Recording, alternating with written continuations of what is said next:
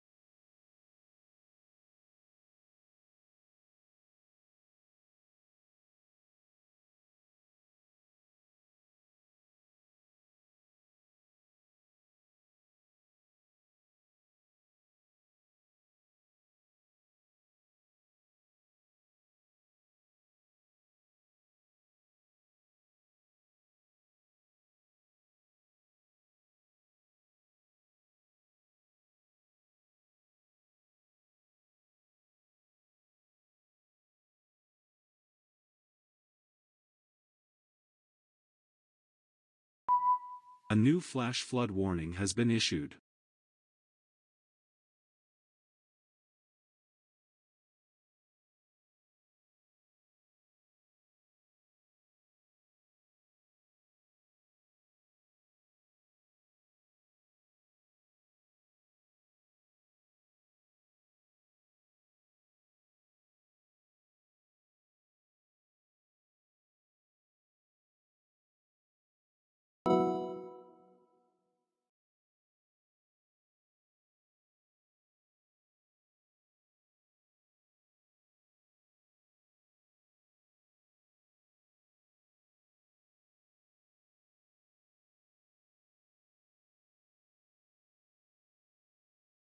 All right, I see viewers joining. Thank you, thank you. Let's get it going here because we actually have quite a bit of severe weather already. Just adjust my camera just a little bit. Whoop, went a little high.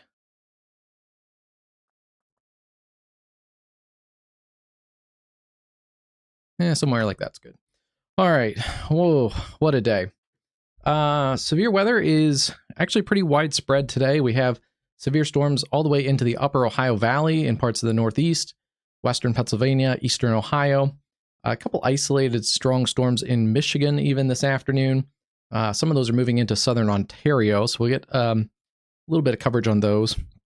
Last hour, about 3 o'clock, we had the Storm Prediction Center out of Norman, Oklahoma, issue a tornado watch for portions of southern Kansas, northern Oklahoma, and extreme northeastern portions of the Texas Panhandle. Since then, they've also issued a severe thunderstorm watch for most of the remaining parts of the Texas Panhandle, as well as western Oklahoma. And then we've had an ongoing severe thunderstorm watch through the afternoon in parts of central and now eastern Wyoming. You can see there it's more of a line segment and a cluster of storms working east-southeast across Wyoming right now. There were a couple tornado warnings associated with this complex of storms earlier today. So we'll see. We may get a tornado warning or two out of those, although I think it is more of a linear mode, at least at the moment. And that's what models kind of hinted. We have a complex kind of system. A new tornado warning has been issued. So again, new tornado warnings. We'll get to those. Complex setup here across the central and southern plains. There's basically kind of a stalled boundary along here. That's activating a lot of storms along that boundary, and especially south of that, where we have a lot of warm and moist air. We've had storms over the last couple days develop in the high plains, and some of those complexes have worked across this area generally earlier in the day. Those leave outflow boundaries. There's actually quite a bit of complex meteorology going on. And a lot of this is at the mesoscale and even smaller, even somewhat local levels, with local outflow boundaries, and then actually a pretty strong low-level jet across this region. So we have ingredients for a lot of moisture, heavy rainfall, and that's why there's a ton of flash flood watches from the Ohio Valley all the way back into eastern Colorado, and then severe weather. We have enough low-level shear, and there's some upper-level dynamics, some jet streak across kind of this region here. It's not like super pronounced, but it's there. That there's enough upper-level dynamics and also enough low-level dynamics. We have spin in the atmosphere. All right, so it may be one of those days that because we have severe weather widespread, we may not be exactly covering the storm that you're on. So just know if you're under a severe thunderstorm warning, especially if it's a destructive severe thunderstorm warning, a tornado warning, or even a severe thunderstorm tornado possible tag, you may want to start to take your safety precautions, even if we're not at that moment covering that storm. We do have a number of tornado warnings ongoing. Just a few minutes ago, as I was getting the last part of the stream set up, that one tornado warning in northern Oklahoma was a confirmed tornado warning. I believe it has gone back to radar indicated, but let's take a look at this cell. This has come out of the Oklahoma Panhandle here in Beaver County, Oklahoma. You can see shear rate is pretty high on that. And let's see, let's get some of this cleared away.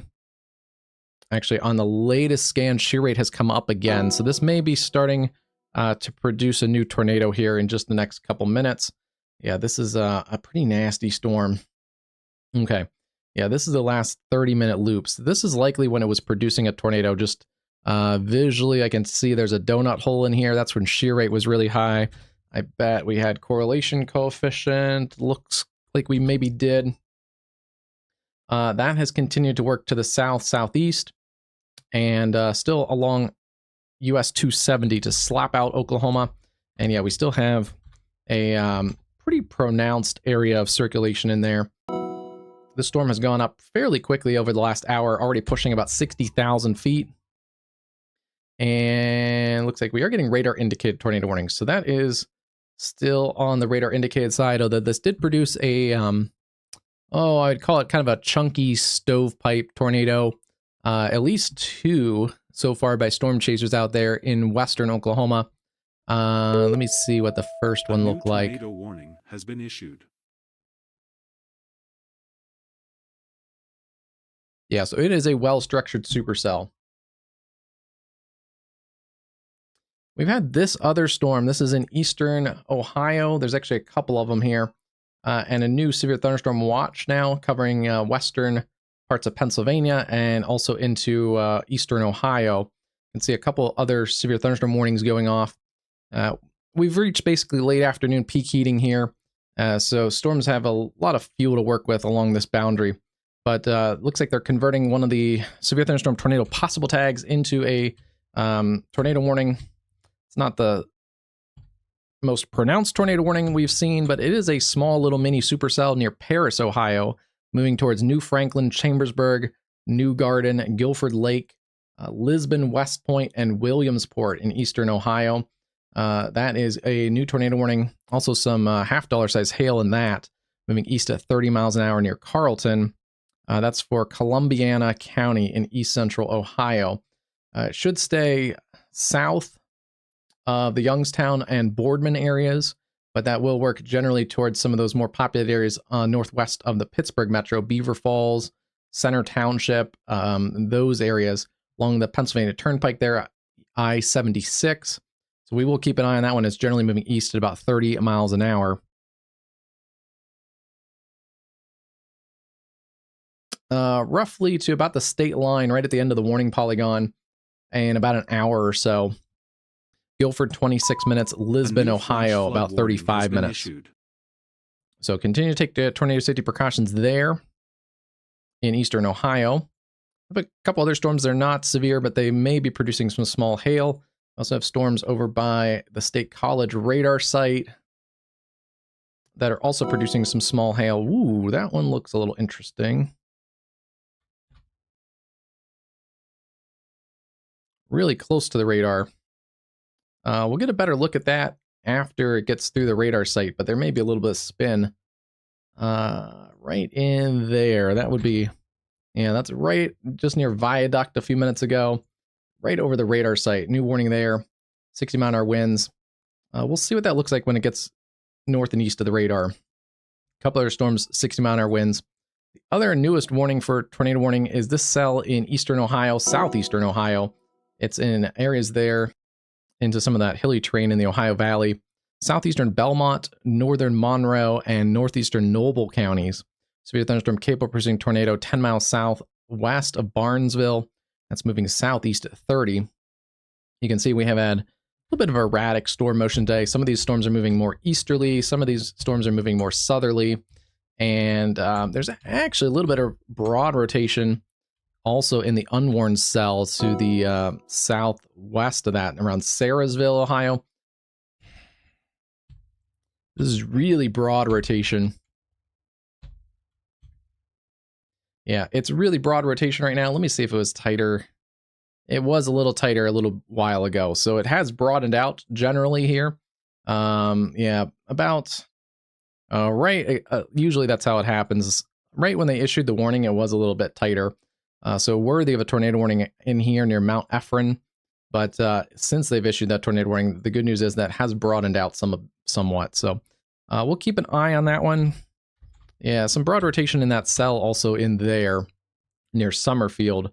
Generally moving towards Woodfield, Clariton, and Malaga, Ohio. Yeah, new severe thunderstorm warning, watch, eastern Ohio, parts of northern West Virginia, and then also into western Pennsylvania. That's an area that was highlighted by the Storm Prediction Center. A little bit of a later edition. I think they highlighted this at the noon or 2 o'clock update for the severe outlook. But they have issued a level 2 out of 5 slight risk for that area in eastern Ohio and into Pennsylvania. This is our area that has had a few changes since then, but it looks like kind of a big goldfish cracker. But yeah, it's in here. It covers parts of most of Kansas, especially south of I-70. It covers western parts of Missouri, and then northwest Arkansas, most of the northern half of Oklahoma, and then also stretching down into the Panhandle of Texas, as well as back into portions of southeast Colorado. You can see our tornado watch has basically covered that entire area in the middle of that. The latest edition was a 3:30 update or 3 o'clock update by the Storm Prediction Center, and that added this enhanced risk. So that was a really late edition. I actually expected the enhanced risk to be there when I woke up this morning. So I'm surprised they added it so late. There is also another slight risk where those storms are working through in eastern and southeastern Wyoming. Mostly a wind threat over there. But yeah, I expected a slight risk, or sorry, an enhanced risk, actually more kind of a linear enhanced risk. Somewhat like where the tornado watch is, kind of straddling the Kansas-Oklahoma border. They've nudged it down a little bit for a wind threat down into the Red River Valley there, just north of Childress, Texas. So we'll keep an eye on that one. Broadening things out just a little bit, just so you can see everything. Here is our tornado risk today. There is a, let me clear some stuff off. Just bear with me here for just a second. Let me get the warnings off, lightning off, NextRad. Okay, that should clear things up there just a little bit. There you go. Interestingly, we've had a couple tornado warnings this afternoon. And yeah, it's less of a tornado threat right now, but they didn't even have a 2% in that area. We do have a 2% tornado risk. This is adjusted a little bit. I think it reflects a little bit of the uncertainty and also the complexity of things across this area. Earlier, like yesterday afternoon, that hatched 5% stretched across this area into eastern, or I guess central Missouri. They backed that off this morning. It was actually a really compacted 5% hatched, but then they expanded it through the day. So yeah, it's gone kind of back and forth. I probably would have liked them to keep what they had yesterday with a little bit wider of an enhanced area with that risk, but I'd probably push it a little bit where they had it before into northern Arkansas to about the Springfield area, and then kind of in this area through the Tulsa area. So a little bit of disagreement there, but in general, that highest tornado risk covers kind of the Kansas and Oklahoma borders. And then we do have that 2% that was introduced into portions of eastern Ohio. Even parts of western and New York is under that, and then also into western Pennsylvania. The wind risk, that was a slight risk upgrade by the wind. And then they have upgraded this quite a bit, and that's why we have an enhanced risk. So it's a wind-driven enhanced risk. Again, I kind of think the area for enhanced risk might be a little broader. It might be more like this kind of. So we'll see. Keep an eye basically anywhere along that Kansas and Oklahoma border. I think that's your higher end chances of severe weather, including even towards the Joplin area. Then also a wind risk up near Casper. We have so many storm activities. We'll get into things maybe later tonight. But they have upgraded tomorrow to at least right now, a slight risk. This area models have overperformed, or models have looked better than the risks that the Storm Prediction Center has put out the last couple of days. So we'll see if that continues. If the models continue to trend up above the Storm Prediction Center risks, I wouldn't be surprised if they expand this a little bit going into tomorrow. But yeah, as of a couple of days ago, the models have been fairly hot on that area for getting some types of severe weather, maybe an all hazards threat tomorrow. Right now, the Storm Prediction Center has a low all hazards threat, but I wouldn't be surprised to see that increase. They have, through the day, increased the tornado risk tomorrow. That includes Bloomington, Indiana, Vincennes, some of the same areas that have gotten hit by rounds of severe weather over the last couple weeks, including a little bit of a surprise tornado outbreak over the weekend that occurred in this area too, that uptrended very quickly. And I think the Storm Prediction Center maybe only had a 5% risk late in the day that day. So yeah, keep an eye on this area. It's had favorable severe weather through the last month or so, and probably actually even longer than that. It doesn't get enough coverage. It's one of those things with flooding that doesn't get enough coverage on severe weather live streams, but there is elevated fire danger today and tomorrow, extreme fire danger. That's across portions, a lot of Utah, southern Utah, central Utah, northern Arizona, and southeast parts of Nevada. We're getting into the 4th of July holiday. I know around where I am, there's tons of firework tents that are all operational and selling things, and giant inflatable dragons selling fireworks out front of the parking lot. So please, please, please be very cautious. I'm guessing there's probably going to be some local ordinances against fireworks right now in some of these areas. I would not advise anyone using fireworks for at least a little while here, with a critical risk tomorrow.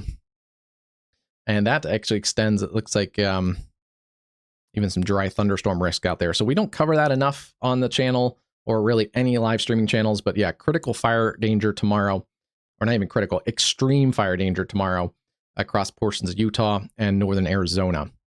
All right. Guess before we continue on, the other thing is the flood threat. And you'll note it also on our watches when it pulls back up. But we have a pretty good flood threat that continues periodically here through the next few days, with that boundary stalled along I-70 roughly through Kansas and Missouri and into Illinois and the Ohio Valley. It's just going to concentrate more and more rounds of heavy rain across this area. So we do have a moderate level 4 or level 3 out of 4 for portions of eastern Kansas, northern Oklahoma, western Missouri. I believe that shifts to the east tomorrow. But yeah, this area has had a ton of heavy rain. It is going to dry out into next week. The one issue with it drying out into next week is we do have then, and we'll get into that in a forecast video, we do have a risk for extreme heat in the next week or so. What actually probably stretching out into the 4th of July holiday. So it will dry out a little bit for some of these areas that have had a ton of rain, but it's going to get hot, including heat indices into the hundreds and maybe 105s kind of range, at least for some of the days in the coming week. All right, let's get back to the storms, and we'll get back to our alerts, turn the lightning back on, and continue covering those tornado warnings. So we've covered those tornado warnings in eastern Ohio right now. Looks like they're extending out a tornado possible severe thunderstorm warning into portions of West Virginia, New Martinsville, over towards Littleton, Pine Grove, and Smithfield. I think that's the right call. We looked at this storm just a few minutes ago and saw broad rotation. Yeah, it's very broad, not as tight as it was when it had the tornado warning issued. The other cell still not warned, some rotation there near Sarahsville, but there's your tornado warned storm. They're continuing that out towards Woodsfield And then we'll continue watching that other cell near Lisbon. Let's go back. A couple severe thunderstorm warnings across the Ohio Valley. But I do want to go back to our other storm. This is the threat here for destructive severe thunderstorm with baseball-size hail. And then in addition, we have the tornado threat. That's near Follett, Oklahoma. You can see that tornado rotation in there. Let's check. Ooh, that's close. That's some suspicious correlation coefficient right in this area here. That matches our rotation, and there shouldn't be much hail in there. So it could be wrapping some hail down in here, but that also could be on the ground. It's kind of a little too vague to call at the moment. But that's a dangerous storm. Could be producing a tornado. Generally headed towards the Woodward area. So Woodward, Oklahoma. Prepare for this storm now. You have a few minutes to get the car tucked away in the carport and bring the lawn chairs in. Make sure your trampolines are latched down, because things are going to get rough there in the next little while. This storm has gone pretty quickly. It's considerable threat now. At least ping pong ball size hail to golf ball size hail. Wouldn't be surprised if we're getting higher than ping pongs. And we have another destructive severe threat for 3-inch diameter hail out here near Boise City in extreme western Oklahoma. This is Cimarron County in the far western Oklahoma Panhandle. But yeah, 3-inch diameter hail. That's going to do a lot of damage. Only 60-mile-an-hour winds, but wind-driven hail like that can do a ton of damage. And let's see. Oh, some of that has come right across that Boise City area, but generally sliding south and east along US 287. And they're continuing, obviously, that warning. That is, again, for Cimarron County, destructive severe thunderstorm. Be in an interior room, lowest floor, in a sturdy structure, and make sure there's no skylights above you. Make sure there's no glass around you. And that's a nasty day.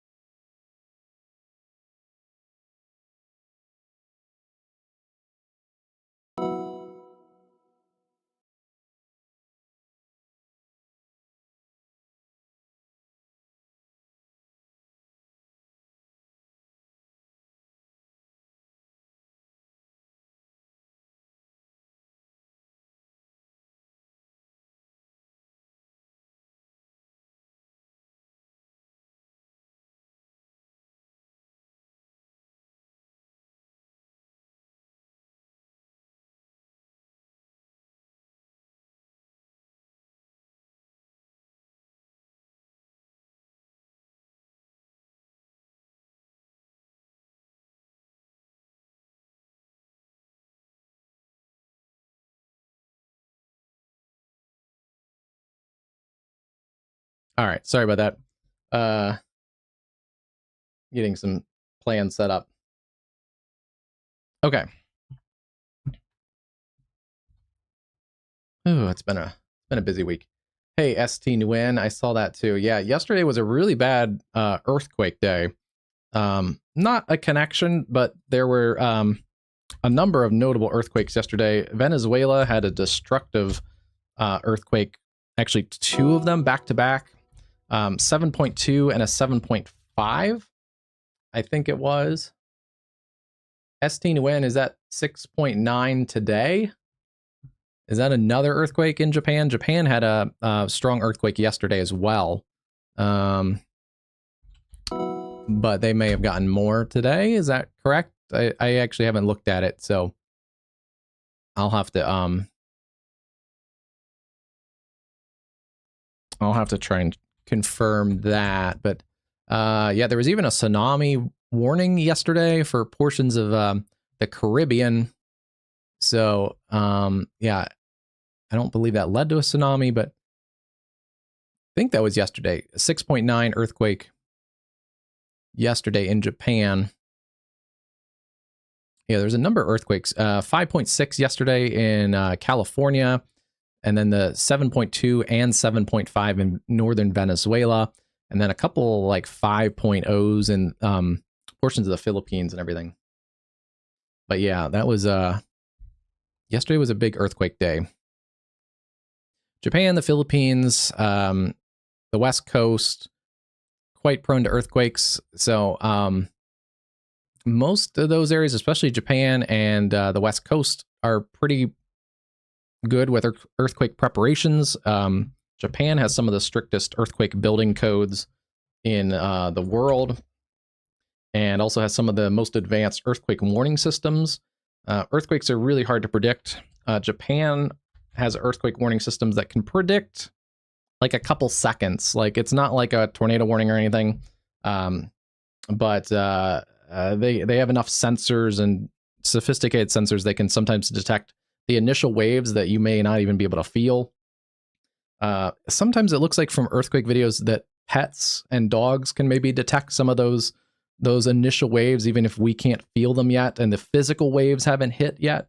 Because some of the videos, earthquake videos, you'll see sometimes the dog's ears kind of perk up and they tense up a little bit, they get a little nervous, and then all of a sudden the whole camera starts shaking. So, yeah, Japan has a little bit of earthquake warning systems, but they don't give us any kind of warning that's advanced warning or anything.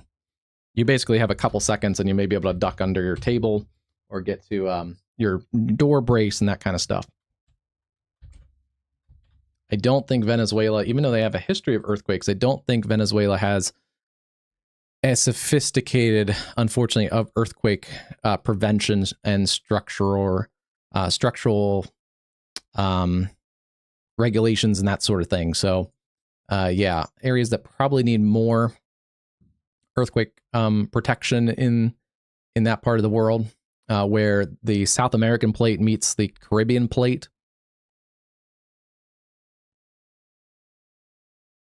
Yeah, there was at least a couple tornadoes on that one storm in Beaver County, Oklahoma. This is sliding into areas extreme northern Texas Panhandle. Still radar indicated northeastern Lipscomb County, and then still southeastern Beaver County in parts of the Oklahoma Panhandle. This county is rather large. Let's see. Yeah, it's like the entire Oklahoma Panhandle through here. It's about 52 miles wide and about 35 miles wide or tall. So this storm has been in that county for quite a while. Thanks, Stones. Yeah, I got it last week. Actually, right after, I think it was the same day we were live until 7 or 8 in the morning. Was that last Thursday or Friday or something? And yeah, I had to take the dog to the vet and called it a bit of a day for the stream, but a new he was fine. It was just has been issued. Like a teeth cleaning, but they have to put the dogs out for that. So, so still, I guess, a procedure, but he was good. But then I got a haircut while I was waiting. And then I had a race last weekend, so I didn't want the long hair. My barber quit a couple months ago, so it was getting a little scruffy. So, and I'm picky who cuts my hair, so I had to find and vet a new haircut place. So it took a little while. But yeah, just in time too. With the heat building this week, I'm glad to get everything kind of cleaned up a little bit. All right, we lost a couple of our tornado warnings across the portions of Ohio. Yeah, I don't think those storms in southeast Ohio are tornadic. They do have the tornado possible tag, so continue to watch those, especially basically center line there towards Clariton. They seem to have slowed down a little bit. We've also had a couple strong storms in portions of southern Michigan, southeast Michigan. A lot of lightning with those, some gustier winds. There was a tornado warning earlier for areas in southwest parts of Ontario. There does appear to be a little bit of rotation still in this one storm near Glencoe, Ontario. Newbury, just to the east of Glencoe, near Dutton, Wallacestown, and that's going to head towards areas like Port Stanley and Port Bruce, right on the northern shores of Lake Erie. So keep an eye on that storm. That may be one of the stronger storms ongoing right now in this region. And then a few other stronger storms pushing into western Ontario. Let's also check while we're over here this storm that's near Lisbon, Ohio. Yeah, especially with the heat, I just, it was time for a haircut.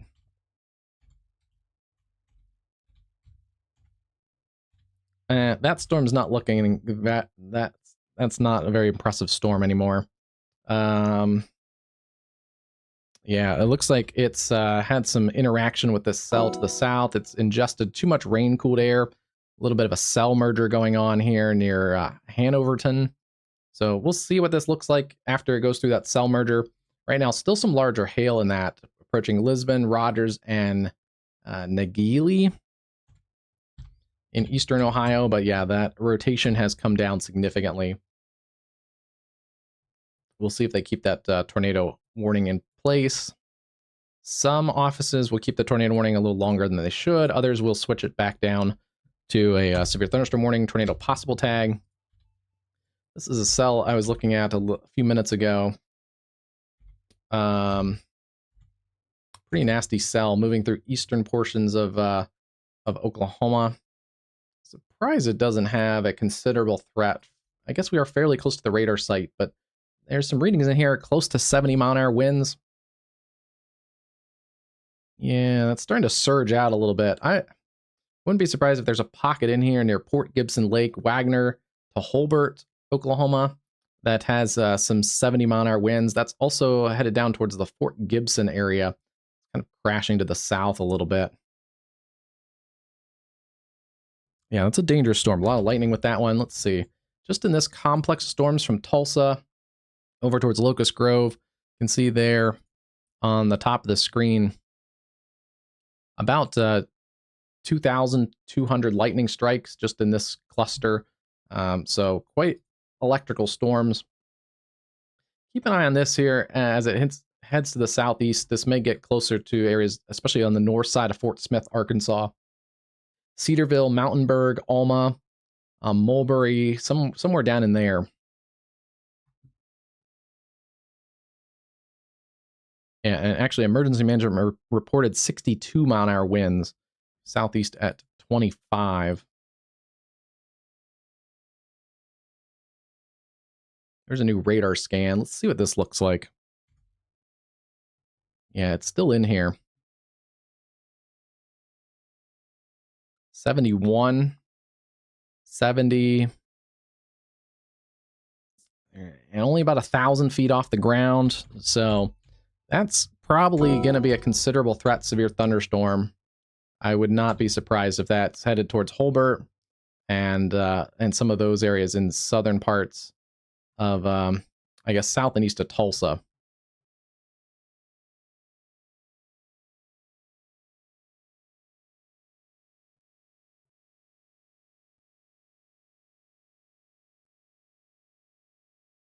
Stillwell, about 56 minutes.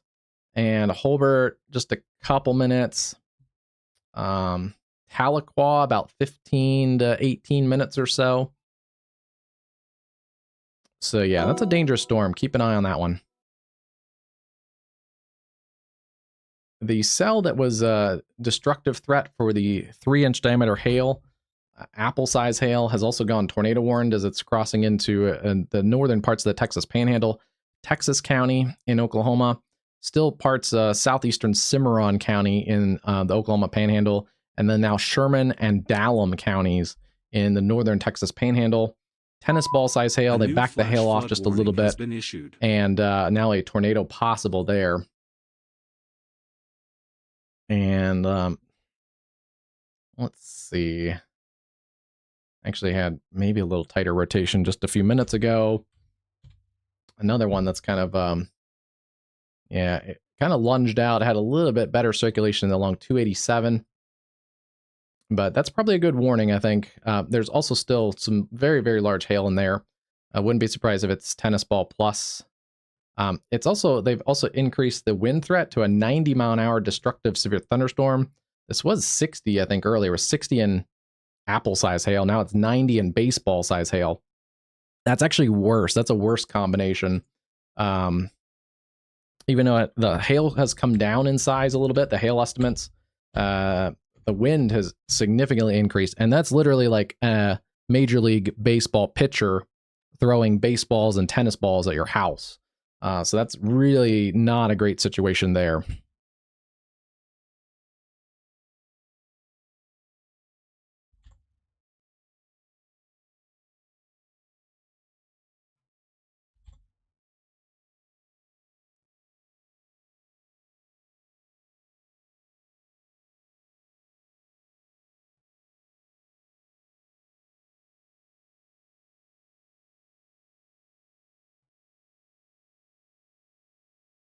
Yeah, that's a hail core. It's coming straight down 287. Stratford.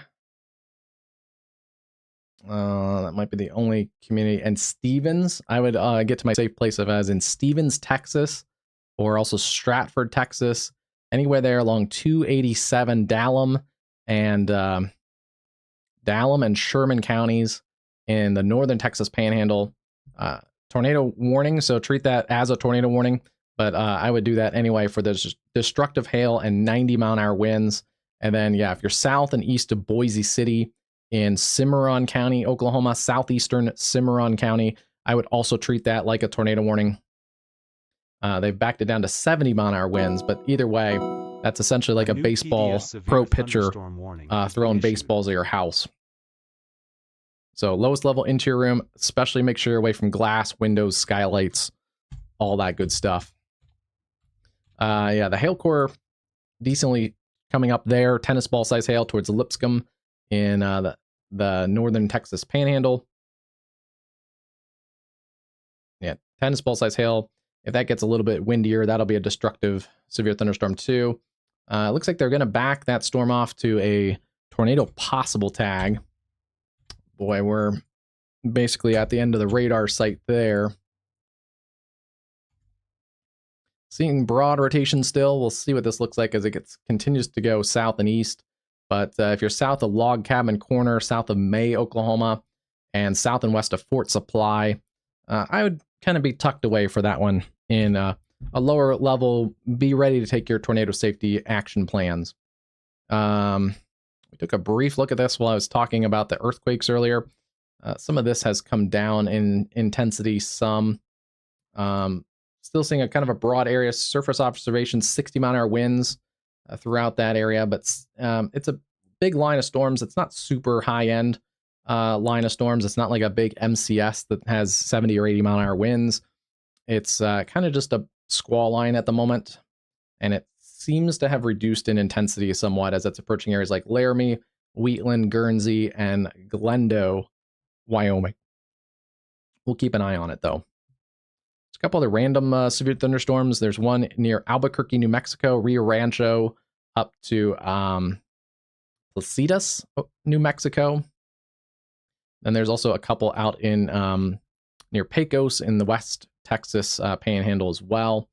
And yeah, a couple isolated storms even on the in the southeast. Very busy day. And this area is kind of the most concentrated area of severe weather today. We're seeing a little bit more concentration across the Texas Panhandle than I think some of the models showed. But new warning there. This is going to be for areas around Canadian Texas, eastern Roberts County, and Hemphill County in the Texas Panhandle.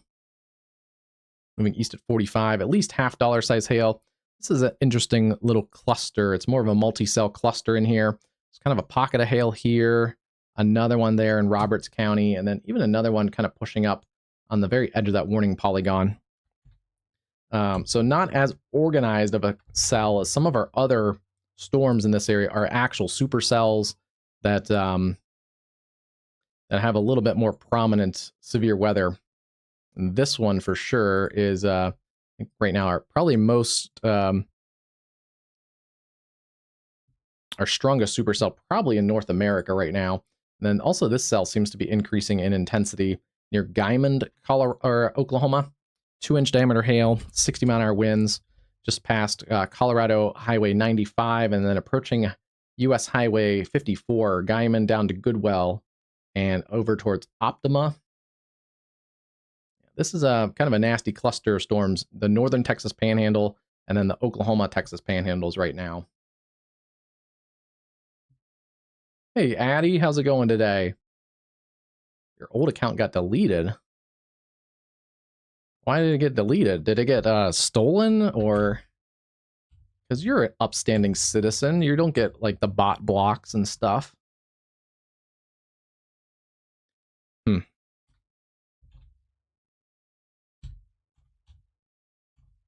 That's weird.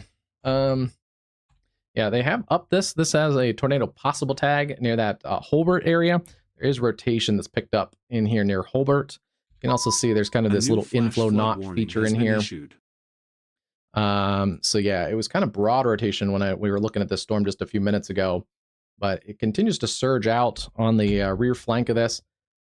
I'm surprised they haven't they've upped the tornado possible tag, but they haven't updated the wind threat. Seeing some winds in here well over 70 miles an hour, only about 1,500 feet off the deck. So this is a pocket in here from Holbert, Thompson's Corner, Woodall, Metairie, Zeb, Oklahoma, along Highway 62, and then probably on the south and west sides of Tahlequah, where you could get some 70-plus mile-an-hour winds in here. I don't know why it's not a destructive severe thunderstorm tag. Let's see. Yeah, it's a little further from the radar there at Fort Smith. So I was trying to see if we have better. Yeah, it shows on the Tulsa airport radar too. Still roughly about 1,500 feet, but 72, 76, 71. There's a pocket in here of destructive, or at least considerable threat to potentially destructive severe thunderstorm winds that's bulging out in here. So keep an eye on that one if you're in Cherokee County, Oklahoma. Oh, nice. Have fun on the cruise. Yeah, you'll be in good shape. I was going to put out a forecast video today. Didn't get a chance this morning, so I'll put a forecast video out tomorrow. Depending on where your cruise is, there's trade winds, but there's no major storms out here. There's no hurricane threat. Some models recently picked up on maybe a little weakness off of the Atlantic coast, but that's still far out and still low chance of development. Basically, kind of hinting at that frontal boundary kind of draped across there. But otherwise, yeah, there's no major hurricane threats across the Caribbean, Gulf, Florida. So actually a pretty nice time for a cruise. Nice. Yeah, you should be good then. You're going down in the Caribbean or the Bahamas. It should be nice. There's obviously some trade wind showers. You can see the lightning there during the afternoon and stuff, but yeah, things are looking pretty good across the most of the Atlantic basin. I should note there are a couple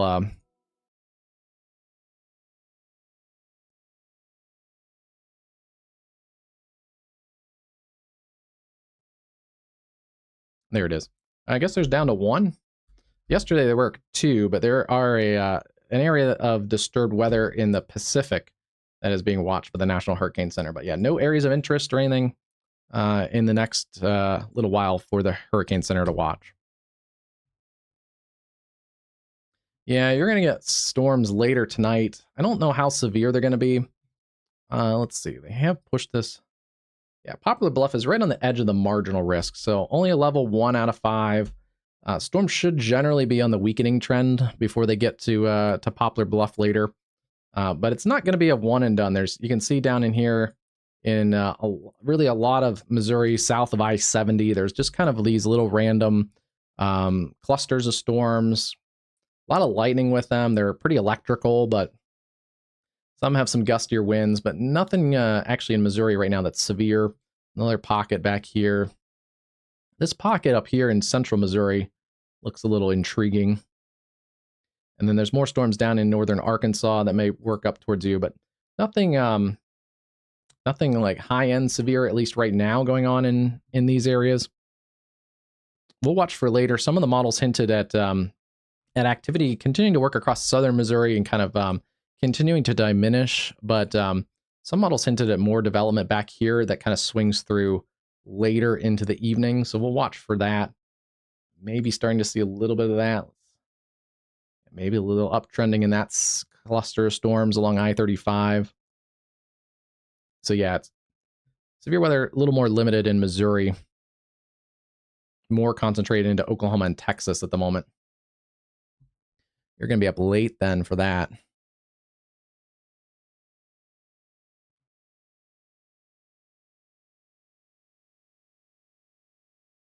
We'll put it on social. Some of the storm chasers that are out in the Texas and Oklahoma panhandles, just not just the tornado shots, but incredible shots of the supercell structures. Yeah, quite a bit of structure out there.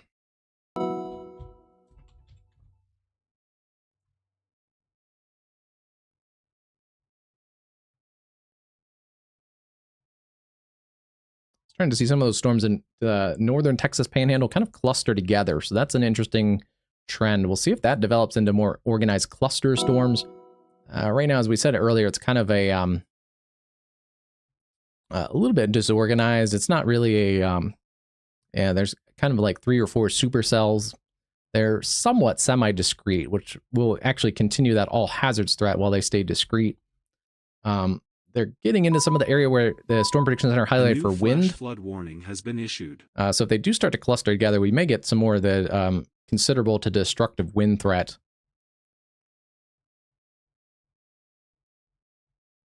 Seeing what the Storm Prediction Center had for some of those areas. Okay. Yeah, I think we're caught up on those. That severe thunderstorm watch that's in the Texas Panhandle and western Oklahoma goes until 11 p.m. A couple of tornadoes are possible. Scattered hail to tennis ball size. I think that's already verified. And scattered wind gusts up to 80 miles an hour likely. So I think that has also verified. That does include Guymon, Oklahoma, and then Dalhart, Borger, Amarillo, Plainview, Lubbock, over towards Childress, and then into Oklahoma, Elk City, and Altus. It also includes areas just north of Lawton, Oklahoma. I think that's Caddo County, Oklahoma. So it does kind of get into west central Oklahoma.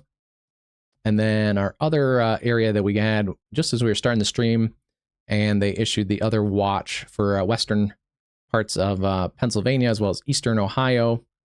That one was also a all hazards watch that included a tornado risk. Let me pull that one up. Where'd it go? I just saw it. There it goes. That goes actually a late night one. It goes until 1 a.m. Eastern. And that reminds me, let me switch over. Since we're mostly working in the central time zone, I'll switch over to my, just below me there, the timing for the central time zone. Yeah, that watch on the Ohio and Pennsylvania, a couple tornadoes are possible. Scattered hail up to ping pong ball size, and also scattered gusts up to 70 miles an hour possible. I don't think we've seen the high-end storms there yet, but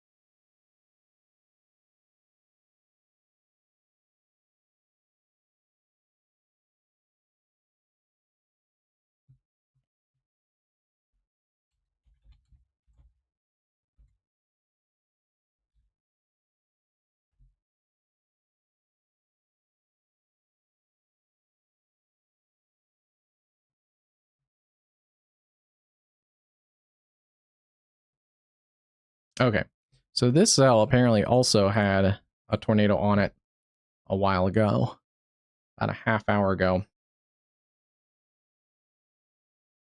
Okay, that checks out. That's the storm that we mentioned earlier that was probably one of the stronger storms in southern Ontario. Did show rotation on shear rate south of Glencoe.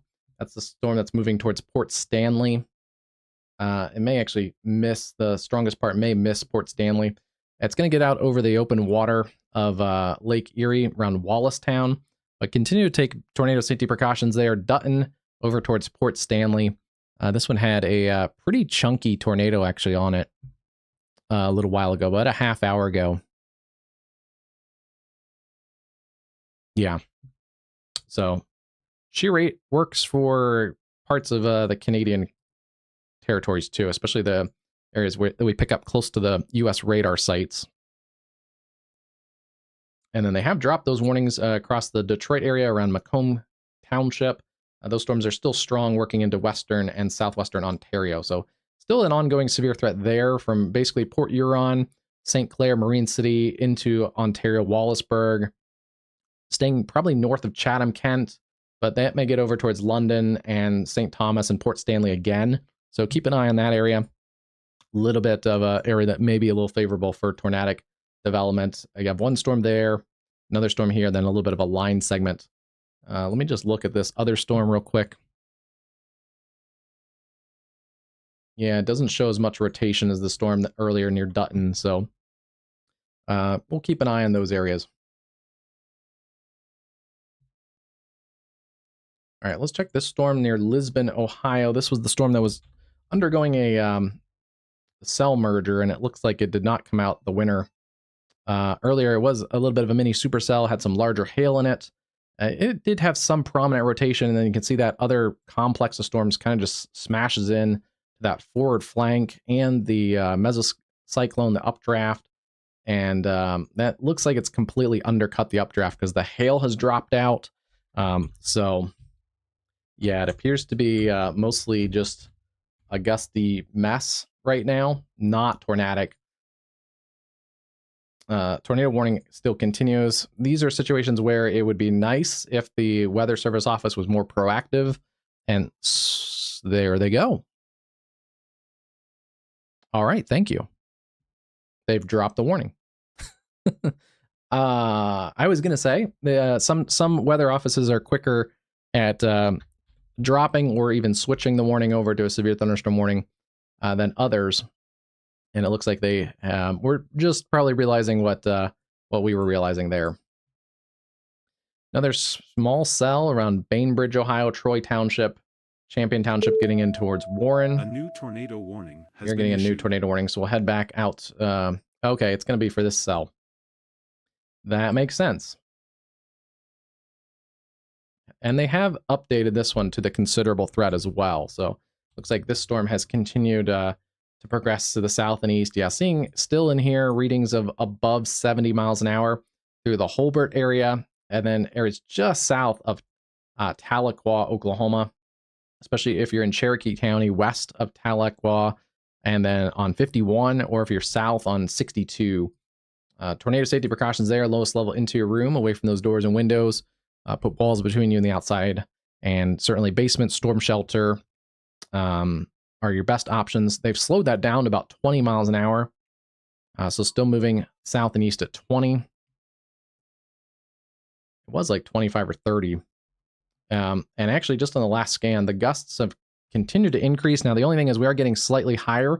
We're going away from the radar site out of the Tulsa area. So these may not be exactly surface level winds, but if 60, 70, 80% of this wind energy is reaching the ground, that's still a significant amount of wind in here. Readings over 80 or 90 miles an hour. Could be reaching close to the ground, especially in the higher precip areas. And yeah, this is another cell that has some pretty significant updrafts in it.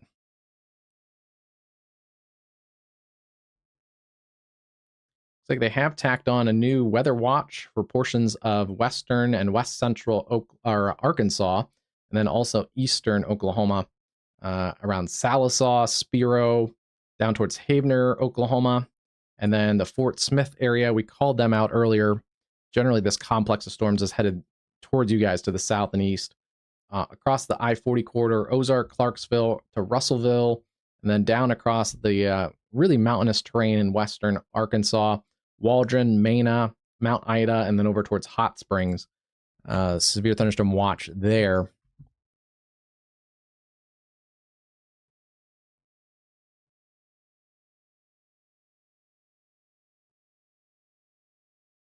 That's going to be until midnight in the central time zone. Scattered hail up to ping pong ball size, scattered gusts up to 70 miles an hour, and frequent lightning. A little surprised they didn't note any tornado risk, but there is a tornado risk in here too. So I would have had the hail, wind, or probably wind, hail, and then tornado risk. They've issued hail, wind, and lightning risk. A little iffy because I think there is a tornado risk in here.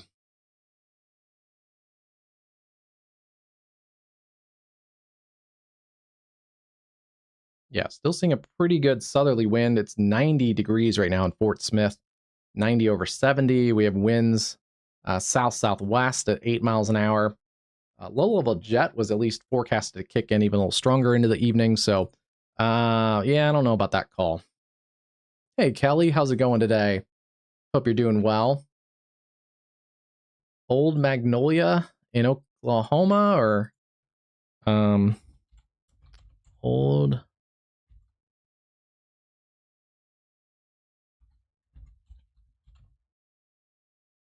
Magnolia, Arkansas, Magnolia, Arkansas. Looks okay for now. If it's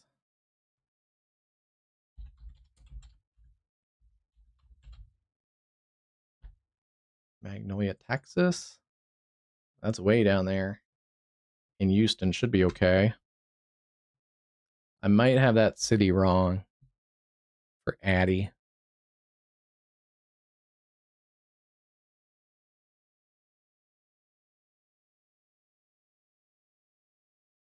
Yeah, wow. A couple storm chasers in southern Ontario caught that tornado south of Glencoe at about an hour ago in the Eastern time zone.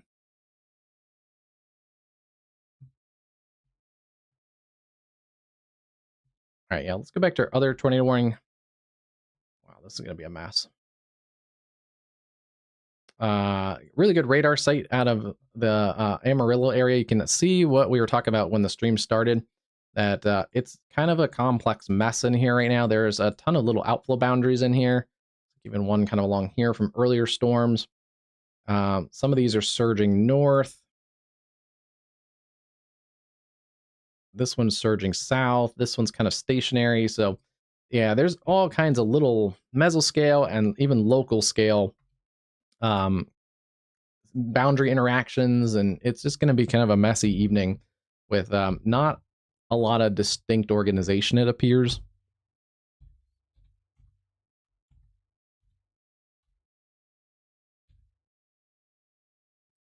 This is a little too far from the radar to get really good data out of this, but the hail looks like it's come down in intensity a little bit. So that's good news. Still continuing to see this tornado warning south of Griggs and about 10 miles north of Stratford, moving east at 25. That's going to be for extreme southern Cimarron County, and then straddling the Texas and Oklahoma state line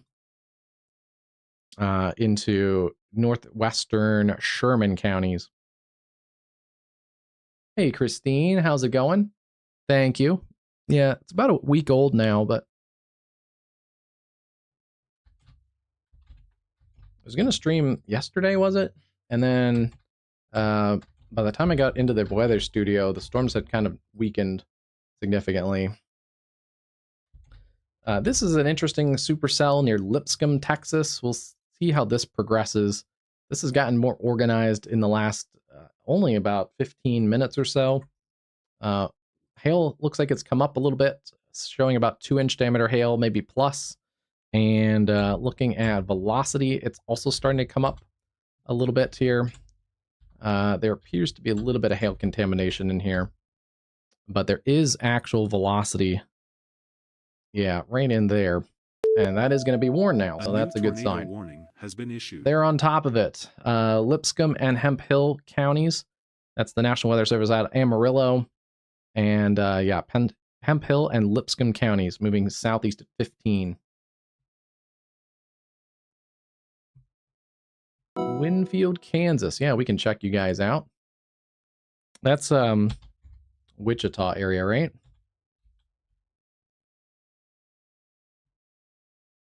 Yeah, south of Wichita. You guys are right on that line for more severe weather later, and I wouldn't be surprised if they bump some of the counties into that watch area. So yeah, be aware you have an all hazards threat later tonight. We'll see what kind of develops out of these storms in western Oklahoma, but we also have to watch the storms across the I-70 corridor. May get some stronger storms even in here earlier, kind of seeing what this cluster does. But yeah, rounds of storms into the evening, and it is an all hazards threat. I believe that area is under the slight risk. Yeah, solidly in the slight risk. So yeah, chance for tornadoes as well as damaging winds and some large hail. Yeah, damaging winds is going to be, I think, the main threat, as well as potentially a stronger tornado or two. Winfield and all the way up to the Wichita area is in that stronger tornado risk. And yeah, the hail threat is especially stronger west of I-35, but potentially some larger hail as well. Yeah, it's going to be a evening and overnight threat, even into the overnight hours for the Winfield area. But most of this should slide south of there, across northern Oklahoma. We're kind of watching clusters of storms, as well as outflow boundaries and stuff. So we'll likely, models have hinted at more storm development across central Kansas. That should slide south and southeast across the Winfield area. No severe warnings in this cluster of storms, but I feel like it's been here almost since we started the stream. So observed considerable threat flash flooding is now looks like a thing into western parts of Missouri. Dade, Dallas, Greene, Lawrence, and Polk counties. Emergency management reported flash flooding and water rescues near Ash Grove and Ebenezer, Missouri. 2 to 4.5 inches of rain and an additional couple inches more. And it actually may be underdoing the it says 1 to 2 inches more. Oh, in the next 30 minutes. Wow. Okay. So we talked about at the beginning of the stream too. There's a lot of moisture in some of these storms. And yeah, if they're just sitting over the same areas, that's not a good situation. Looks like it's areas just north of I-44 and the Springfield area. And I see another set of outflow boundaries that these storms have pushed out. So this is another area that has outflow boundaries kind of colliding along this whole area. And it's going to focus more storms. So dangerous night if you're in southwest Missouri, especially if you're planning on traveling north of Springfield. Willard, Ash Grove, Everton, Walnut Grove, Pleasant Hope, up to Buffalo, Fairplay, Stockton, and even north of Carthage along I-49. Those are dangerous flash flooding there around Ash Grove, north of the Springfield area.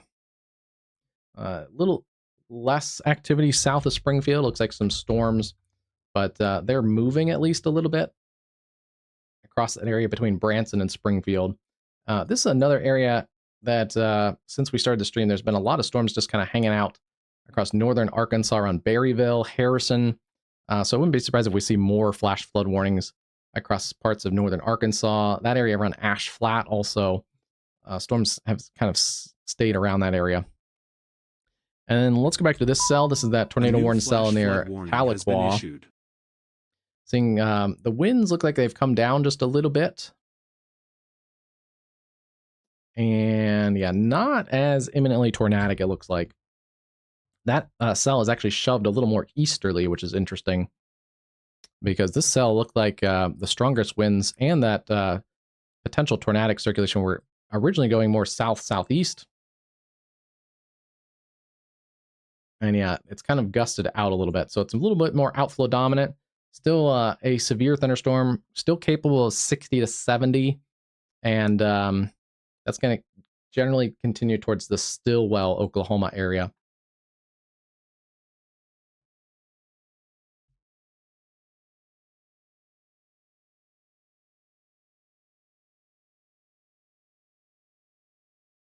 Yeah, just make sure you're prepared tonight with that. If you have a NOAA weather radio or your phone turned on tonight around the Winfield area, we'll see. You're kind of right on the edge of that tornado watch, so I would keep an eye on the tornado risk. Let's pull the model and see what actually that looks like. I'm curious myself because some of these storms have, I think, developed in a couple different locations than the model. Let's see. Let's go to HRRR and see what some of this latest model data has. So models don't do a great job with the kind of environment we're in. We're in local and mesoscale type environment. All these storms are interacting off of each other, so placement of these storms may be a little off. We got to look more at kind of the general idea rather than the placement of these storms. But let me go to some of the later model data. Okay. This one doesn't have placement actually too bad, so I always like to look at that when the model starts. We have kind of this cluster here across the Texas Panhandle, western Oklahoma. It kind of shows this cluster okay, and the scattered storms across northern Oklahoma. And kind of that area in Springfield, it starts off okay. And even that area a little bit. So it's starting with good data. Let's see what it kind of progresses at.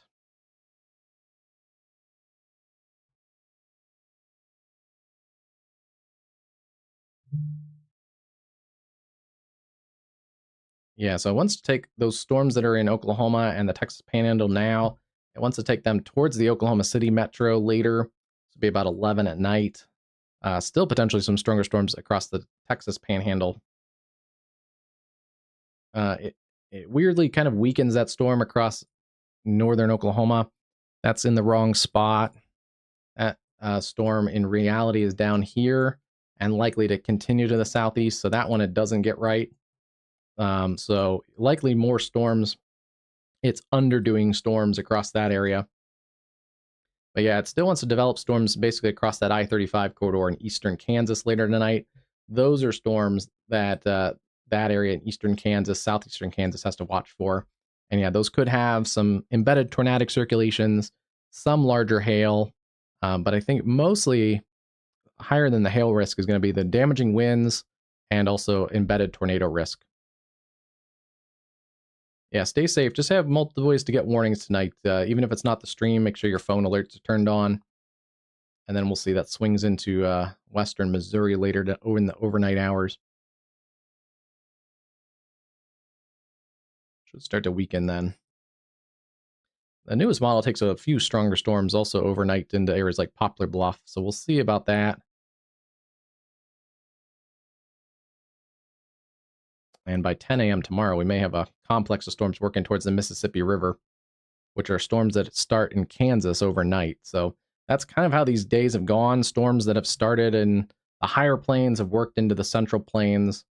So kind of more of the same tonight. Storms that are going to start in the southern plains are going to end up in the Mississippi Valley by tomorrow morning.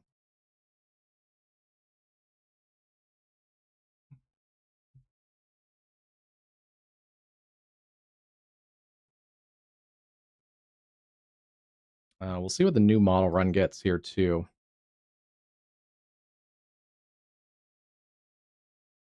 Just starting to get new model data in. So we'll take a look at that in a little while.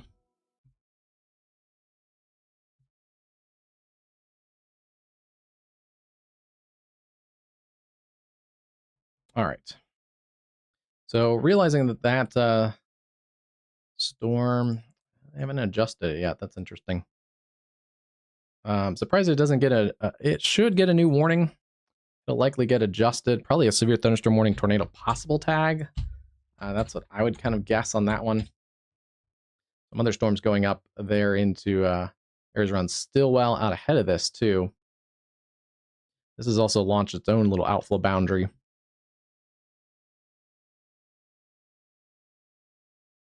But yeah, not imminently tornadic, and there's the new warning. tornado possible, 70-mile-an-hour winds, and some small hail. This is not a big hail threat at the moment. But yeah, the winds have continued there around Tahlequah, 76, 77. Looks like a new kind of area. That's interesting, yeah. The first area here was down here where the tornado was possible as well in Cherokee County. That area actually kind of broadened out and diminished, became a little bit more outflow dominant. And then, yeah, that area around Tahlequah has actually picked up in intensity and is now kind of the new area that's surging out. So they've reoriented the warning a little bit. Still, while you guys are kind of center line for that. And then this should still, I'm still expecting this to get down on the northern sides of the Fort Smith area. Cedarville, Mountainburg, Chester, Rudy. Eventually prepare for this storm.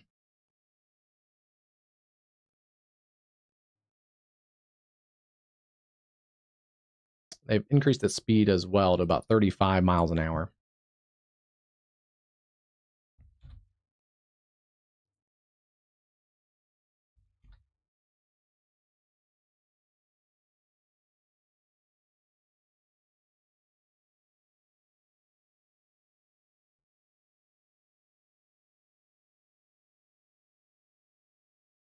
All right.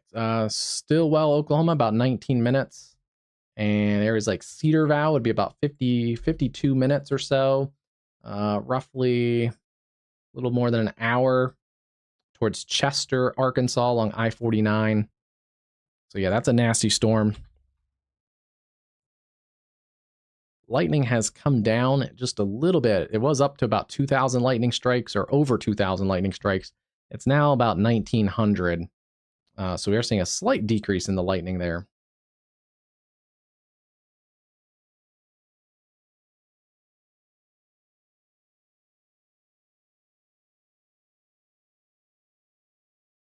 I believe they just continued this.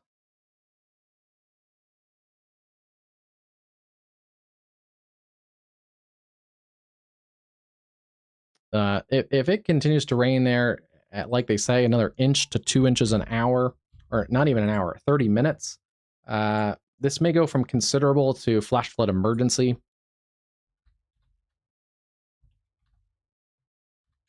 Because, yeah, there's more rain coming into those areas. They have also issued a flash flood warning for areas there closer to Branson, Galena, Hurley, and Highlandville.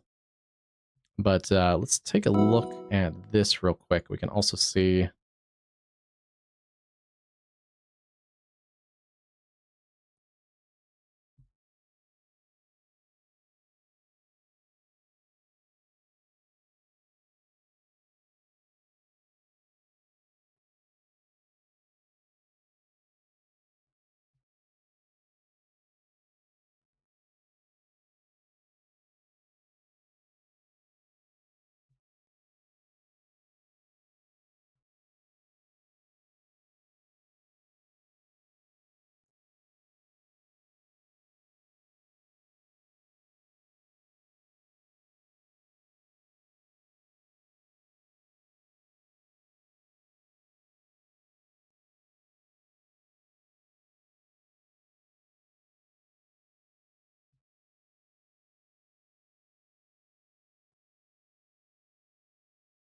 Looks like the radar may be underestimating some of the actual rainfall rates in here.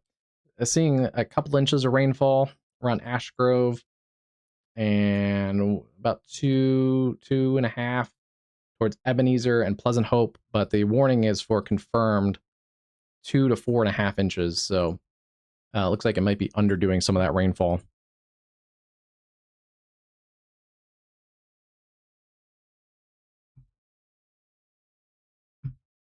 Yeah, and it's still raining across those areas too.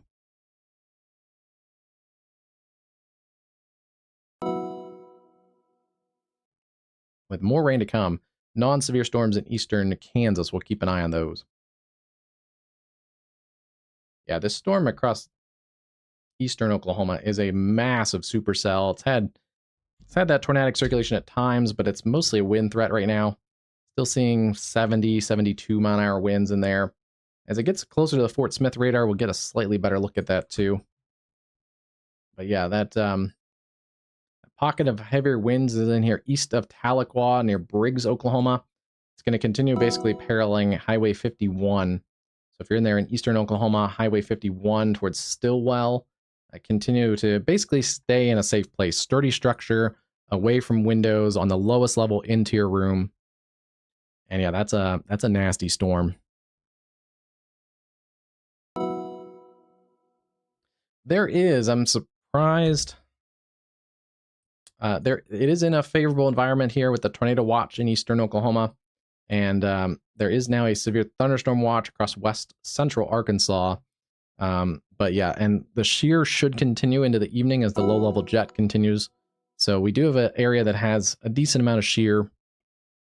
And I do think this area here has an isolated tornado chance into the evening as well. But we'll see. The models that we just looked at weren't too big on this storm sticking around, so we'll see if that verifies. But I think this storm is going to get down to at least the I-40 corridor. The storms in Missouri right now are not severe. They're not, they don't even have a lot of wind in them. They're just mostly heavy rainmakers right now. And then back out here, we've had a little more shear. We've had a number of supercells that are in a heavily sheared environment to produce hail. So that shear environment, especially at the upper levels, tilts the updraft and extends it out, allows the supercell to really build a hail factory. And we're seeing that in a couple of these cells. With, I think we had the one warning earlier that was for 3-inch diameter hail. This one's still showing broad circulation in here. It's near south of Lipscomb, Texas, south of 3260.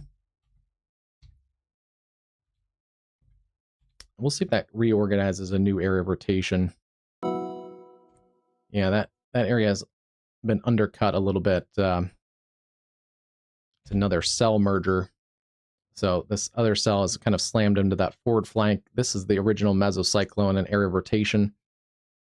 Still is trying to keep that original rotation, but we'll see if that reorganizes a little bit. And then some of these cells are a little bit also messy right now. They were tornado warned earlier. Near Shattuck and Gage and Fargo, still a strong storm, 70-mile-an-hour winds, and quarter-size hail, 60 and at least half dollar size hail.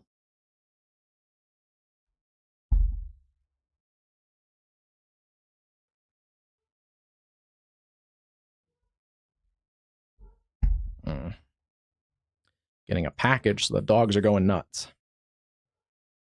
Another storm. This has actually decreased quite rapidly. Looks like it may be affected by some of that rain-cooled air from earlier storms. Yeah, these storms in the Oklahoma Panhandle are not doing well. This was a destructive severe thunderstorm just about a half hour ago. This is one that had 90-mile-an-hour winds and apple-sized hail at times. Tornado warning for a while. It's now down to maybe half dollar size hail and 60-mile-an-hour winds in that area around Texoma. So some good news across the extreme northern parts of the Texas Panhandle.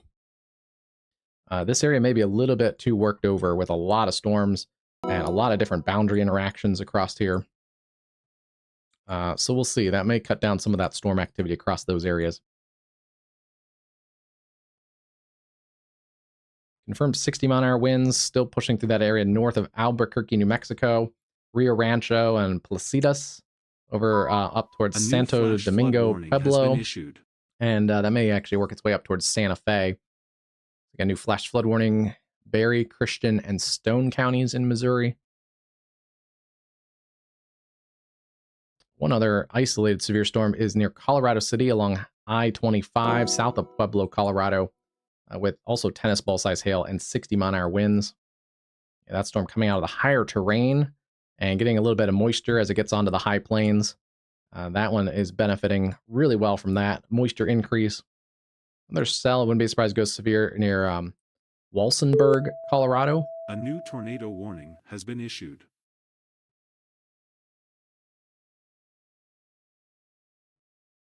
I guess they're going to continue that tornado warning there around Lipscomb, Texas. I do want to check our other warnings also. Okay. Well, they just dropped those warnings. Yeah, we'll see about this. It has us going until 1 a.m.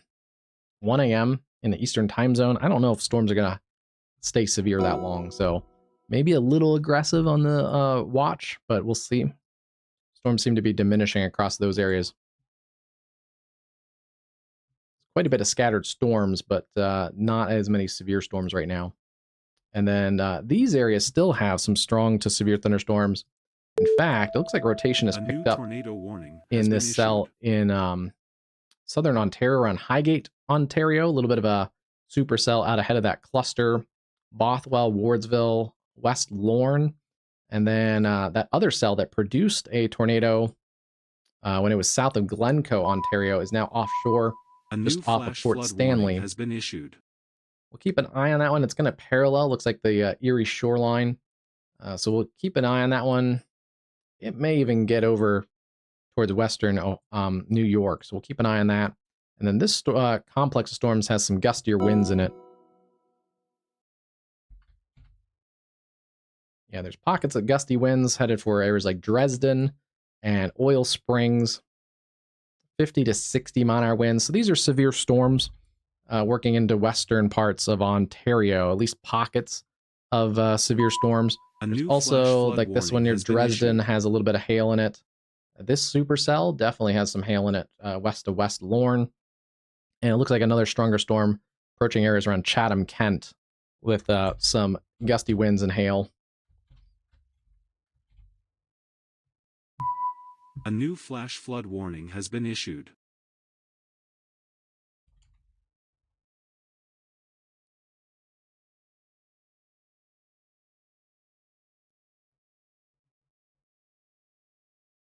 Okay, yeah, that area around Chatham, Kent, up through Fort Stanley does have a tornado warning attached to that, so that makes sense, especially with that supercell right here near West Lorne.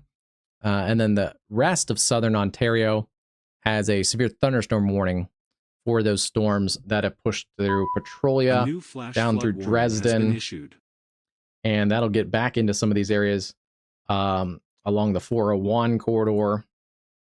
But Dresden down to Chatham, Kent, severe thunderstorm warnings there. Chatham, Kent does have a tornado warning now too, it looks like. So a new I don't see much rotation in that particular part of that cell. Maybe a little bit near right in there, but we'll see about that one. But this cell in here, Bothwell, Highgate, Rodney, West Lorne, looks like has the currently the more higher chance of a tornado, has been issued. And that's going to continue working to the east, basically out along the Erie shoreline. Those storms appear to be stronger than the storms that are in our watch area right now in Pennsylvania and Ohio. Still seeing this storm. It's weakened a little bit. Warning has been issued. So maybe the models were correct. It has weakened some.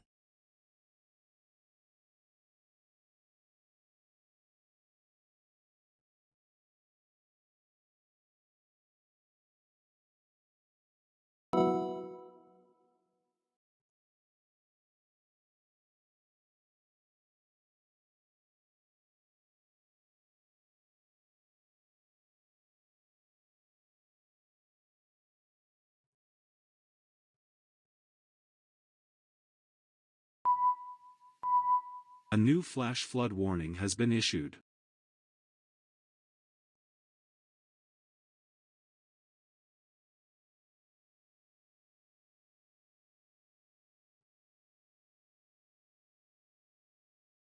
Here's a look at Mountainsburg. This is out ahead of this. Yeah, it's still a severe supercell, but Mountainsburg itself has a couple of showers and storms around you already. Not severe at the moment. We're watching this storm.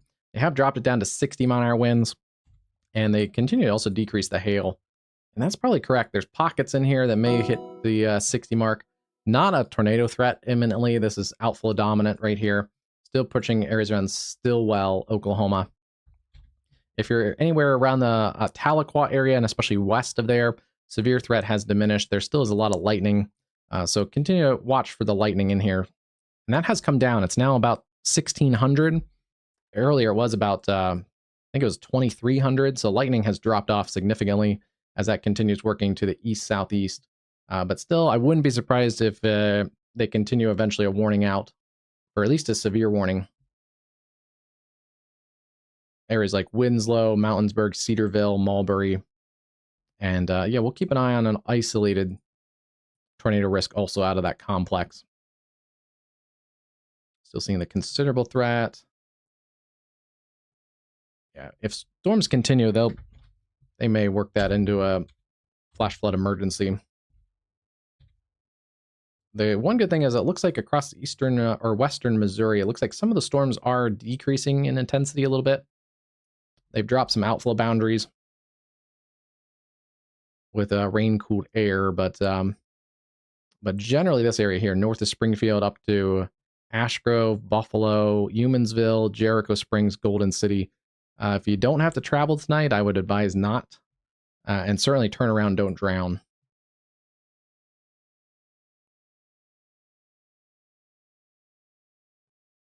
Yeah, with that frontal boundary kind of right along the I-70 corridor, most of the severe risk tonight is going to be south of St. Louis, Kansas City, Topeka.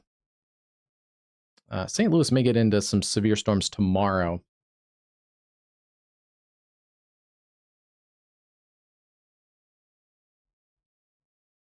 And then let's check these supercells. They've condensed a little bit. We've lost a lot of the cells across northern Texas, the Texas Panhandle. Those cells have significantly decreased with some of those outflow boundary interactions. There's some new isolated scattered cells going up. They're not very organized at the moment. We'll see what they look like in a little while, but it's mostly the leading edge cells right now that have more of the severe chance with them. All three of these have broad rotation. Where are we getting radar data out of the Amarillo area? A new PDS severe thunderstorm warning has been issued. Yeah, there's broad rotation in that cell. This cell has increased in intensity, so it's getting actually a PDS tag for the apple-sized hail. Destructive severe thunderstorm with 70-mile-an-hour winds and 3-inch diameter hail.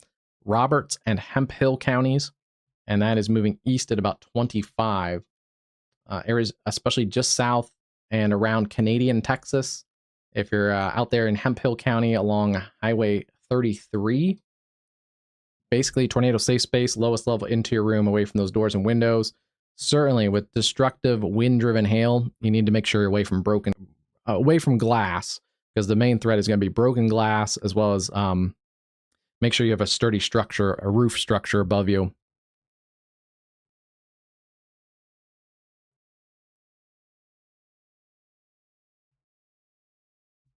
And generally, the idea is to treat these very similar to tornado warnings, the destructive severe thunderstorm warnings. This cell is still kind of struggling in here at the moment. Still has 2-inch diameter hail and some broad area of circulation. It looks like it might be finally trying to start a new area of circulation. Yeah, it's trying to reorganize that meso. You can see the old meso still spinning in here, but it is weakened and broadened from where it was earlier. Still some rotation up in here, but it may try to localize a new area to the south and east. Try and clear out a little inflow region right in here. We'll see if it does. It's going to be tricky, because even if it does clear out that inflow region, it actually is going to still have contaminated inflow from the forward flank of this storm to the south. So we'll see. This may kind of take over as the strongest supercell in this cluster. We've seen that northernmost supercell also diminish in intensity. Shattuck, Fargo, Higgins, and Arnett, Oklahoma. Still seeing quarter-size hail and 70-mile-an-hour winds. And they've actually backed this off the 2-inch diameter hail to now a golf ball size hail. So seeing the winds generally, windy storms, hail is diminishing, at least in those two cells. Look at all those outflow boundaries in there.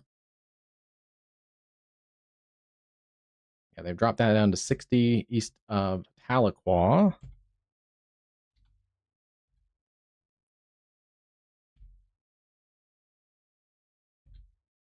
And yeah, that's a little bit outflow dominant too, because now we're not even seeing the reflectivity on the edge there. That's surged out a little bit on an outflow boundary.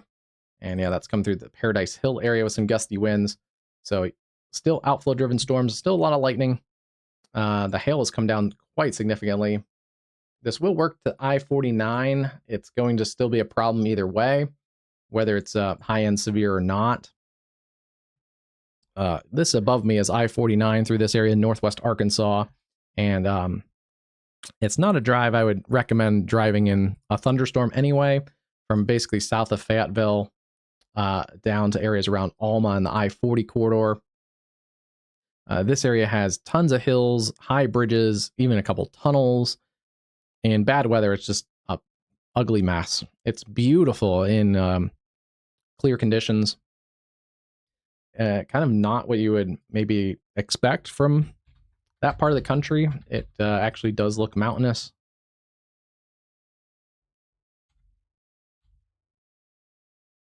As it kind of cuts through the higher terrain of the Boston Mountains in northwest Arkansas. Still seeing rotation in here kind of broadly. But yeah, the main threat right now is the apple-sized hail, destructive hail. And yeah, seeing that in here. Zooming in, see if there's any communities right in here. It doesn't appear like it. It's just a big junction. So areas there along US 60 and Texas Highway 33, as well as Texas Highway 80 or US Highway 83 south of Canadian Texas. That is that's the area there that has the strongest hail potential.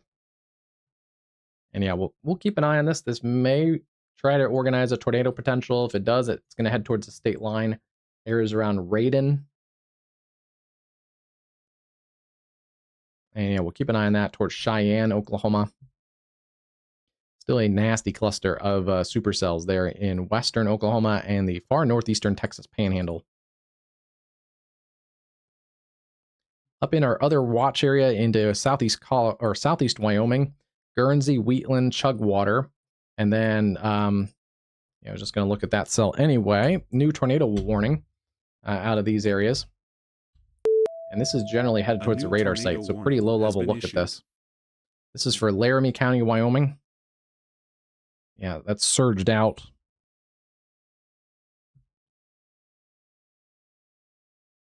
You can see just in the last couple scans, shear rate has also come up in that with the red.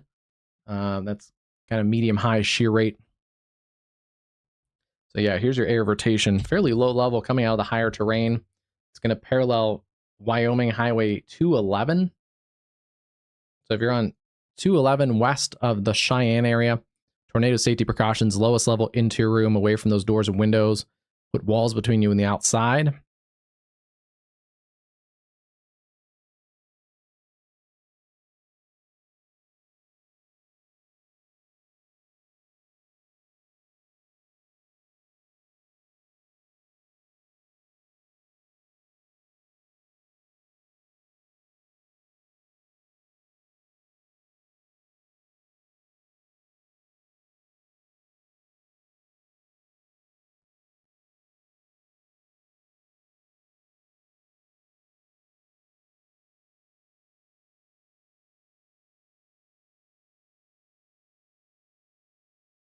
I want to see if there's any community names in here, but I guess we're just in kind of western Cheyenne, southwestern Laramie County. And that was moving quickly to the east-southeast at about 50 miles an hour. Federal, Table Mountain Ranches, Rocking Star Ranch, Silver Sage Estates, around 5:30 Mountain Time. And then the Ranchettes, around 5:40 Mountain Time. Right now, it is 6:24 in the Central Time Zone, so it's 5:24 in the Mountain Time Zone. Let's get a track on this storm. There's a look at that. Also getting a new radar scan in there, so that'll be helpful.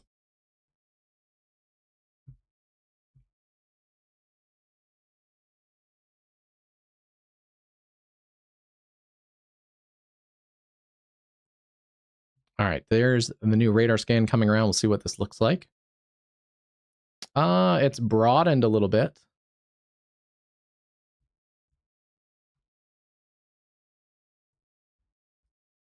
But yeah, there's your area of rotation, and here is your timing. The ranch at's about 22 minutes.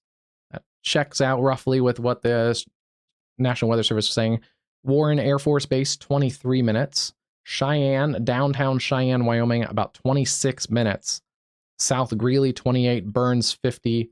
And then if it holds together till then, Carpenter would be about an hour away, down along the state line.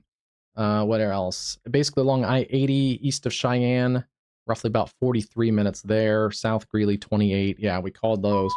A new So this is going to work through the Cheyenne issued. Metro. We'll continue to watch that tornado safety precautions there around Cheyenne, Wyoming. It's a dangerous cell also with some hail in it. That's an interesting cell. It's not, it looks like it kind of broke away from the cluster of storms. Seeing this cluster move a little more easterly, so Guernsey, Lingle, Torrington, Yoder, LaGrange, that kind of complex is moving a little more easterly now. Another area that had a little bit of spin in there. Yeah, a little bit ago. So still some spin in there, but that one is less of a tornadic threat at the moment. This one, yeah, is really broken off and also surged to the south. Has a pretty nasty little hook on it.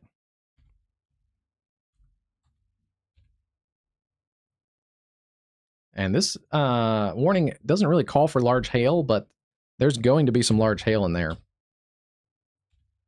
Yeah, there's a pocket of some larger hail in there. There's also a little bit of another spin. Let's go over to spectrum width. Wouldn't be surprised if that gets a tornado warning too. There's another little spin in there.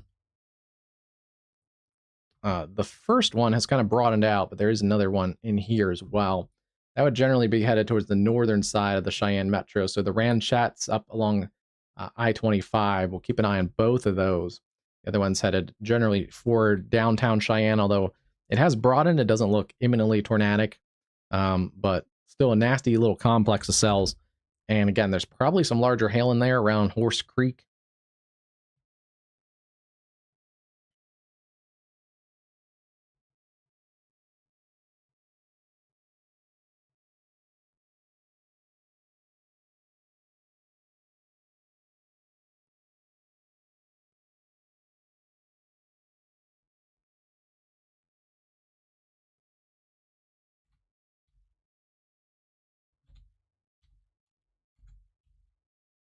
Still seeing that windy storm. It's kind of gusting out. It continues to decrease in intensity between Stillwell and Westville.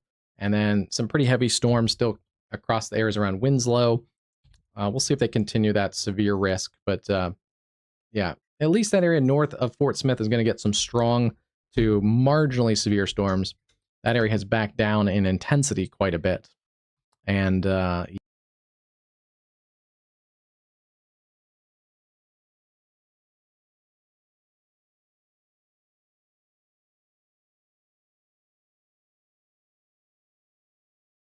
all right, pizza delivery.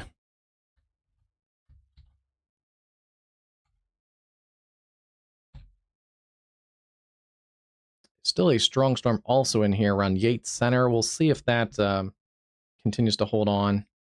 Models had this area uptrending from Wichita back through Yates Center, Eureka, Fredonia, Howard, these areas in here. We'll see how that kind of uptrends. In fact, let's take a look at the latest model data and just see if we have any kind of consensus on these storms. Models don't do great on these mesoscale kind of days, but they do generally kind of weaken some of those storms across Arkansas. And they try to kind of cluster some of these storms in the Texas Panhandle and kind of push that as a cluster of storms into the overnight, potentially getting towards Oklahoma City, 10, 11 at night.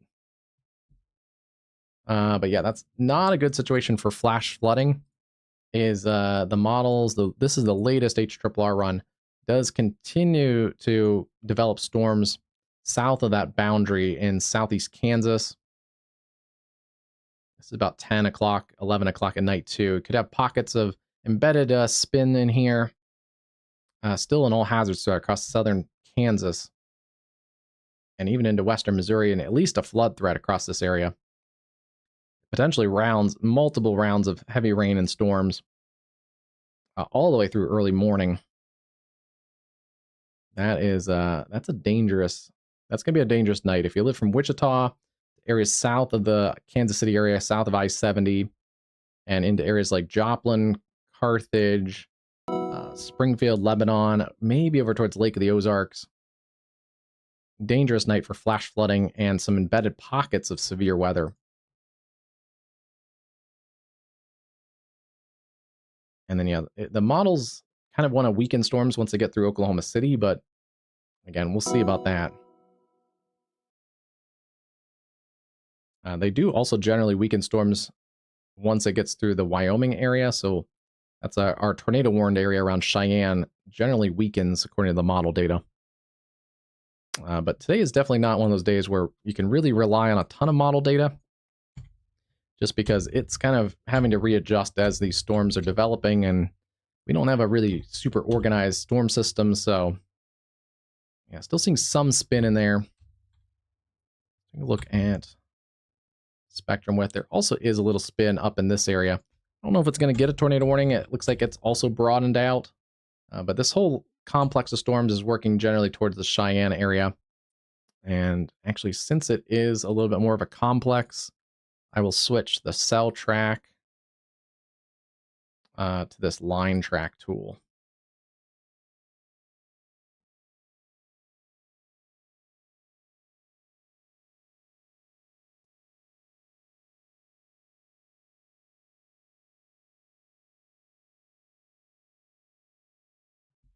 Okay, we didn't really change. I don't think we changed any. We didn't capture any new towns. So it's still those areas, Ranchats and a little bit north of there. Keep an eye on that. Cheyenne, about 20 minutes or so. Warren Air Force Base 17. Some of those more populated areas are just outside of the warning polygon. But if you're especially on the west side of the Air Force Base, if you're along Highway 211, Wyoming Highway 211, north and west of Cheyenne, that's where the tornado warning continues for southeastern Laramie County.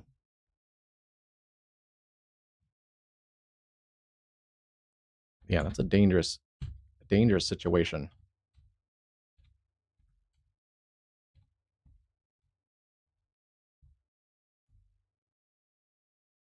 It's kind of broadened out a little bit.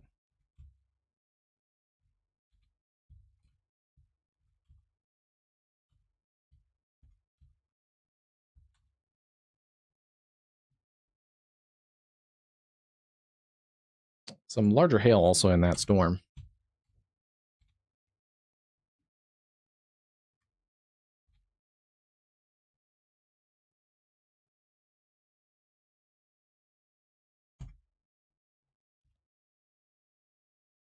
Some good news is they've dropped the destructive tag. It's still baseball to tennis ball size hail.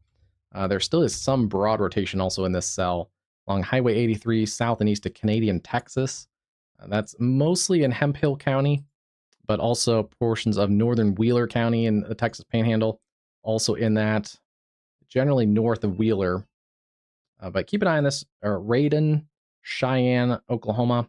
Storm is generally headed towards your area, basically paralleling Highway 277, and then that turns into Highway 47 on the Oklahoma side of things.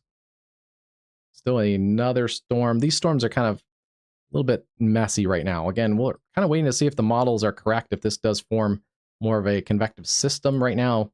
We have 3 supercells, and they're interacting with each other a little too much. They're ingesting the rain cool air, especially those northern 2 cells. This one's right on, I think, a rain cooled boundary as well from earlier. If this can kind of continue to push a little south and east, still a little bit more worried about potentially more of a tornado threat for that storm. Right now, not imminently tornadic, but we'll continue to watch those Sayre, Cheyenne, Roger Mills, and Ellis counties up towards Tologa, and especially south of Woodford, Oklahoma. Those are kind of some areas that are in a little bit more of an imminent risk for severe weather. And then, yeah, the models do take this cluster generally towards the Oklahoma City area later into the evening and overnight hours. They have pushed a new severe thunderstorm warning and a tornado possible tag into that area, Washington and Adair counties, northeast Oklahoma, northwest Arkansas.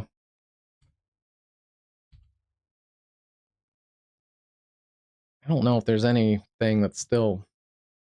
There was maybe a brief little tightening of spin right in there. But that has since broadened a little bit. South of Westville. Continue to watch this storm. It has transitioned a little more easterly as well. So it was going southeast. It's turned a little bit. It is more of an east mover. Prairie Grove, West Fork, Winslow, and areas around Fayetteville, Arkansas, over towards Goshen and Elkins. This includes the I-49 corridor from the Mountainburg area, Winslow, up to West Fork. That means, since this is going a little more easterly, I can move my camera. Yeah, there's a look at what I was mentioning earlier. I-49 through here is high terrain. There's high bridges, there's curves, there's hills, even a couple tunnels. It's not a drive I would recommend in a severe thunderstorm.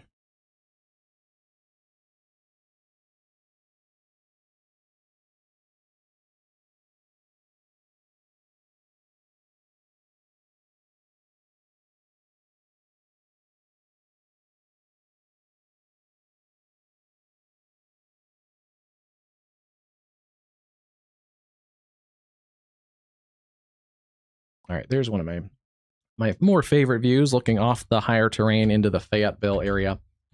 We'll see. Those storms are going to basically kind of sideswipe this area. Let's see. Hey, Logan, how's it going today? I don't think I'm working on an alert system that I was building from the ground up. It's not quite ready for prime time yet. But yeah, I was working on it. I don't know if mine look like Max's at all, actually, but yeah, I was working on my own alert system. I was about to take it live for an actual stream like a week or two ago, and then it kind of glitched back out. So I have to figure out what glitched between when it was working and then when it wasn't.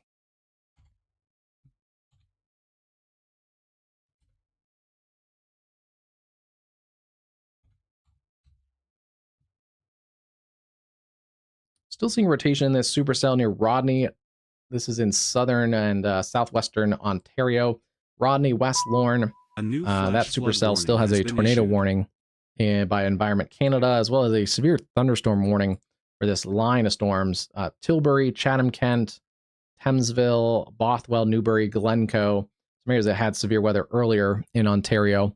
And that severe warning stretches all the way north in Western Ontario, but I don't think it's going to get over towards London. This complex is actually headed more easterly. It's going to push those two supercells further offshore. So some good news there for the tornadic risk should be diminishing soon as that cell gets offshore into Lake Erie.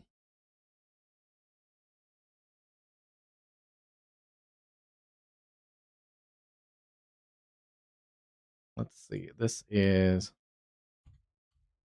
a new tornado warning. They've just trimmed it up a little bit for the area in the Cheyenne area. Cheyenne, South Greeley, Ranchettes. Still seeing that circulation in there west of the Cheyenne area. Let's see if they increase the speed at all. Still at 50 miles an hour. Yeah, kind of a weird cluster of storms. But yeah, there's your area of rotation right in there.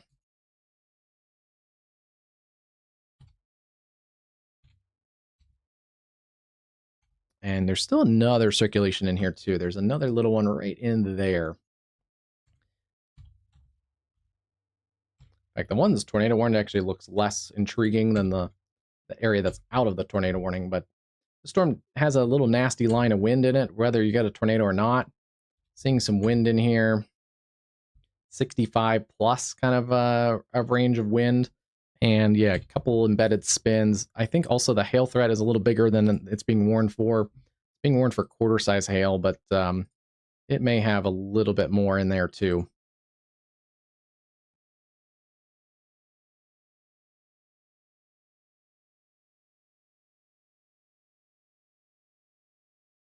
Oh yeah, I thought you were talking about the pop-up alerts. Yes, I've used it once or twice. But yes, I can make my own polygons as well. And I can customize those to different things.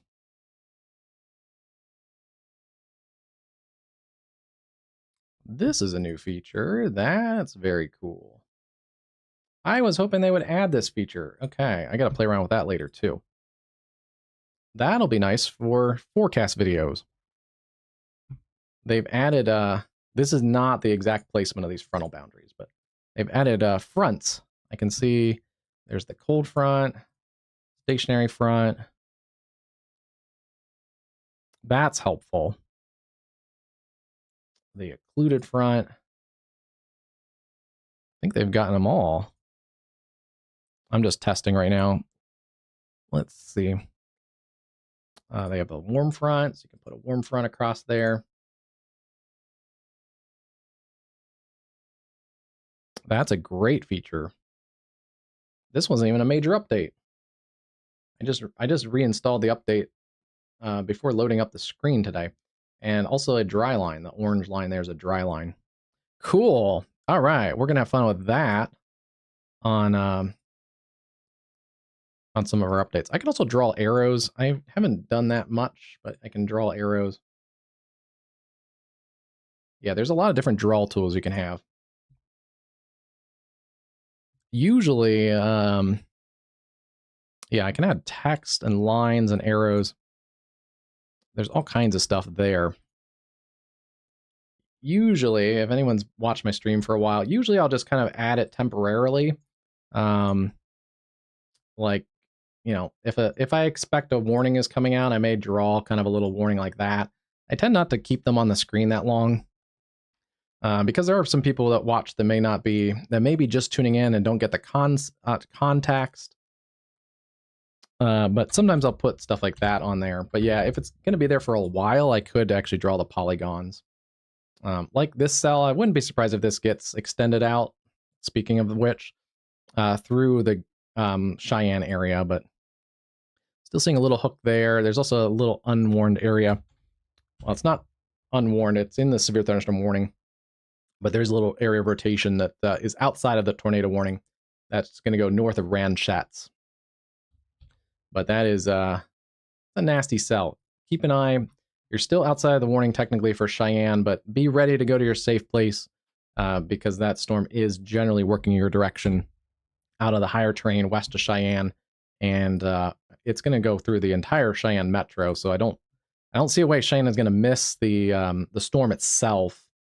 It may be questionably tornadic when it gets there. Let's see what else. I think we've lost all of our tornado warnings. They actually just canceled that one. Let me double check that.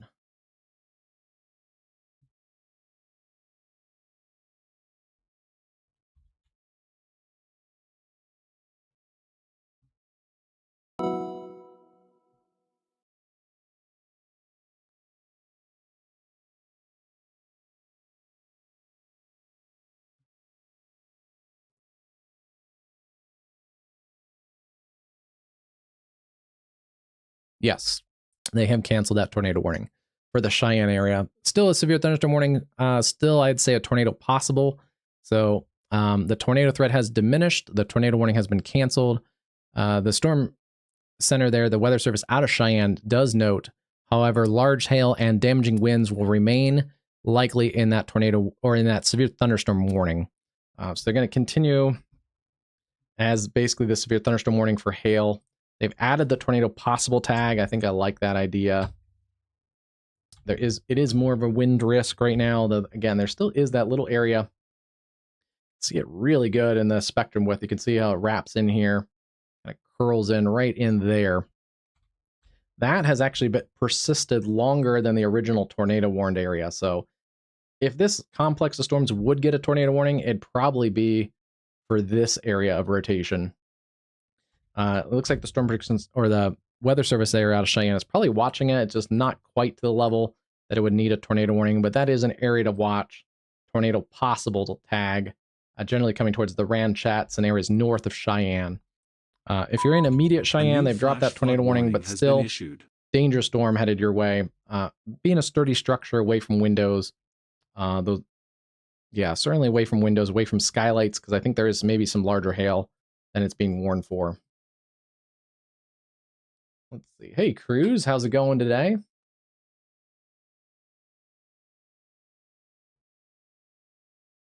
Hope you're doing good there.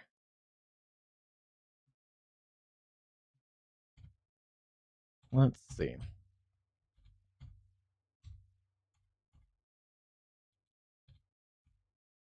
Yeah, it's been a really kind of crazy busy week for me, but it's been good. I was going to stream I think last night, but by the time I got back, I saw the storms were kind of dying off, except for like one complex. They peaked while I was out. Tornado warning has been issued. All right, they're going to warn Ellis County. Areas around Arnett, Oklahoma.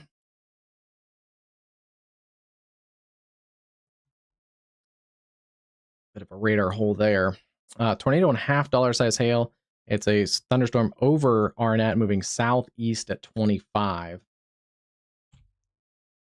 It's that lead cell, although it's not the one that I was expecting, but it does look like there's some broad rotation basically over Arnett. Yeah, it's basically over Arnett right now. That's a dangerous situation when you have a rotation that picks up literally kind of over a specific area. Where are we getting radar? Okay, yeah. Yeah, it's broad, but there is broadly winds going away from the radar, broadly winds going towards the radar, and they are somewhat localized over Arnett. It's going to be kind of tucked up in the rain and hail here along East 0610 Road, and that's Highway 283. It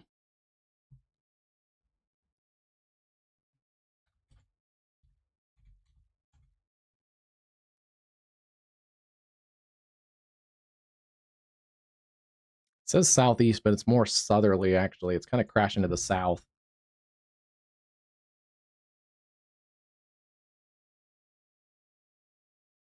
Southeast at 25, yeah. There's not as much out there south of Arnett. It is going to get into the wildlife management area along southern Ellis County and potentially into northern Roger Mills County. But yeah, we'll keep an eye on that one, especially if you're west of Camargo. Less populated areas. I got to zoom in to see if there's any actual communities out there. No. All right, so it gets into some less populated areas. That's some good news after it gets through the Arnett area. Let's see.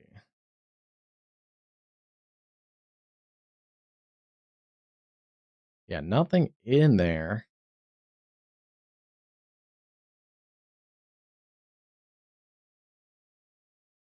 Yeah, it's not seeing any communities really in the path of that right now.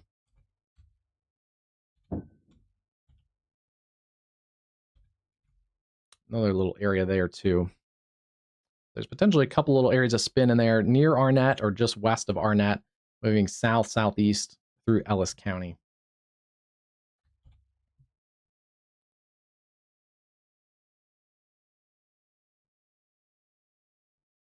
All right, let's see. Our storms on the east are behaving. A lot of storms all over, but not as much severe storms right now. Storm near Fayetteville, those clusters there that we just grabbed. And then still watching this cluster out here. Tornado possible around the Cheyenne area. Let's see what the spectrum width shows. Yeah, shear rate has come down on that cell.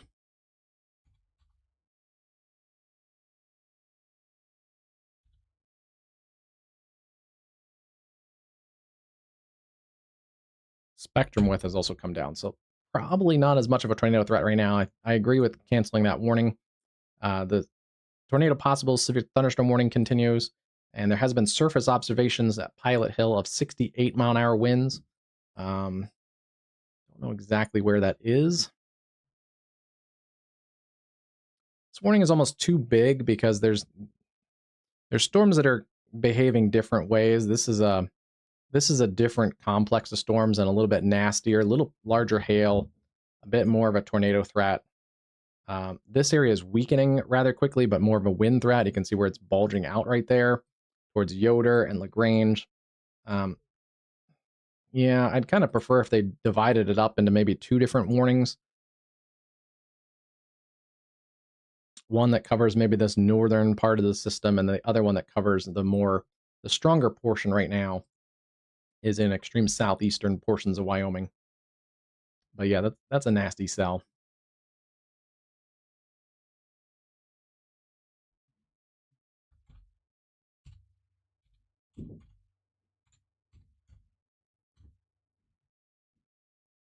We're pretty far from the radar site, but the wind is also picked up in this cell a little bit too, the one that's surging out through the Arnett area.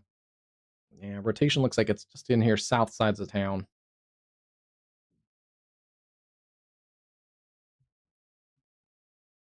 Basically, just south of 610 Road and 283, just south of Arnett now. All right, we haven't had any destructive tags. We have the one tornado warning working into a far less populated area. And some interesting scud above the camera there near Fayetteville. Let's take a look at that real quick. But they have dropped that tornado possible tag on this one. Yeah, it's mostly just a wind risk coming into areas, especially south of Fayetteville, Greenland, West Fork, down to Winslow. And yeah, that one is diminishing thunderstorm. But yeah, for right now, I'm going to grab a quick dinner break since we are quiet right now. And then we're going to continue severe storm coverage. The models still are keen on more storms firing in our tornado watch area and near our tornado watch area the next couple hours, as well as the models still hinting at this kind of cluster of supercells getting a little more organized and then headed generally towards the Oklahoma City metro. So we'll keep an eye on those into the evening. But stay tuned here. I'm just going to be off camera chowing down on a couple pieces of pizza here.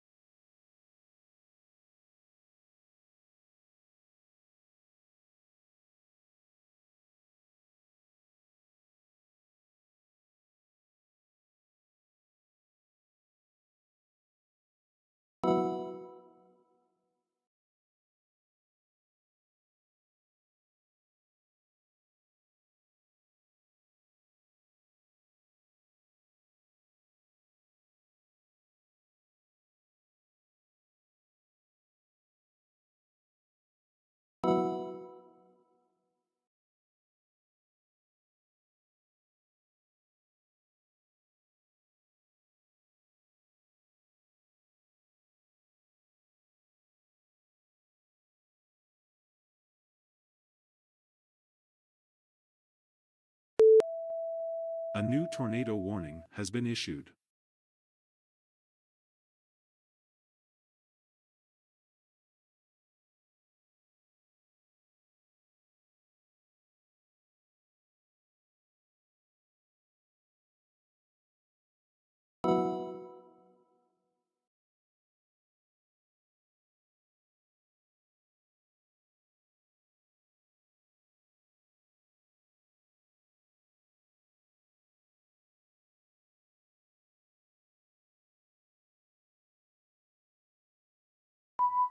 A new flash flood warning has been issued.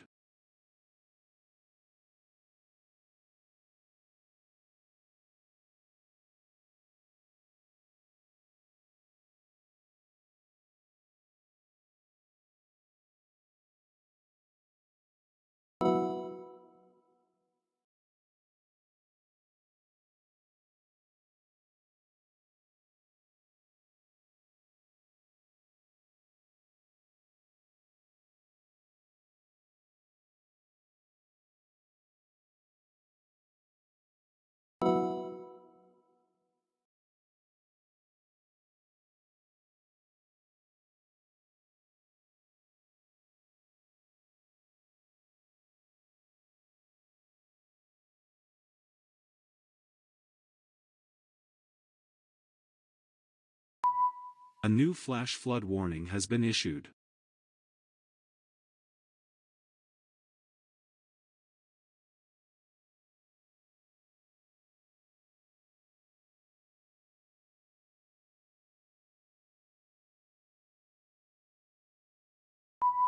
A new flash flood warning has been issued.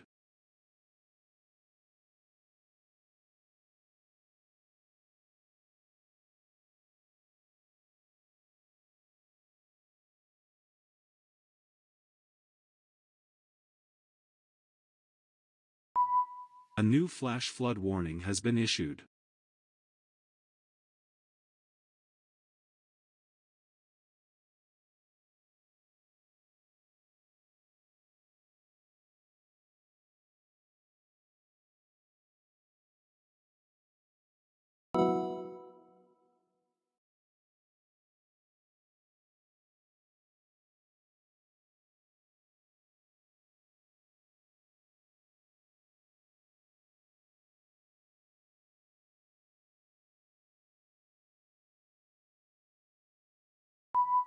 A new flash flood warning has been issued.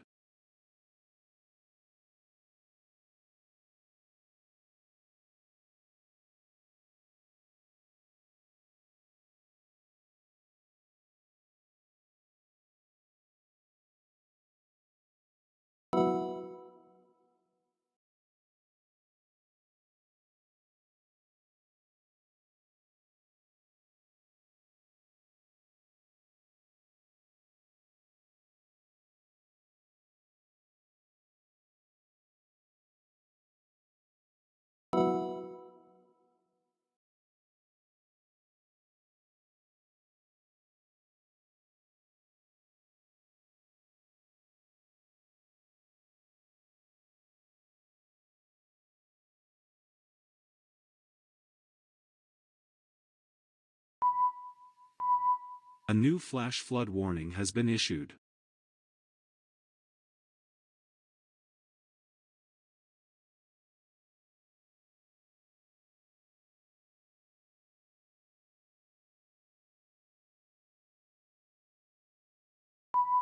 A new flash flood warning has been issued.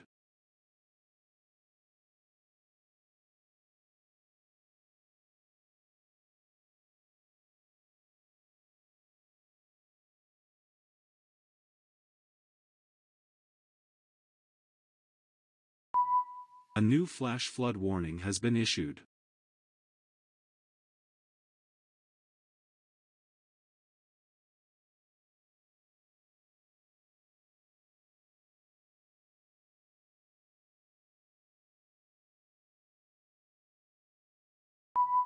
A new flash flood warning has been issued.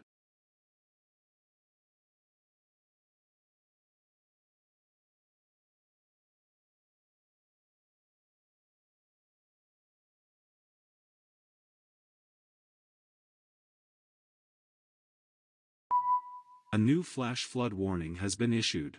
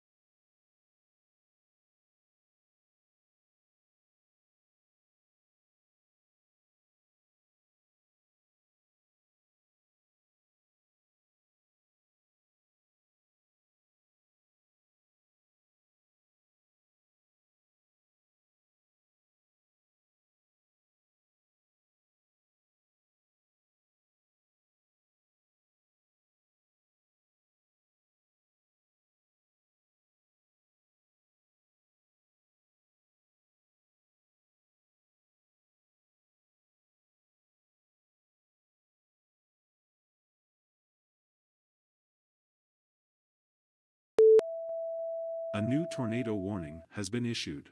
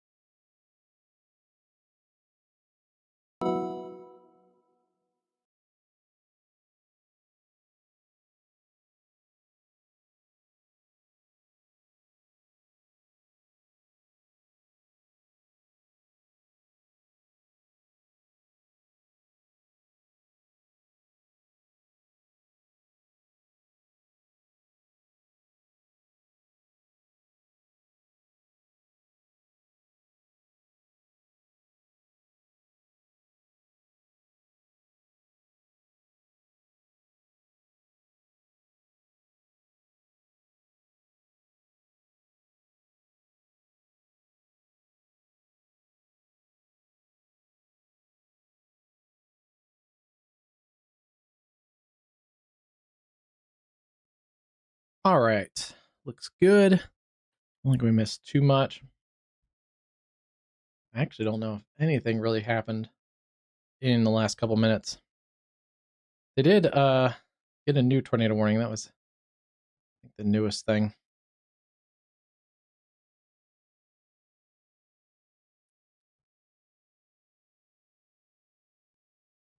All right, this whole complex of storms has kind of shifted. They've dropped that tornado warning that was near Arnett, and they've now added this tornado warning into, is that Wheeler and Hemp Hill County for this southern storm. In this complex, there's kind of 3 supercells. They're trying to merge together a little bit, but that one is now tornado warned near Allison. Let's take a look and see. Oh yeah, that has increased in intensity in the last few minutes. That's why it's tornado warned.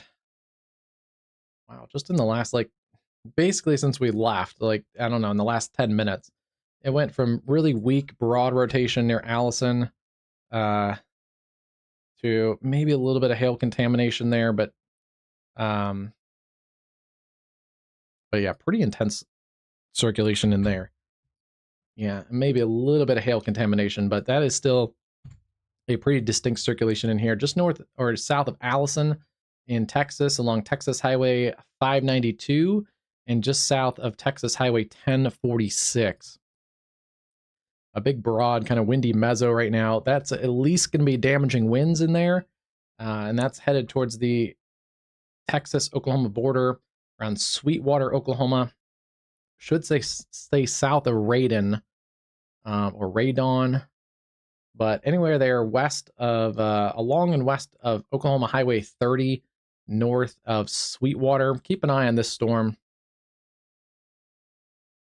Yeah, it's a little more south-southeast. Grab a timer on this here, because it is generally, I think, lifting towards the Sweetwater area.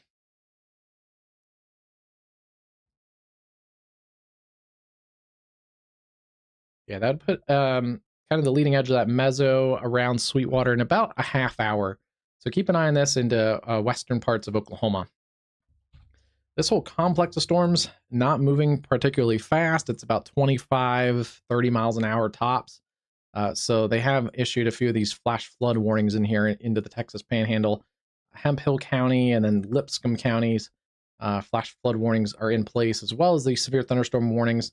They've also stretched out a broader severe thunderstorm warning, considerable threat, 70-mile-an-hour winds, some small hail, but the hail threat seems to have come down from south of Woodward through Leedy, Cheyenne, and west of Elk City, Oklahoma.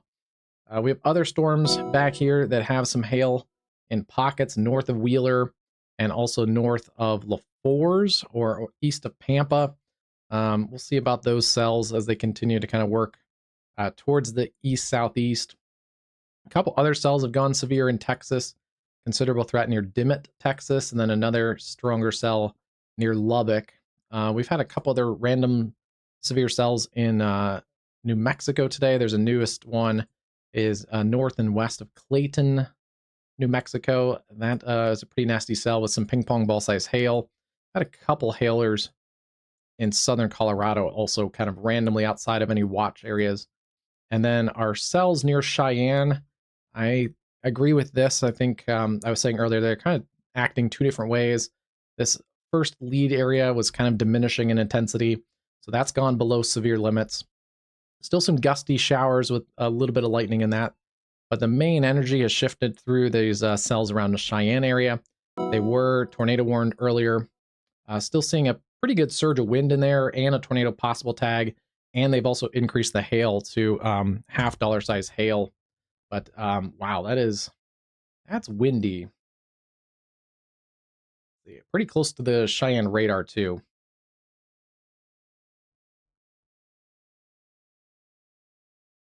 65, 67, 77. So yeah, there's some pockets of 65 to probably 70, 75 mile an hour winds in there, especially on that leading edge, that bulge that's surging out near the Pawnee National Grasslands, Nunn, up towards Grover, Colorado. This is into Colorado now. So we'll keep an eye on these complex of storms. They're along the I-25 corridor down to Wellington. Not quite as strong. The strongest part of the storm is this little area right in here, and then up to about Hillsdale in southern Wyoming. So yeah, Carpenter, Burns, Grover, Nunn, Wellington. Severe thunderstorm warning continues there. That's for northeastern Larimer County in north central Colorado and northwestern Weld County, also in Colorado.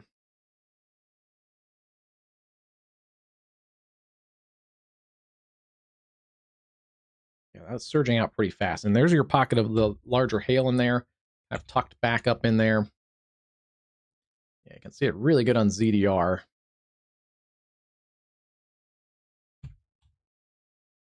That's dangerous because that's a pocket of larger hail, and it is overlaid and correlated with a pocket of heavier winds. So yeah, that is a dangerous area of that storm.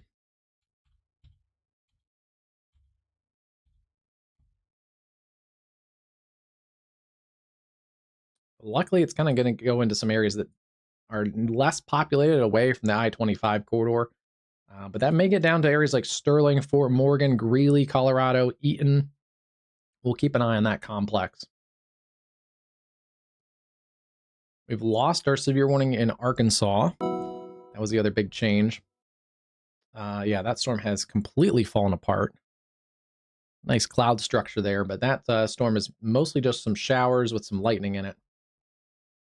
And still like 200 lightning strikes, but earlier when we saw this storm, it was peaking. It had considerable threat winds, potentially on radar, even maybe some destructive threat winds closer to 80 miles an hour. And it had like 2,600 lightning strikes. It's now down to about 200, so quite a bit less severe. It is working into an area that's generally been worked over by storms this afternoon and evening across northern parts of Arkansas. And you can see the flash flood warnings. They've increased those flash flood warnings there around Harrison, Piatt, Diamond City, and Omaha, Arkansas, and then up into Missouri around Highland, Galena, Crane. This was a considerable flash flood warning across these areas here north of the Springfield area: Ash Grove, Willard, Walnut Grove, Pleasant Hope, Fair Grove. A lot of groves. Just notice that. Pleasant Hope, Halfway, Buffalo, Fair Place, Stockton, Jericho Springs, and Golden City. See, right now the rain is diminishing in this location. That's some good news. Hopefully it can allow some of those streams and creeks to drain a little bit, but there's another batch of non-severe storms back into eastern Kansas. That's generally shifting towards the areas in western Missouri. So even though those aren't severe right now, models have continue to show uptrending in this complex of storms. Even if they don't go severe, at least more of them. So we'll see those kind of shift into some of these areas that have had flooding ongoing all day, or at least all afternoon into the evening. And there's other rounds of strong storms. Most of them are below severe limits across most of Missouri. And yeah, there's a boundary stretched across basically the I-70 corridor. So most of the severe weather should stay south of St. Louis and Kansas City tonight. St. Louis may get more severe storms tomorrow. Oh, nice. I wouldn't be surprised if we can eventually get one on here. That normalized rotation. And while we're here at 7:20 in the central time zone, let me just see if we've had any updates. Wow,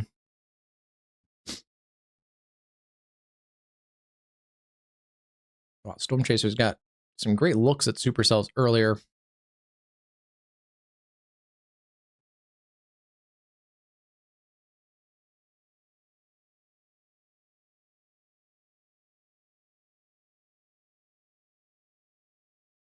Looks like there's a weak tornado in New Mexico today. I think it was that severe warning cell that was in the Albuquerque area earlier. Definitely a tornado.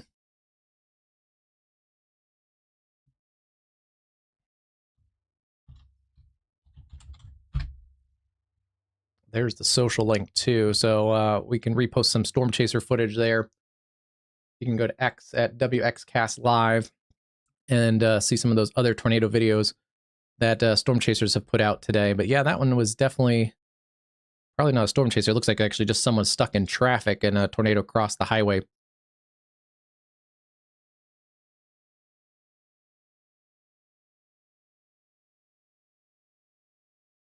Wow. Close-up video of a tornado in New Mexico.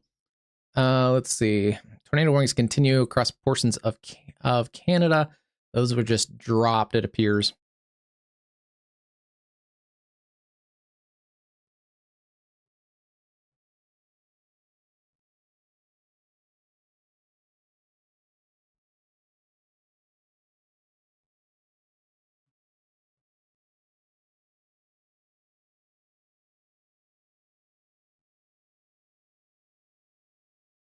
Okay, so Storm Prediction Center is highlighting an area here into eastern Colorado and extreme northeast New Mexico, where they may issue a watch.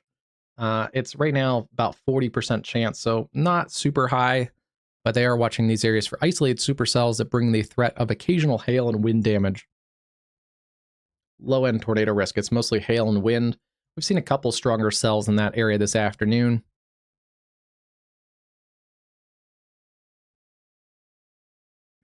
And then most of the other mesoscale discussions were focused on this cluster of storms that's now pushing from the Texas Panhandle into western Oklahoma, and basically kind of extending this severe threat. Threat for damaging winds is increasing across portions of western Oklahoma. Wind, tornado, and the hail threat should diminish as these storms do start to cluster together. Yeah, that is going to be something to watch as that cluster of storms pushes towards the east.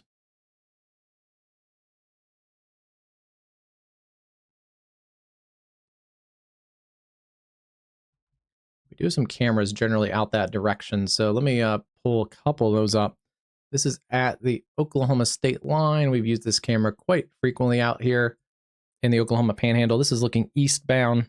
Those storms are coming in from the north, so they're coming in from the left side of this screen, where it's darker there. That's generally that complex of storms, the tornado warned storms and severe warned storms headed towards the Sweetwater and areas around Sayre, Oklahoma. Take a look at this storm again, crossing 592, Texas Highway 592.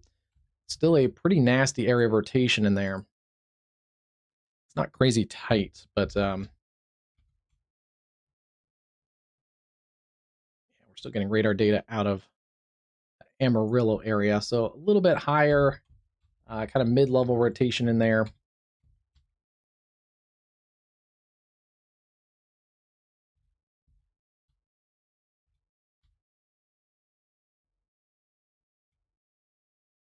The other storm also on the back side of this is also trying to rotate a little bit.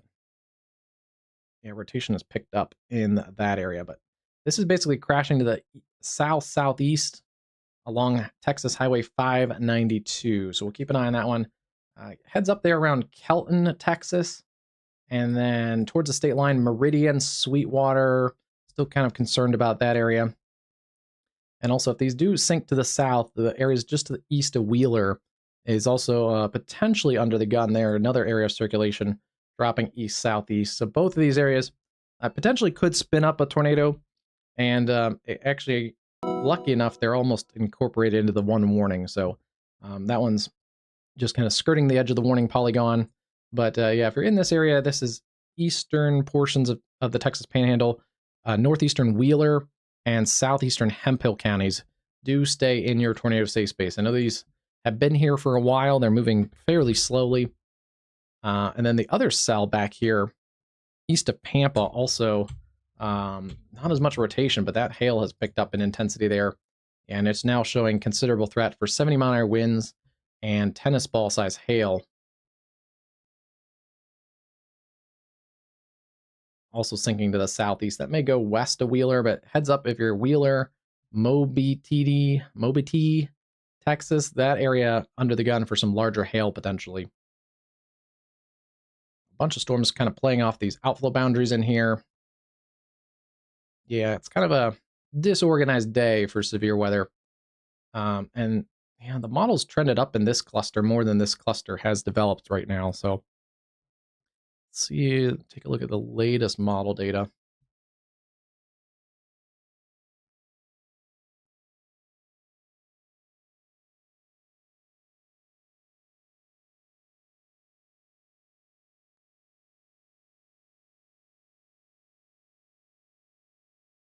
Yeah, so there's not much back here, but the models still want to break out more storms, basically from that area around Pratt, Hutchinson, and Emporia. Keep an eye on this area. I'll highlight for the model here. This is about 8 o'clock, 9 o'clock. It still wants to break out storms in that 8, 9 o'clock hour that push towards the areas like Winfield and Wichita. And then it also continues to also want to uptrend that storm cluster in southeast Kansas. That may push into areas like Carthage and Nevada, Missouri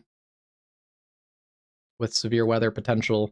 So yeah, it still wants to kind of highlight this area in southeast Kansas and western Missouri, and then still seeing this complex of storms, although a little messier in the latest model runs, generally pushing the I-40 corridor and then potentially into the Oklahoma City metro by 10 or 11 at night.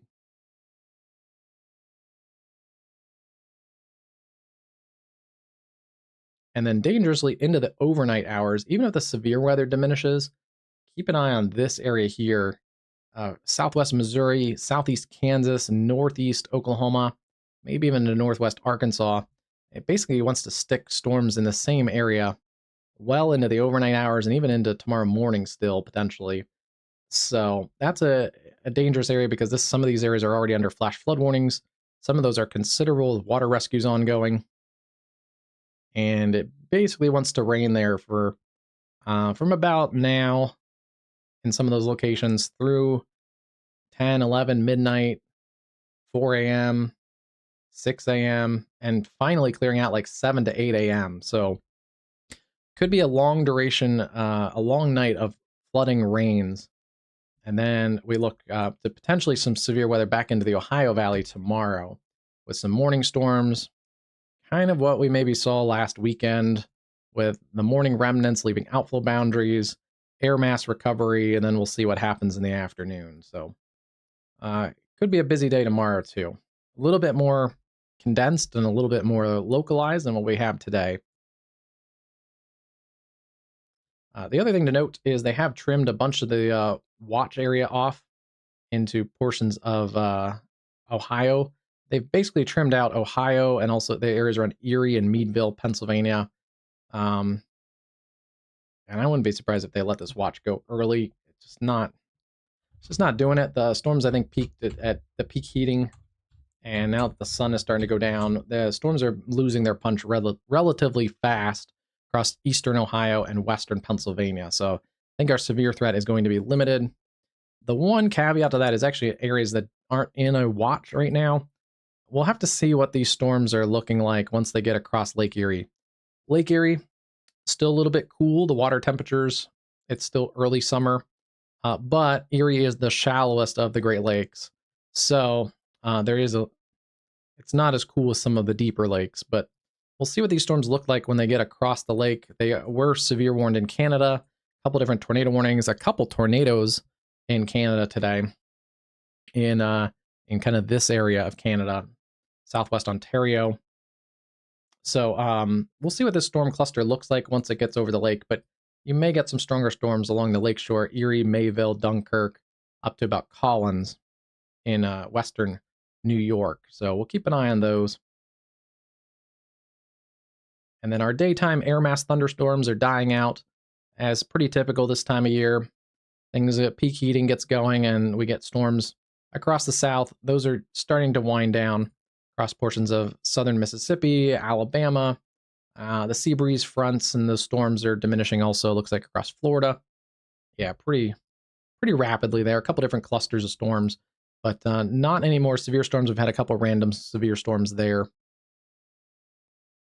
There has been a couple severe storms also in southwest Texas, like around Pecos, Texas, mostly hail and wind down that way. There's also some flash flooding, localized flash flooding across eastern portions of Arizona. And I wouldn't be surprised if there's a couple areas that we may get some flash flood warnings into New Mexico. And then as this whole activity kind of shifts towards the east later, things get things get rough for portions of the Four Corners region.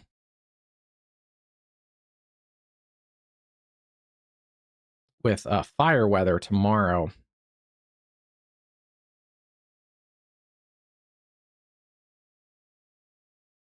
Yeah, we highlighted this on the beginning of the stream, but tomorrow has an extreme fire weather danger across most of central and southern Utah, southeast Nevada, and also northern parts of Arizona.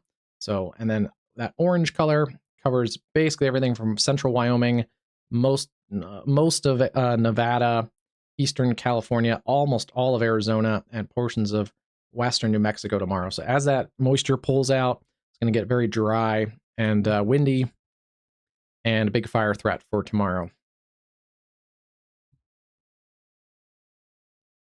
Okay, we have our 1 tornado warning. Let's continue to watch this area. Zooming back in, we do have shear rate that has actually increased in the last few minutes. Kind of pulsed. It pulsed up a little bit ago, and it's kind of reignited. So let's take a look at this area. The hail, definitely a possibility there. 2-inch plus hail. Yeah, and still seeing that windy mess kind of tucked up in there. A little further from the radar site, and there's hail in there. So not going to get a really good signature out of the correlation coefficient. We can also see the hail picking up in a hail spike in that secondary cell. This is the one back along Texas Highway 152 to the west of Moby T. That area has some wind also in it, but there's there in east of Pampa. That is going to be northeastern Gray, southwestern Hemphill, and northwest Wheeler counties. Considerable threat there for large hail, tennis ball to baseball size hail, and 70-mile-an-hour winds. I'm intrigued to see what this cell does. It's kind of a little bit of a multi-cell, but we'll see. It may try and relocalize a new area of rotation down along this backside here. It has a little bit better access to some inflow, and it may try to produce a new mesocyclone down in here. Not seeing a whole ton of circulation in there yet. It's mostly wind, but in general, there's a little weak rotation back in there. Still, this is kind of that main area of rotation. It's still tucked up into the hail. And yeah, it's a big windy mess at the moment. It's likely not crazy imminently tornadic, but still continue to stay in your safe place there. That's south of Allison. They have extended that another 11 minutes or so.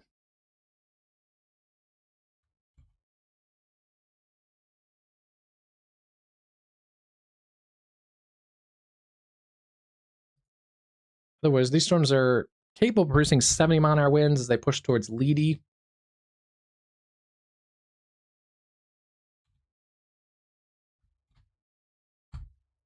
And another cell with some gusty winds out towards Sealing. But yeah, Camargo, VC, Leedy, areas along Highway 34. There's your bursts of wind in there, 68, 50, 60. So yeah, there's little pockets of some gustier winds.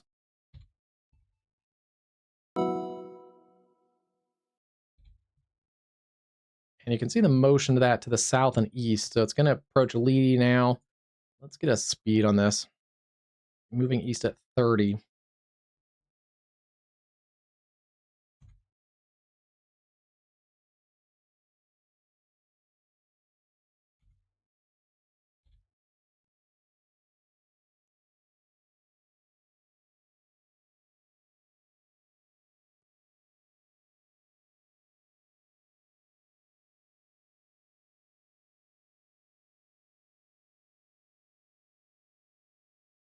Close enough.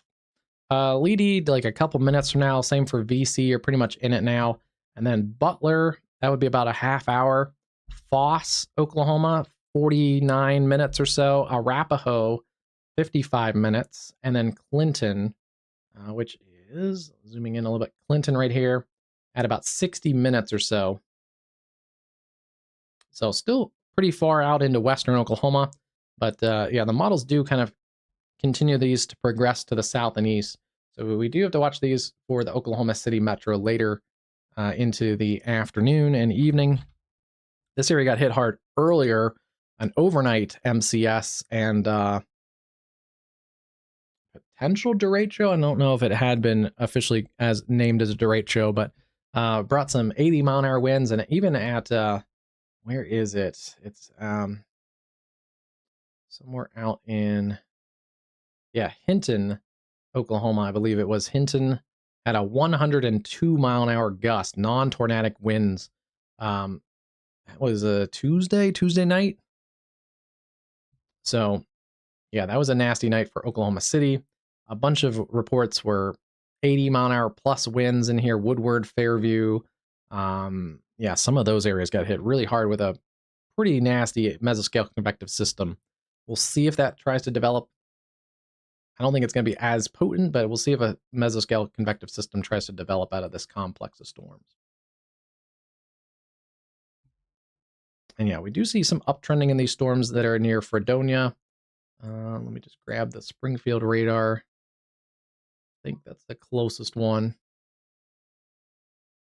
Yeah, Galesburg, Walnut, Erie, Fredonia, Kansas. Approaching areas around Parthens, Sycamore, Longton, and Weir. Kind of drifting to the southeast as well.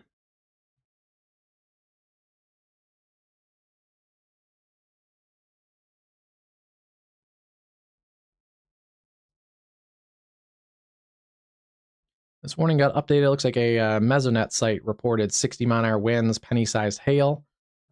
So confirmed report there out of Dimmitt, Texas, and just north of there towards Hereford. And they're going to continue that radar indicated tornado warning, Texas Highway 592, as well as that area has now kind of pushed a little bit closer to the Oklahoma border. So we'll see if we get a new warning. That would be for the areas around Sweetwater. They are going to push a considerable threat tag for 70-mile-an-hour winds and golf ball size hail, Sweetwater, Sayre, Eric, Texola, and areas west of Elk City, just in anticipation of that storm working in. So they're going to kind of highlight that storm specifically.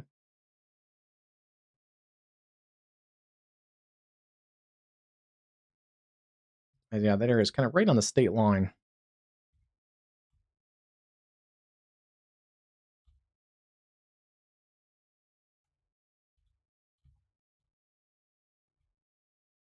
It's still kind of a big windy mess, and there's still that second area of rotation that has showed some organization, but it continues to struggle itself.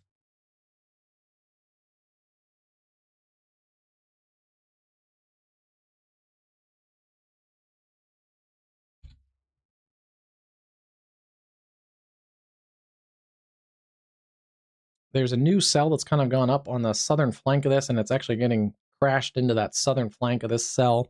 So we'll see what that does. That may try and localize a new updraft. Right now, there's convergence in here.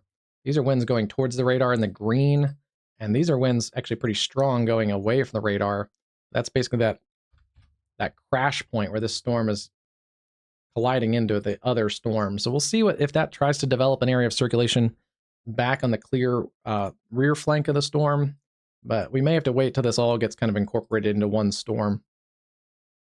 As this kind of lifts into the forward flank, this may try to compensate here by surging out on the backside, and if it does, it could surge out and produce a more tightened area of circulation. So we'll see. Still the original circulation up here in the storm. It's kind of tucked up in the rain and hail, just to the west of Sweetwater, Oklahoma. Still on the Texas side of the state line, but very, very close to the state line with Oklahoma.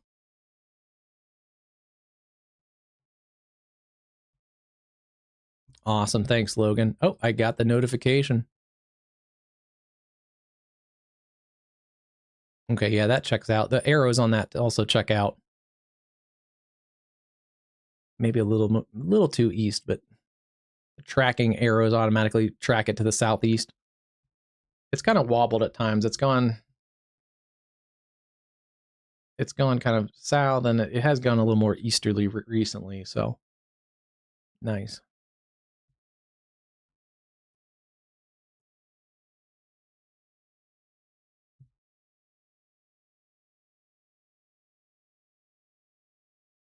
Haven't seen any new tornado reports out of these cells.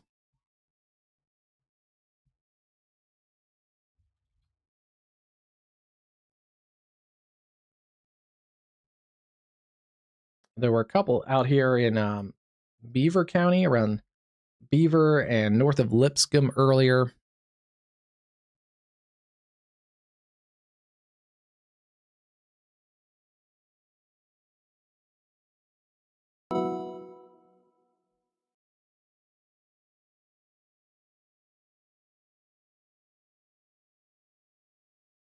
Yeah, but that was in the 4 o'clock hour. That's when things really popped off. We were just getting the stream set up for 4 o'clock and had to adjust a couple things with the latest weather outlook with a couple graphics changes and also get the cameras all loaded up. And then a couple tornado warnings popped off. And it was quickly became a nice stovepipe tornado that was visible to storm chasers out in the very rural terrain of Beaver County, Oklahoma.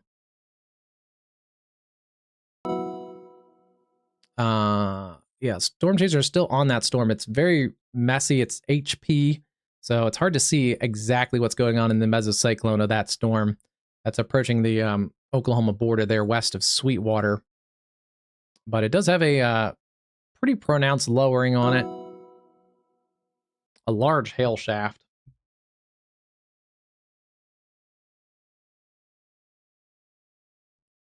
Yeah, we'll see what they do here. They're gonna...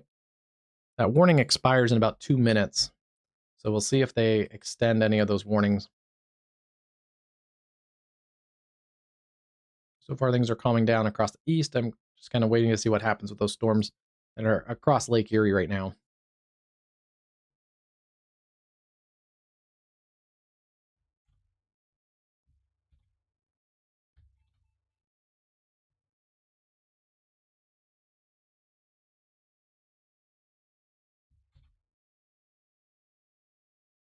Still a strong storm west of Fort Stockton. I saw on social media there was, I think the Fort Stockton sheriff posted a few landspout tornadoes this week. Some photos there. Very rural terrain. There is another severe cell west of Lubbock. It's going to be working across the Lubbock area in the next few minutes with some hail and gusty winds. And then they have warned this whole area west of Amarillo. It doesn't look like much on the reflectivity, but there are pockets of some stronger winds in here, 60, 62, 63 mile an hour winds. So generally a cluster of windy thunderstorms working towards Hereford, Willerado, Bishop's Hills, and maybe those areas west and southwest of Amarillo. So we'll keep an eye on that cluster. Yeah, and there's a bunch of outflow boundary collisions right in here. There's actually a collision of like 3 or 4 different outflow boundaries. That is kind of crazy looking. So there's some new storms going up around Adrian and Vega, Wildorado. We'll see if any of those go severe. Basically, these outflow boundaries have force convergence. So any wind and precip and stuff that's in here gets basically shot upward, the air parcels. So it allows basically new thunderstorm development with that convergence point. And this is basically like this area here is getting converged a couple different ways. There's a boundary there, one there, and like a second one there. So there's a lot of energy getting kind of squeezed up into the atmosphere. It's like kind of like squeezing the empty roll of your toothpaste, and it's just everything is going up. So it forces some rapid storm development, and some of those cells are pretty windy already. So, and the lightning has also increased in those. Looks like they're going to let that tornado warning expire and just roll it as a considerable threat severe thunderstorm for the Sweetwater area.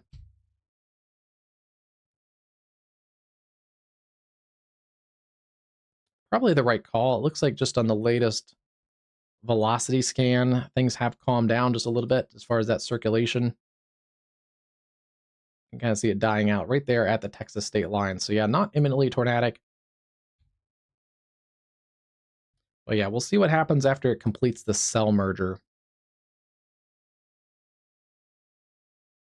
And yeah, I wouldn't be surprised if this is the cell merger, kind of gets incorporated into the forward flank, and we'll see if it can surge out a new area of rear flank winds. And if it does, that would put a new circulation potentially down here south of Sweetwater, potentially towards Texola, Eric, and even Sayre. Keep an eye on that storm.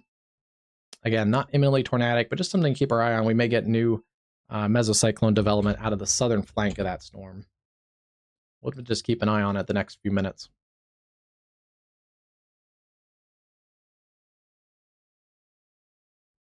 They've also continued the severe thunderstorm warning for VC, or Visay, I think it's pronounced, Seelig, Taloga, Custer City, Arapahoe, Clinton, continuing that warning there. And I probably want to adjust my stream title. We've lost all of our severe thunderstorm and tornado warnings in southern Ontario. So that's some good news as those storms are pushing out. There still is a tornado, or not a tornado, a severe thunderstorm watch goes until midnight in the Eastern time zone, but we'll see. They may cancel that watch.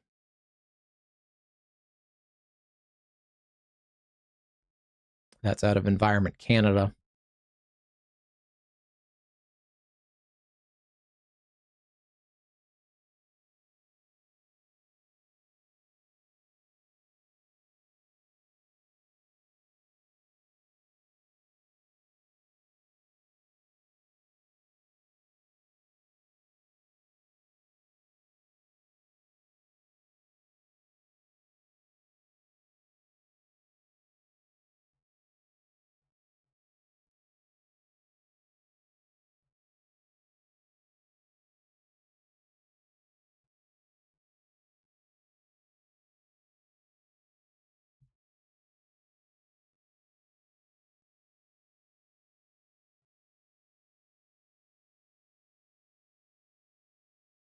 And the newest mesoscale discussion does note what we were just discussing a few minutes ago with the diminishing thunderstorms across Pennsylvania. Still a couple feisty ones, but the severe threat is diminishing slowly, and the watch can likely be canceled early, is what the Storm Prediction Center is thinking. So yeah, that watch didn't last too long. I still am watching this cluster storms that is going to come off the Erie shoreline there.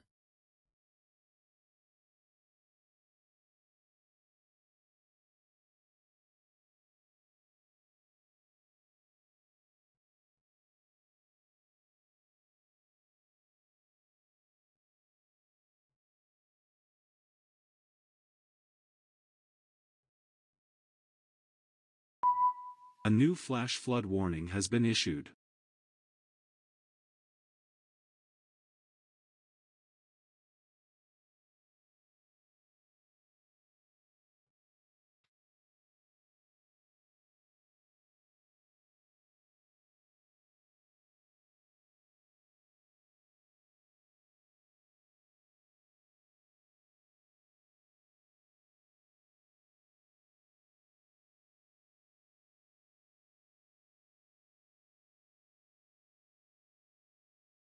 Just some news. Actually, I was looking at the National Weather Service for any more updates. And National Weather Service Lincoln, Illinois, just published some new updates to the Effingham tornado survey. From satellite data and spotter video, they have extended the Effingham storm into Jasper County to Grove. Let's see, where is somewhere out here?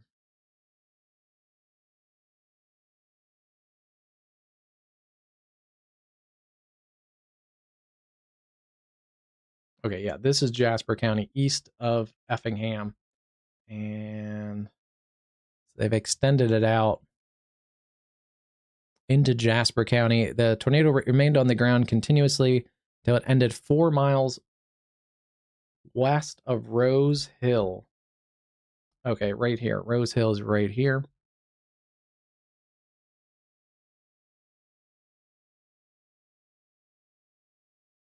So like somewhere up in this area.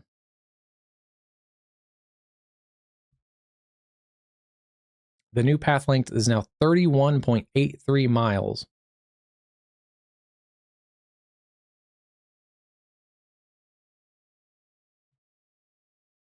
which for reference, let's see, references.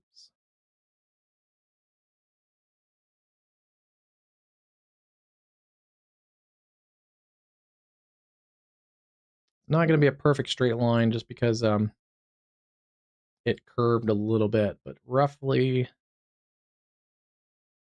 about 32 miles right there. So yeah, that's the rough kind of track of that tornado. Went kind of like that. The Effingham tornado on 6/17. So some new data there out of the Weather Service office at Lincoln. And I believe they held with the ranking EF3. Yeah, originated in Beecher City. So yeah, Beecher City. The areas there at Rose Hill. That's about right, our path length there.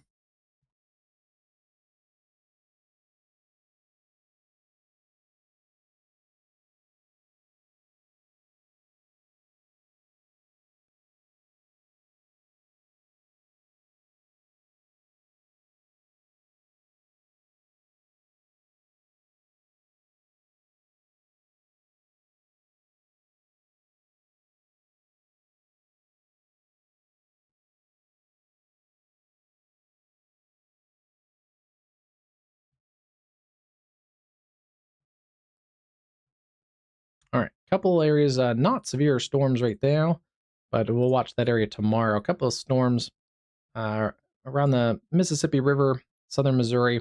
A big batch of storms pushing through central Missouri. Not severe, but flooding rains are potential in those. And then we are watching those storms continue to uptrend a little bit. Erie, Girard, Fredonia, Kansas. Keep an eye on those.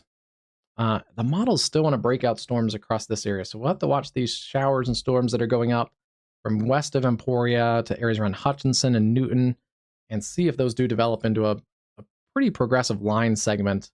It still wants to kind of model pushing through this area later tonight, so kind of wait and see on those storms. Our storms across northern Colorado have diminished some in the intensity there. There's an area there that still has some spin in it.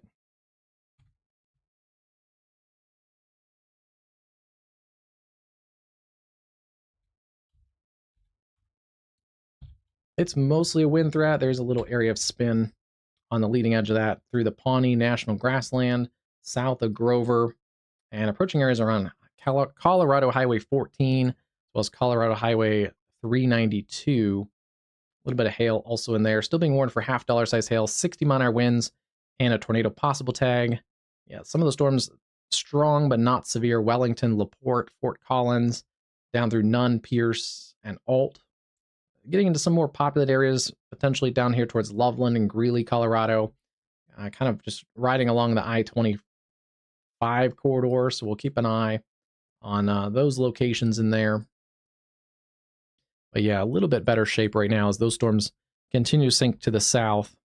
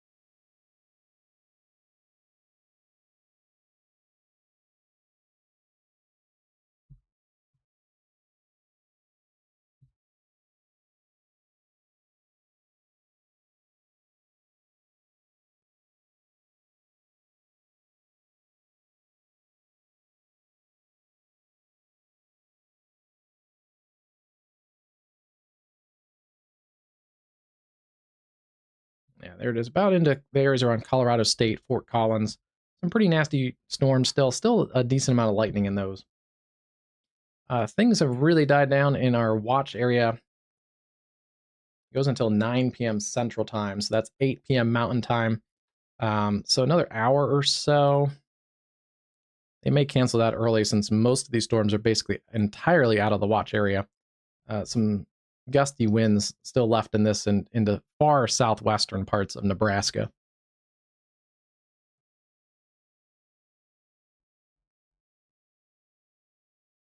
Couple updated storm warnings there.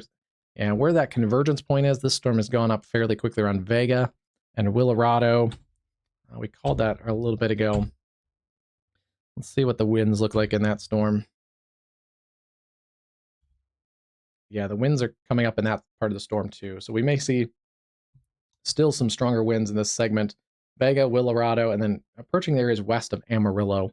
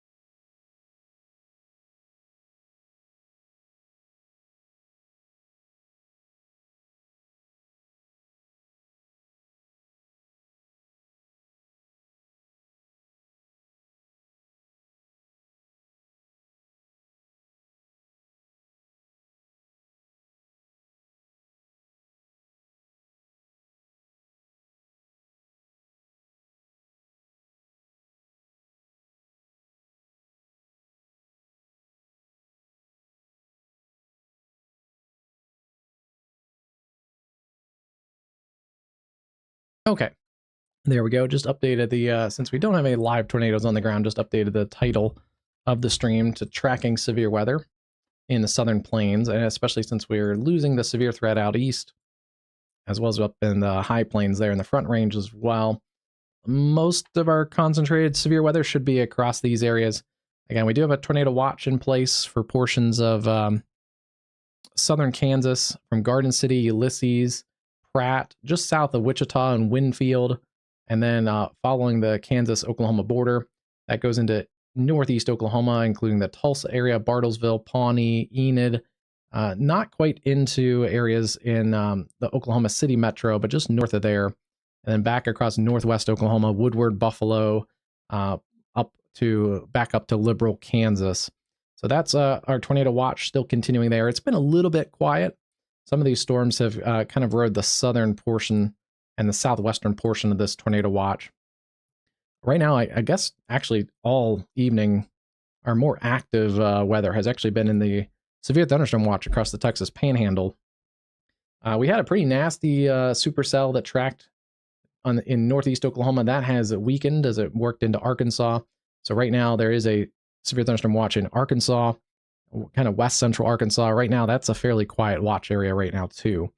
But we are watching for more storm development across these areas. So even if you haven't had a lot of severe weather yet across northern Oklahoma, southern Kansas, there is still model data that hints at another round of storms kind of developing back in this area and then working to the south and east.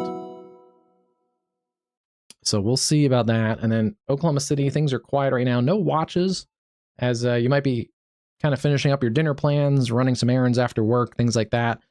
You have a little bit of time before things start to get feisty later on into the afternoon and into the evening. But as you can see, I put on the radar again, and you can see this big complex of storms.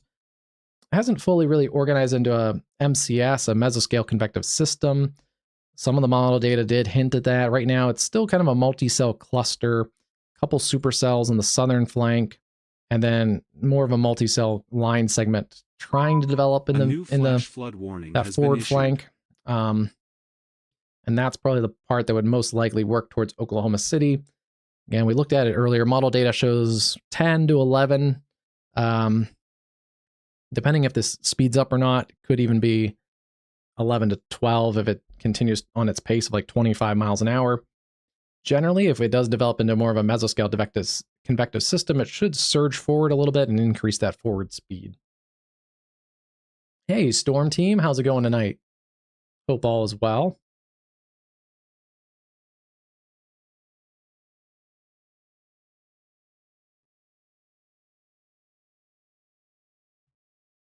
And just checking some of our cameras here.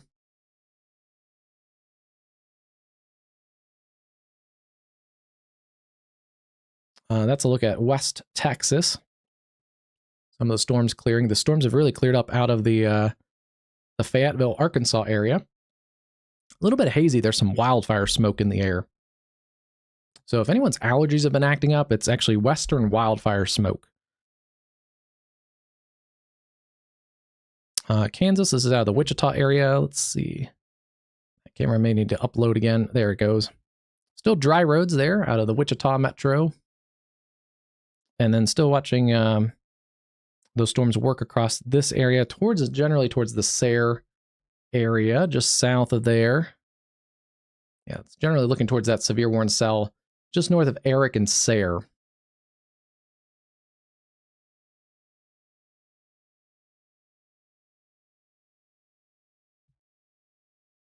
This is still a messy complex of cells.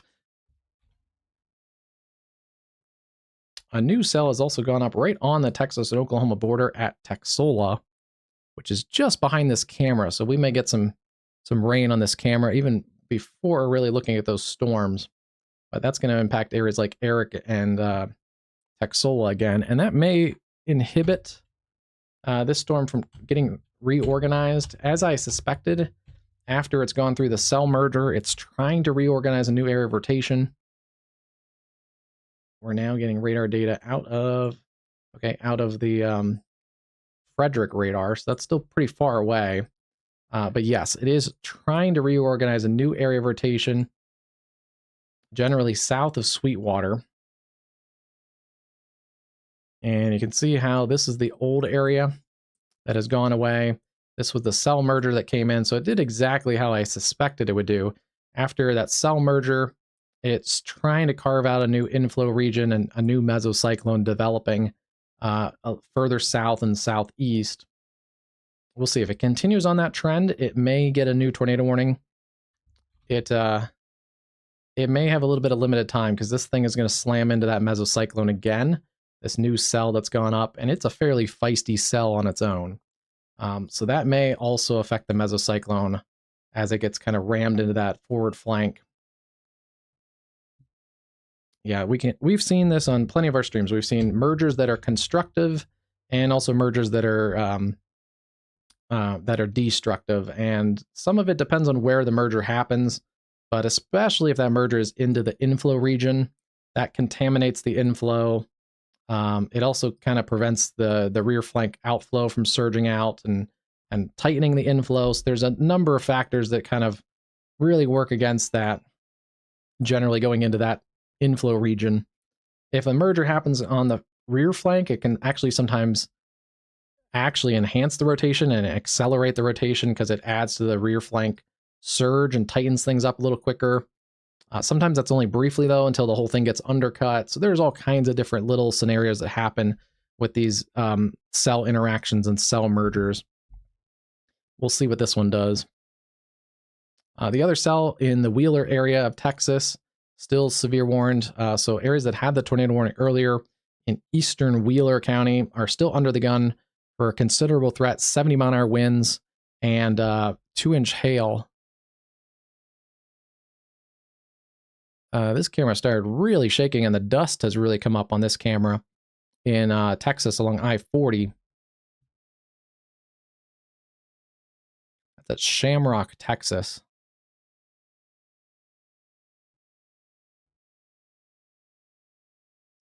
That's likely some outflow from that cell that we were just actually talking about. The cell north of there towards Wheeler likely has a little bit of outflow in here. You kind of see it trailing out. So that's pushing across the Shamrock camera with dust and some pretty gusty winds, actually. And that cell also has some rotation in it, but it's kind of tucked back in. So it's kind of out behind the outflow boundary, but we'll keep an eye on that one too. It's obviously a rotating supercell. It needs that hard rotating updraft to support some of this larger hail. So that's certainly a thing. Maybe a little bit more mid-level rotation than anything. These are still 7,000 feet away. So yeah, it's more mid-level rotation in that cell. Wow, look at the dust. Let's take that fuller. That has really intensified just in the last couple minutes.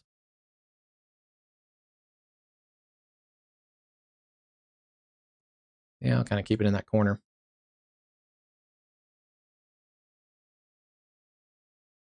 Yeah, there's no precip right in there. The roads are dry, but that is all just dust that's kicked up on this outflow boundary.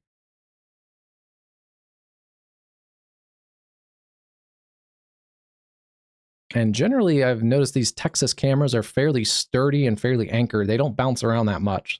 So this is potentially some 30 to 50 mile an hour winds on its own. All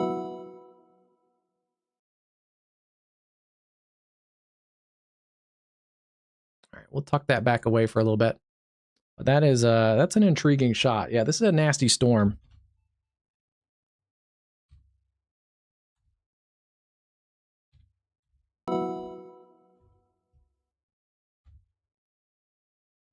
And yeah, there's the hail core in this. Just crossed areas around Wheeler. Wheeler has probably gotten hit pretty hard with some sizable hail. You can see the hail spike. This has sent it out. This is a 3-body scatter spike.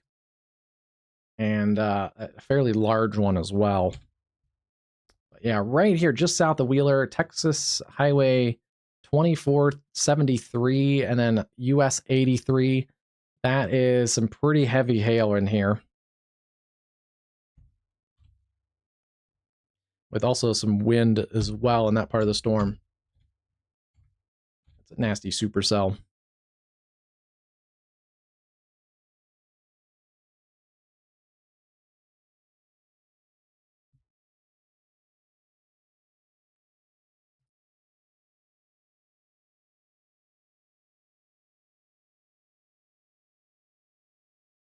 Areas like Texola and Eric, you guys are getting some rain and storms on you right now, but heads up on this cell. It's headed to the southeast at about 30 miles an hour.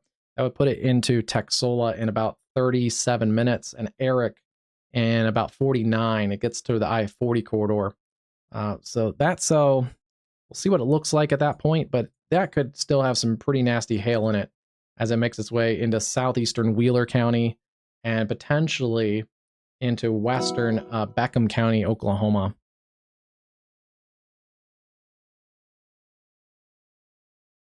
Yeah, still windy and dusty. That's been an interesting camera position there.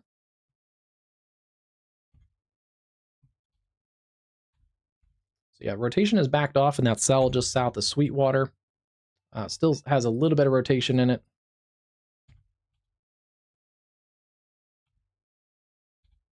But yeah, it's starting to get this incorporation of this cell that's gone up near Texola. So we'll continue to watch these two cells merge together. And we'll see what comes out of that. It may be better off in the long run as far as that health of that particular cell.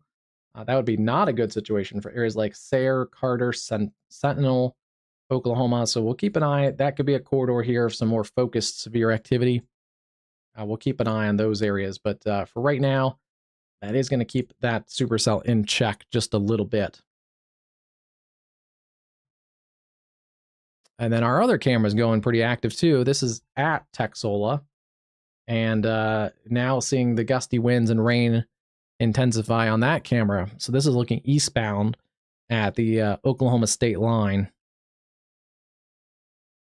And yeah, you can see the spray off the trucks there.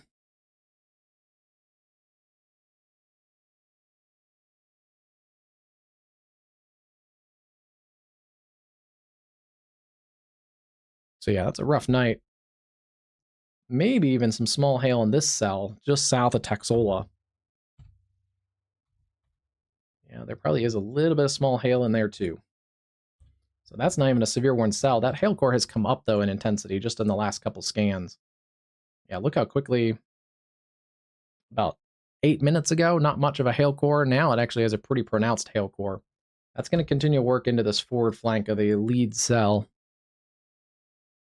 We may have some hail falling on this camera now. I don't think it's a lot, but it may have. I saw one or two things that looked like not rain. Yeah, it doesn't appear like we have a ton of hail falling, but you can see some of the spray. It's pretty windy there. Looks like the biggest hail is going to go just a mile or two east of the camera here. That camera is at the state line. A new PDS severe thunderstorm warning has been issued. And just about 3.5 miles. We're going to miss the largest hail, but those cars are generally headed into the hail core, so.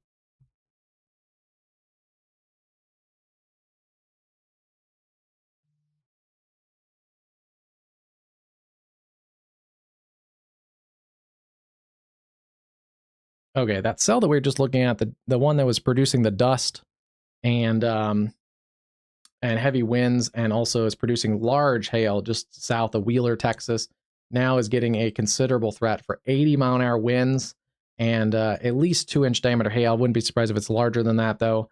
Yeah, radar indicated moving east at 25 near Twitty, Texas, or 10 miles north of Shamrock.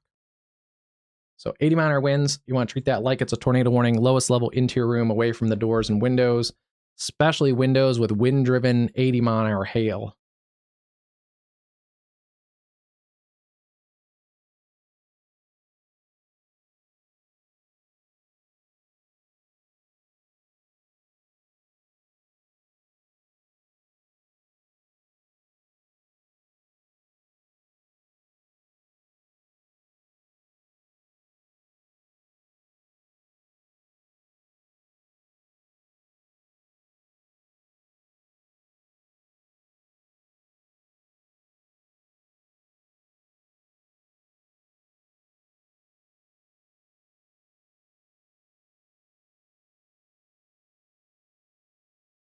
Yeah, and there is a little bit of rotation. It's a little bit hail contaminated there. So it's a little bit, looks a little tighter and brighter than it is, but there is broad rotation in that cell as well.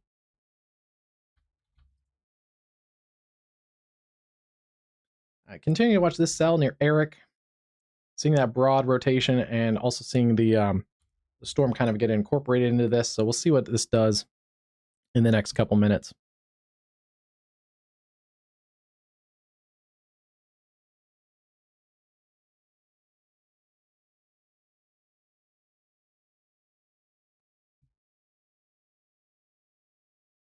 This is just this is at Shamrock, but it's the same camera setup looking the other way. So this is looking to the east northeast towards that severe warning cell that's at Texola and Eric and Sweetwater. Just saw a pretty good shot of lightning come out of there. And then this is also looking towards this cell that is destructive that'll continue working to the east southeast and come in from the left side of this camera perspective. So I guess for right now we'll keep it on this this perspective and look towards those storms, especially since the dust has died down on the other camera view. But if you look closely, though, along the side here, these trees are still pretty windy, getting some of that outflow from that destructive severe thunderstorm. I'm surprised they don't have, unless I just can't read it on the monitor, but I'm surprised they don't have any any like weather warning on the automated sign there.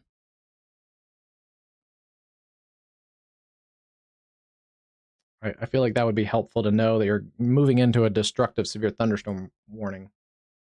80-mile-an-hour winds. Again, that heaviest hail is in Wheeler County, just south of the town of Wheeler, Texas. Approaching areas around Kelton, along Texas Highway 1906. And there's Twitty, so it's between Twitty and Wheeler, Texas, along US Highway 83.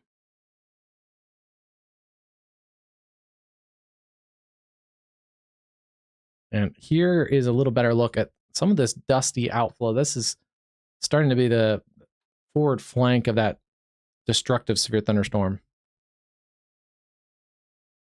You're looking at from Shamrock this way, so you're kind of seeing the leading edge of that storm.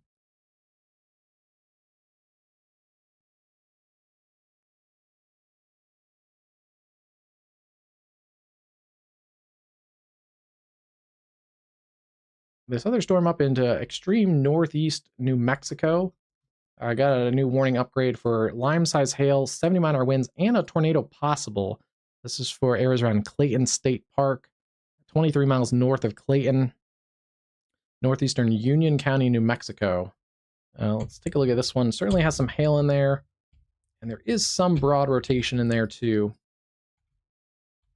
Wow,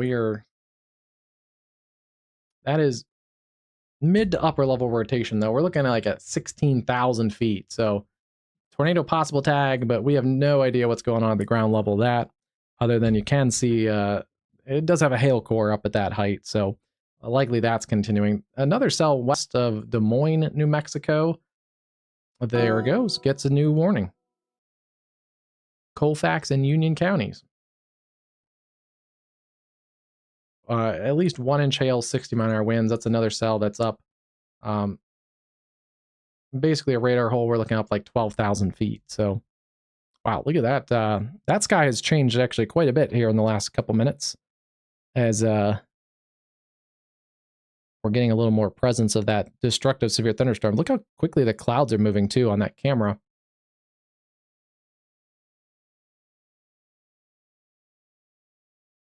That's I guess some of that outflow boundary surging out to the south and east that we went through there with the dusty wind. Yeah, so there's a couple of cells here in extreme southern Colorado and then in extreme northeast New Mexico that are not in a severe thunderstorm warning or watch area, but they all have warnings now, and they could produce 1 to 2-inch diameter hail. Even potentially some of these unwarned cells south of Trinidad. That's a crazy look to that sky.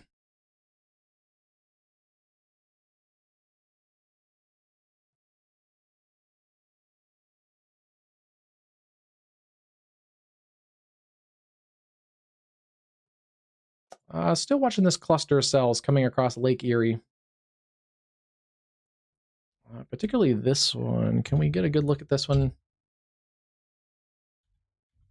This was a tornado warned cell in Ontario earlier, so we'll keep an eye on that one, generally towards Erie, Pennsylvania.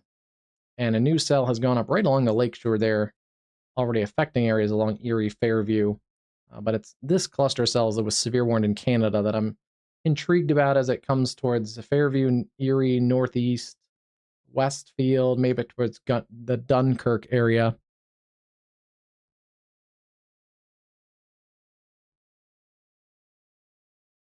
Otherwise, storms continue to diminish there in intensity across western Pennsylvania. We finally have gotten some severe warnings in parts of Kansas. This is Macomb.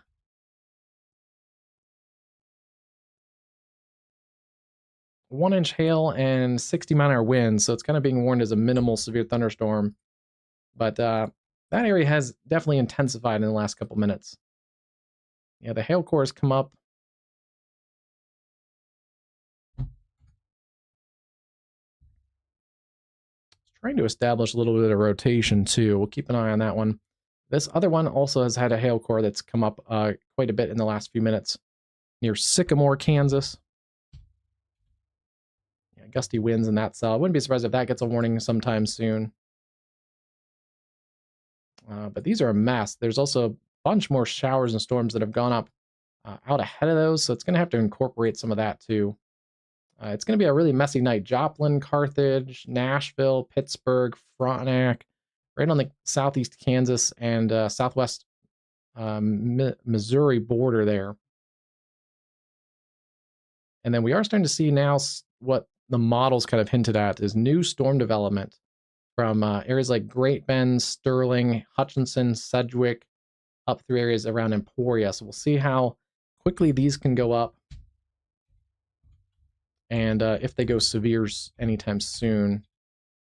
This cell near Haven and Mount Hope is a little more organized north of the Wichita metro. So we'll keep an eye on Wichita. That may get added in there.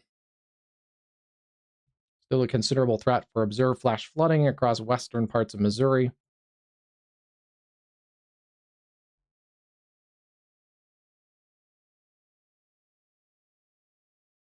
And then, interestingly enough, these cells are moving more easterly right now.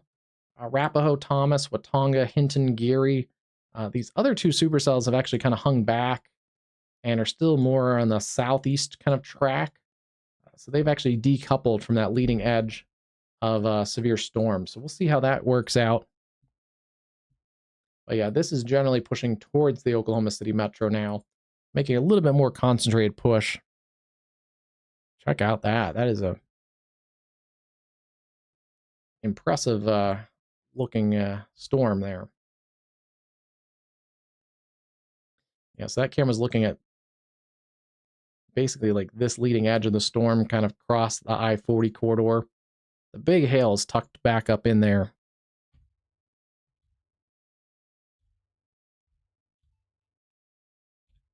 Still staying kind of on the northern side of this, still in the areas along the Highway 83 near Wheeler, just south of Wheeler. Some of these areas have had hail for a continued amount of time, too. Particularly like this area just south of Wheeler. If I mark that X, you can see there's potentially large hail in that area all the way back to about 8:05. So for about 15 minutes or so, some of that area has potentially had some continuous large hail. And then, yeah, still watching this storm merger in here. That figure 8 kind of shape is definitely a sign of this storm merger occurring. So this storm that's merging in continues to also bolster up. And then the cell back here is still the original one. We'll see what comes out of this. I would suspect it'll be a new kind of merged larger supercell that, again, may try to create a new mesocyclone on the southern flank of that.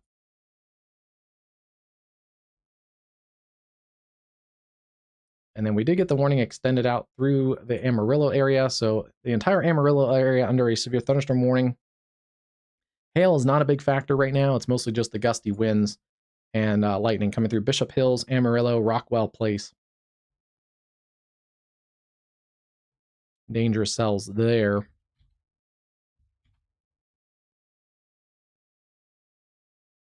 Yeah, that should be canceled within the next 40 minutes or so. It's basically done now. There's no more severe weather in the Wyoming watch area.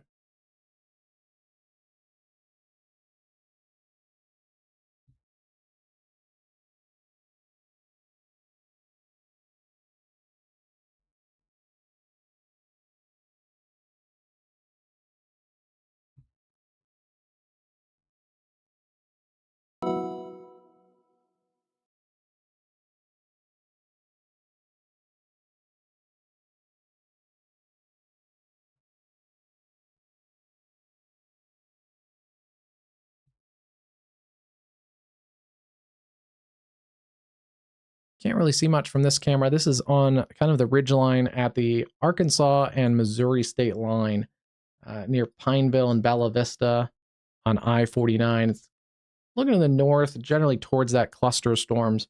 It's gotten darker on this camera. There was a little bit more sunlight filtering in. So keeping an eye on it. It's still a couple counties away. But as that sinks to the south and east across the Joplin area, maybe getting into northwest Arkansas, we may be able to get a better view of that storm complex from these cameras in northwest Arkansas. Yeah, it's right now kind of headed, right now it's headed southeast. We'll see if it starts to more take a dive to the southeast, or if it heads more easterly. That wouldn't be good because it would get into more of this considerable flash flood warning across western Missouri. So I'm hoping it kind of rides this boundary and continues working off to the southeast, areas that have had a little less rainfall today. But if it does that, that's a severe threat for Joplin, Carthage, Diamond, Neosho, Monette, Purdy, Cassville. If it heads more easterly, then it's potentially a problem for, Walnut Grove, Ash Grove, Republic, Springfield, Ozark, Branson, those types of areas. So we'll kind of see here in the next little while how this storm complex develops and which way it wants to go.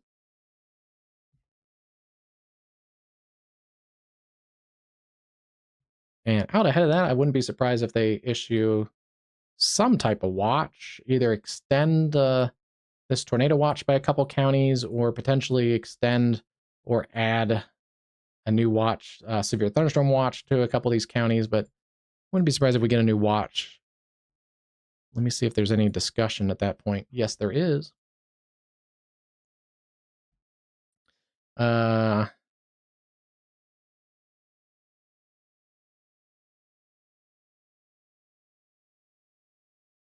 it looks like they might extend that tornado watch into some of those areas. So that makes sense.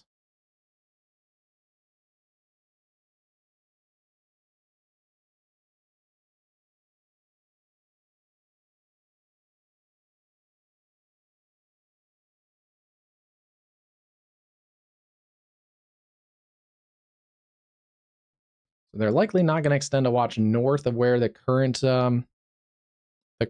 watch is, at least into central Kansas. I think by the time these storms get organized, they're going to be in more of a severe watch already. They're also watching a couple new storms developing, so that's why they're keeping the watch in place out here into southwest parts of Kansas. And yeah, I wouldn't be surprised they may add a few counties, it looks like, to this existing tornado watch. Something like this. They may add kind of in there. I'm guessing they might just kind of square this off and bring it out like that, potentially. So we'll see what they do here in a little while. But it does look like things are still generally going to stay south of the I-70 corridor. I think, yeah, I think you're going to be okay, Stones. It's going to be rainy at times, but let's get the newest. Let me get the newest radar, our model data here.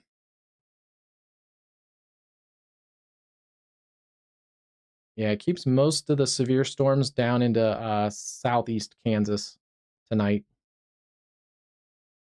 There may be some storms along the I-70 corridor, but the severe threat is generally focused south of I-70.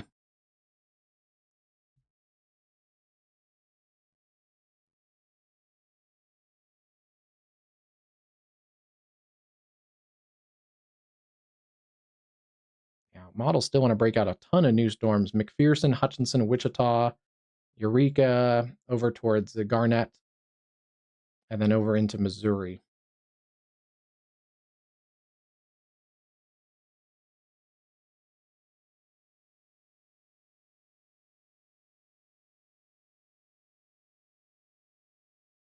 A little bit slower development than earlier model data. So this pushes those storms through Wichita at about 2 a.m. And then potentially Fredonia, Winfield, like 2 to 3 a.m., Independence, and kind of weaken them out.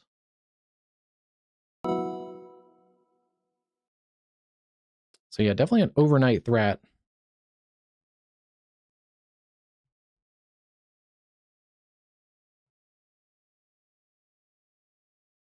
They've condensed the slight risk a little bit. So the slight risk is condensed mostly in this tornado watch and then across western parts of Missouri, northern parts of Oklahoma. It's hard to tell because those storms are in it right now, but there still is an enhanced risk. Basically, they're into extreme northeast parts of the Texas Panhandle and then western Oklahoma. So very small enhanced risk still. But yeah, basically those storms right now that are severe are in that enhanced risk.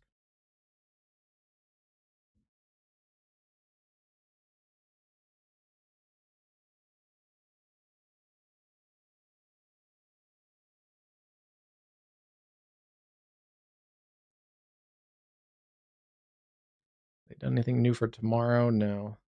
Tomorrow generally keeps the severe weather also along and south of I-70, and then they have uptrended a little bit on the severe threat for the Ohio Valley tomorrow.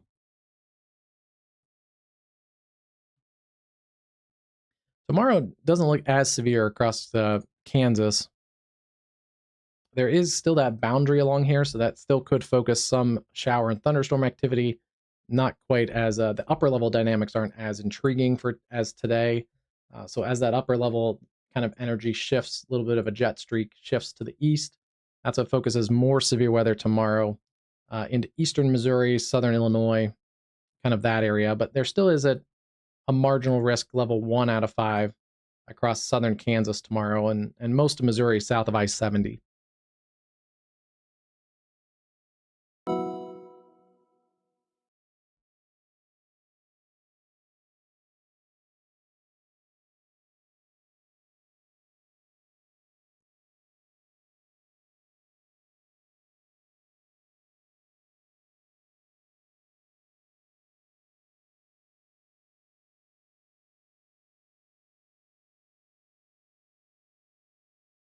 The latest model wants to break out some new storms tomorrow afternoon, especially southern Kansas into western Missouri again. So we'll have to keep an eye on that. That might uptrend.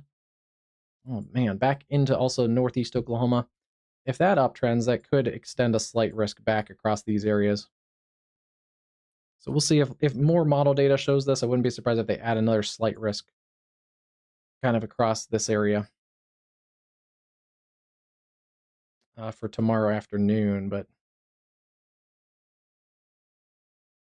yeah, we're one of these patterns. And then western Oklahoma, you may have to watch for some storms coming out of the high plains tomorrow night as well. So areas back towards Liberal, Oakley, Ulysses may get another round of storms off of Colorado tomorrow night too. Yeah, it's kind of just a really active pattern. Tomorrow, almost a repeat of today, just a little bit further east. And we'll see if it uptrends, but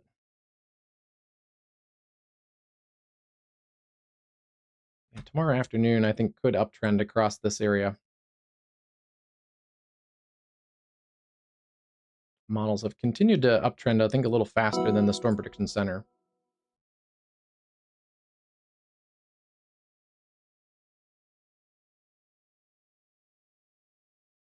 But yeah, this is just one model run, and models don't do great with kind of mesoscale events like today and yesterday and the day before and tomorrow. Because a lot of this also does depend on the outflow boundaries that the residual weather tonight storms leave outflow boundaries, and new storms will develop on those tomorrow. So exactly when and where, it's a little bit more uncertain when you have events like this. It's not just one system that's working across, it's just kind of a draped boundary and a ton of warm and moist air south of that boundary, kind of surging up like this from the Gulf. And you have little impulses that kind of ride along that boundary and spark off more storms. So yeah, it's definitely a little bit trickier of a forecast.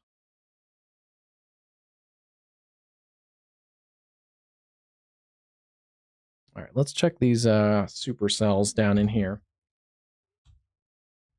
Starting to see what I thought we might see. Starting to see it try to reorganize a new mesocyclone south and east of Eric in Oklahoma. So we'll keep an eye on this. We have winds going away from the radar and then winds going towards the radar. It's really broad right now, but we'll keep an eye on that as it tries to complete that storm merger. It's definitely a little bit more organized than it was. And then this cell has come down in intensity. They've dropped the destructive tag. It's actually working a little more easterly, so it may also run into this whole complex of storms. But it's at least running into some of the rain-cooled air out in front of that, so that's going to continue some storm activity across the areas right along the state line, Texola, Eric again may get into another hail core. And also some more lightning showing up on our Texas cameras as well.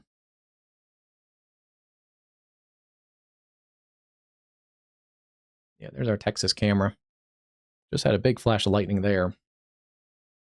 And this is at the state line, pretty much into the heavy rain here. And yeah, the hail core is coming up on this merged cell relatively quickly, just south of Eric. Right in there. It's going to generally move towards Carter, Willow, Lone Wolf, Hobart, Rocky, those types of areas into western parts of Oklahoma.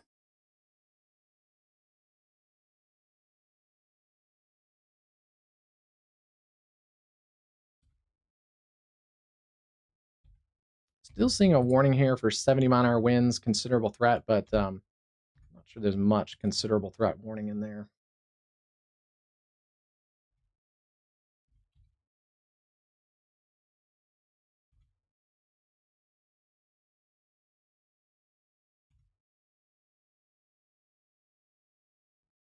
Kind of at the edge of the radar data, but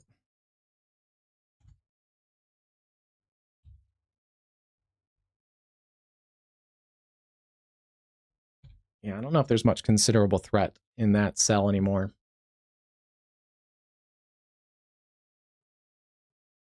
The lightning is really picking up on this Texas camera.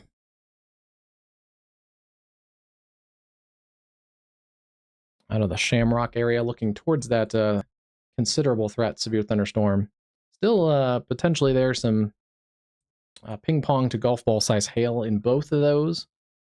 Although I think the hail is uptrending in this cell along I-40 between Sayre and Eric. Wouldn't be surprised if that gets back to lime size hail pretty quickly.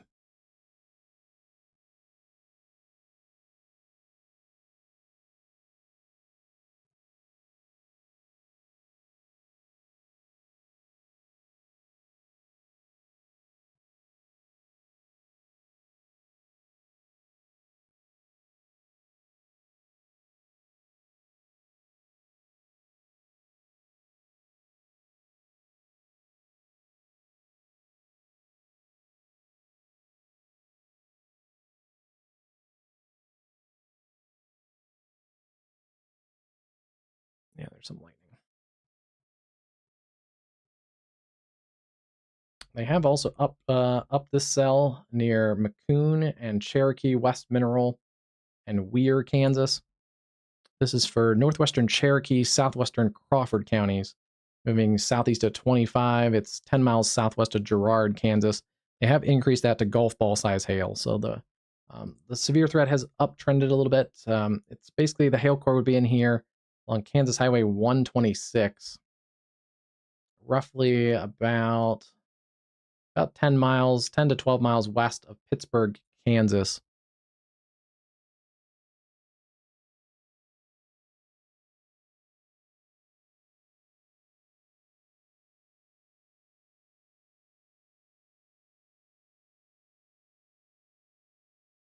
Yeah, there's your hail core right in there. There's another little pocket right in there. Take a look at those on ZDR too. Yeah, they do show on ZDR. Do they show in correlation coefficient? Yes, they do. There's also a big hail spike. So yeah, hail is uptrending in this cell. And yeah, just on the last radar scan, it's uptrended even a little more. So heads up, Cherokee, Scammon, Weir. You guys are about to get hammered with some big hail. Potentially golf ball size plus on that hail.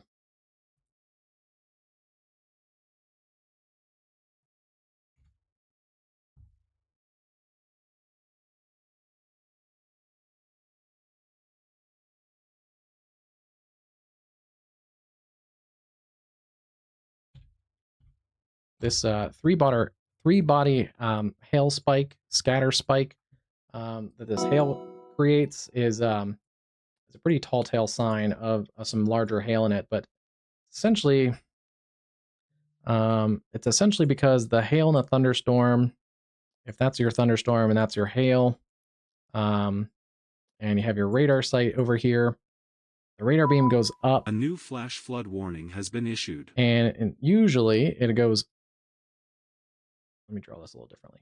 Usually, the radar sight, the beam will go out like this.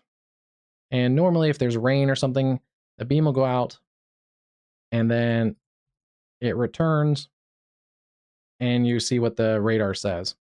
But in this case, what happens is, so it's essentially just a down and back kind of radar echo. Instead, what happens with a 3-body spike is the radar beam goes out and hits off of one of the big hailstones, bounces to the ground, bounces back up. So the radar thinks, instead of bouncing down, the radar doesn't realize it's bouncing down. It thinks there's actually more stuff. It thinks it's bouncing off of more hail to the back of the outside of the thunderstorm, essentially. So that's why you get this this hail spike that looks like it's sticking out of the back of the storm, when really it's the radar beam going out, bouncing down, bouncing up, and then bouncing back to the radar site. So yeah, that's why if there's a hail core, and this is our storm, and that's our hail core, that's why you'll sometimes get that 3-body spike. If this is the hail core, you'll kind of get it back like that. It's actually not there. It's just the radar thinks there's something back here. If our radar's like over here or something. That's a super quick, weird, probably bad sketch of everything, but that's what it's doing. They have added a warning there for that other hailstorm near Cherryvale. $half size hail along Highway 400, just west of Parsons, Kansas. That's headed generally towards Altamont, Cherryvale, Mound Valley. And yeah, generally off to the southeast towards Labatt and Montana, Kansas.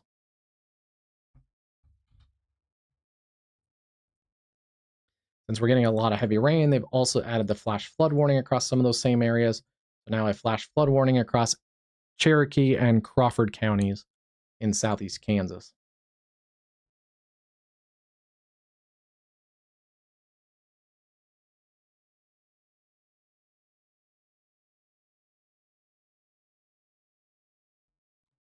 And yeah, starting to get a cluster of storms developing from near Emporia down through Whitewater, Sedgwick, and just on the north sides of Wichita.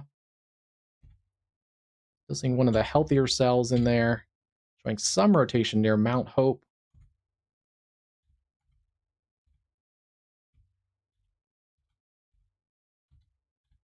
Not a lot at the moment, but that's one to watch. A little bit of a mini supercell kind of embedded in that cluster of storms. They've also extended that warning down to the state line. This is going to be for eastern Cherokee, southeastern Crawford counties. So that goes to areas like Baxter Springs, Galena, and the state line there approaching Joplin and Carl Junction.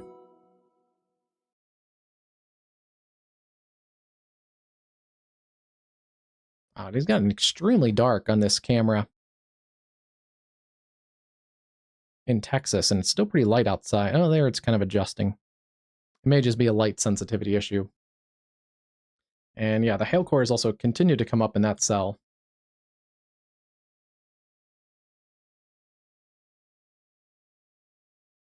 Lightning is also trending up, so that generally is a proxy of strengthening storms. Also look, the echo tops are coming up over 55,000 feet on both of these. So yeah, we are seeing growing cells across southeast Kansas right now.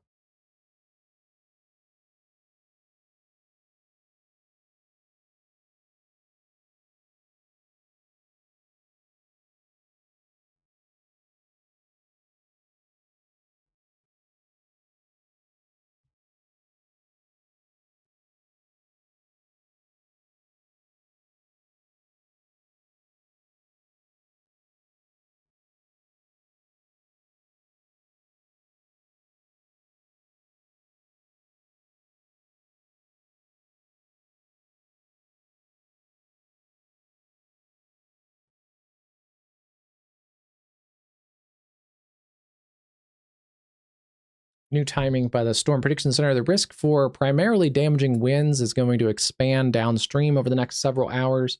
You can see they've just added counties to the severe weather watch.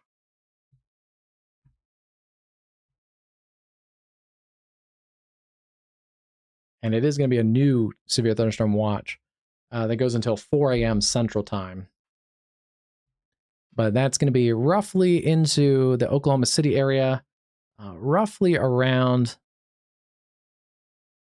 10 o'clock. They're basically saying still 9:30, 10 o'clock.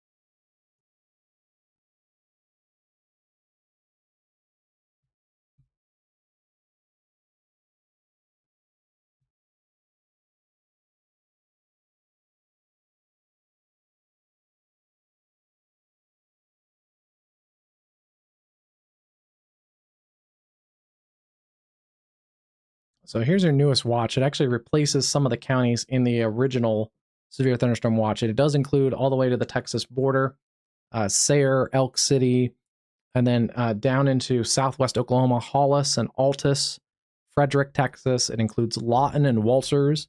It runs along the Red River to Ardmore, up to Sulphur, Pauls Valley, Purcell. It includes all of the OKC Metro, Oklahoma City, Norman, Choctaw, and then up through Guthrie, Stillwater, and Chandler, Oklahoma. And this does go until 4 a.m., although it appears like this initial surge of storms is going to work through this watch area in the next few hours. A couple of tornadoes are possible, isolated hail up to ping pong ball size possible, and scattered wind gusts up to 75 miles an hour are likely. And so, yeah, make sure you have a way to get weather warnings. El Reno, Chickasha, Lawton, Walters, Oklahoma City, down to Ardmore and Marietta. Basically all of southwest and western Oklahoma, as well as into central Oklahoma now under the severe thunderstorm watch.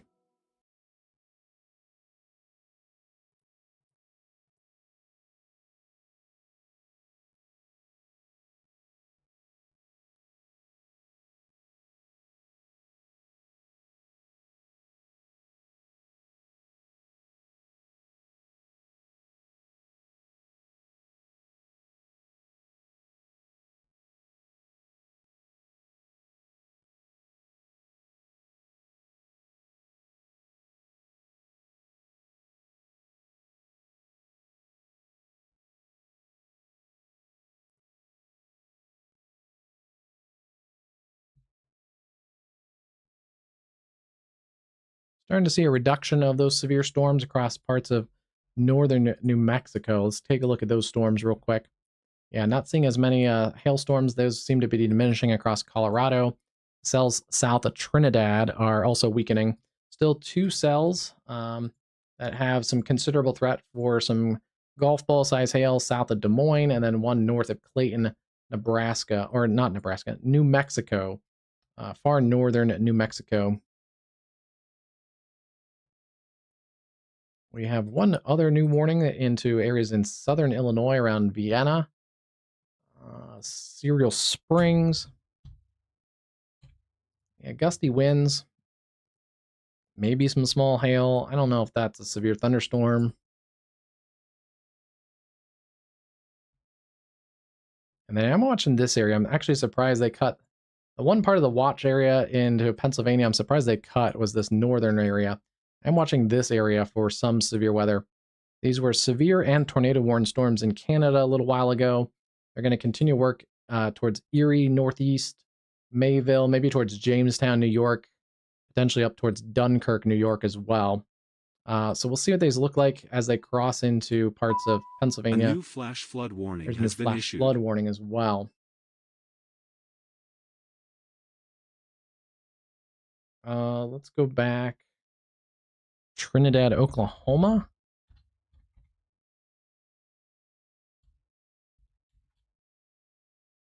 Hey, there's a new warning. As I suspected for actually quite a while, 60-mile-an-hour winds, quarter-size hail. Again, we'll see what this looks like once it gets on shore. May kind of re-strengthen over some warmer land rather than the water. We'll see. But Erie County, Erie, Ashtabula County in extreme northeast Ohio, and Crawford County in northwest Pennsylvania. New severe thunderstorm warning there. They don't look like they're as tornadic as they were in southern Oklahoma or southern Ontario. Let's go to Oklahoma, Trinidad.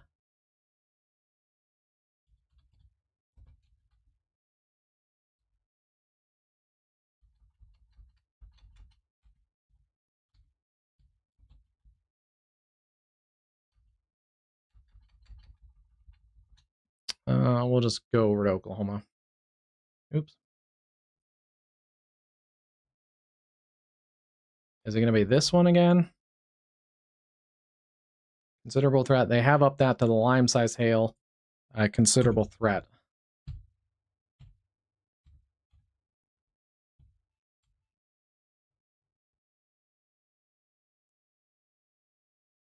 This one? Okay.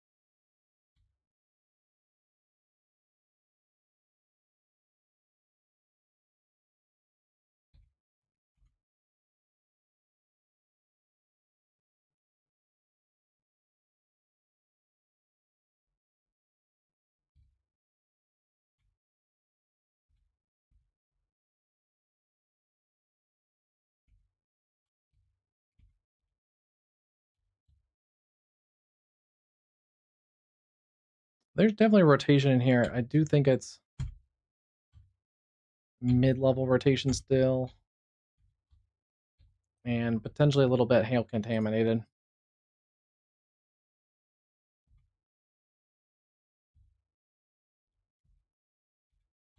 Pretty far from the radar still. Something looks a little off with that.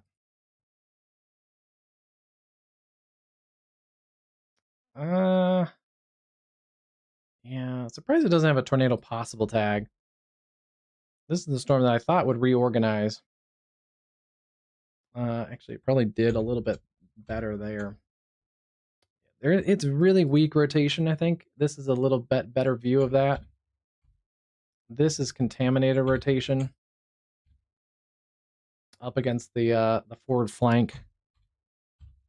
So yeah, it's very broad, and it's not broad, but it's very weak rotation right now. So that's, I think, why it doesn't have one.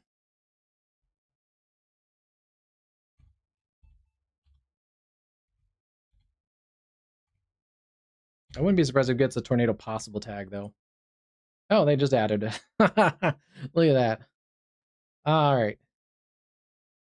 Yeah, they just added a tornado possible tag. That's what I would have for it. It's also going to go through another cell merger. That may, we'll see what that does. But the former destructive cell has now worked into Eric and Texola too. So this whole thing is going to combine into one cell. Right now, there's actually kind of two inflow regions. Yeah. So we'll see. This is going to go through another cell merger. We'll see what that looks like in a little while. There's a look at that storm. That's at the Texas state line around Texola. Most of the hail has now moved south of I-40 in Beckham County, just south of Sayre. That's where your hail core is going to be, generally going towards Carter and Willow along Highway 283. Yeah, give that a few more minutes. I do think it'll try to go tornadic again at some point, but it's going to have to go through another cell merger first.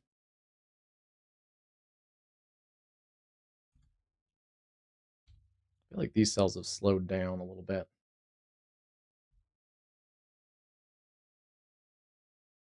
Still have it moving east at 30.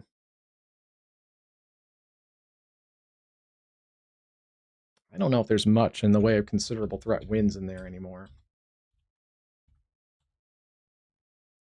Continue to stay in a sturdy structure. Canton, Hitchcock, Watonga, down through Weatherford, Bessie, and Corn. It's approaching areas around Colony and eventually Geary. It's eventually going to get into the Oklahoma City. This is the storms headed generally towards Oklahoma City.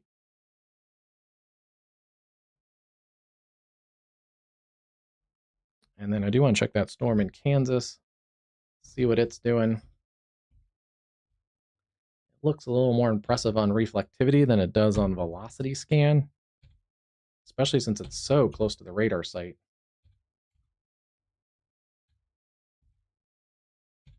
Yeah, looks better on velocity or on reflectivity than it does on velocity. Some of these storms are uptrending around Whitewater and Burns up towards areas just south of Emporia, so we'll keep an eye on those cells.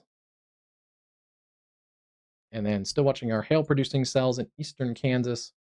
Both of these could have ping-pong to golf ball size hail, I think, in here. Cherokee Weir, just south of Pittsburgh, Kansas. Generally headed towards Carl Junction, Webb City, Joplin. You guys have a couple minutes here. Some showers around, maybe some lightning and thunder already, but the hail is back towards Weir, so you have a few minutes to get that car tucked away. Southeast at 25. Yeah, you do have a couple minutes there in the Joplin area.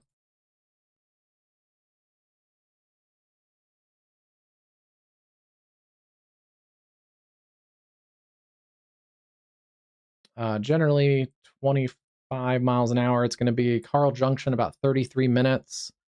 Joplin would be about 45. Webb City about the same, about 45 to 47. And then Carthage about an hour or so. So yeah, next hour it's going to get rocking and rolling pretty hard there around the Joplin area. Time to put those cars away. And then make sure you're in a sturdy structure away from windows. This cell, little mini supercell, also has $50 to ping pong ball size hail around Parsons, Altamont, Mound Valley, and that'll continue sliding to the south, maybe eventually towards Baxter Springs. So we'll keep an eye on that, especially the south west sides of the Joplin Metro.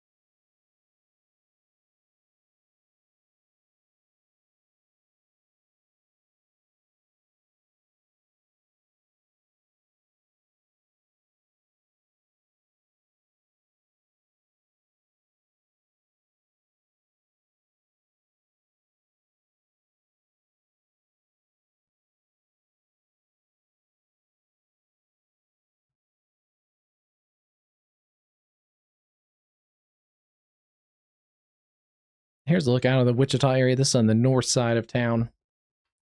And starting to see a few of those storms work into that area around Park City and Bel Air. You can see some of the raindrops hitting the camera. Still not too crazy looking at that particular point there around Park City, but yeah, storms are definitely increasing there.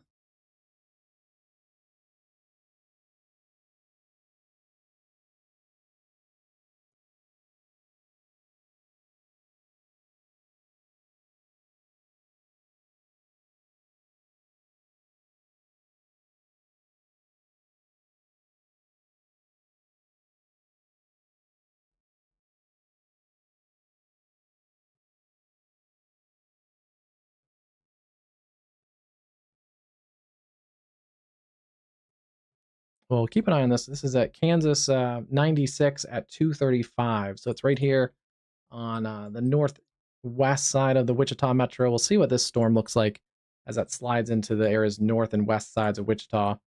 Strong storm, not really rotating. It looks like it, again, it's more impressive on the, it's It's more impressive on the reflectivity than it is on velocity, so we'll keep an eye on it, though.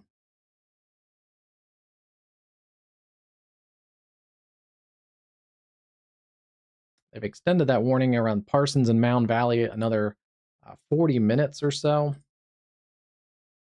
And then they have trimmed the warning for Girard and West Mineral, but they're continuing the warning in southeast Crawford and southeast Cherokee counties, or eastern Cherokee County. Continuing that warning polygon to the state line right now. Storms are kind of slow. They're making slow forward progress right now. But yeah, we'll keep an eye on Wichita as well as southeast Kansas.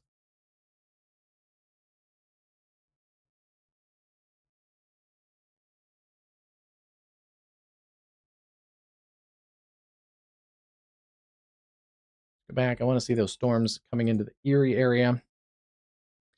They don't look as feisty as they did in Ontario. Still a decent amount of lightning with these storms. And I wouldn't be surprised if we get a few more severe warnings up across the western New York area into Portland, Dunkirk, Westfield, those types of areas in New York. Still a couple other storms across portions of southern Ontario. A couple of these may get over towards the Toronto metro, and some still out towards the cottage country there north and west of Toronto.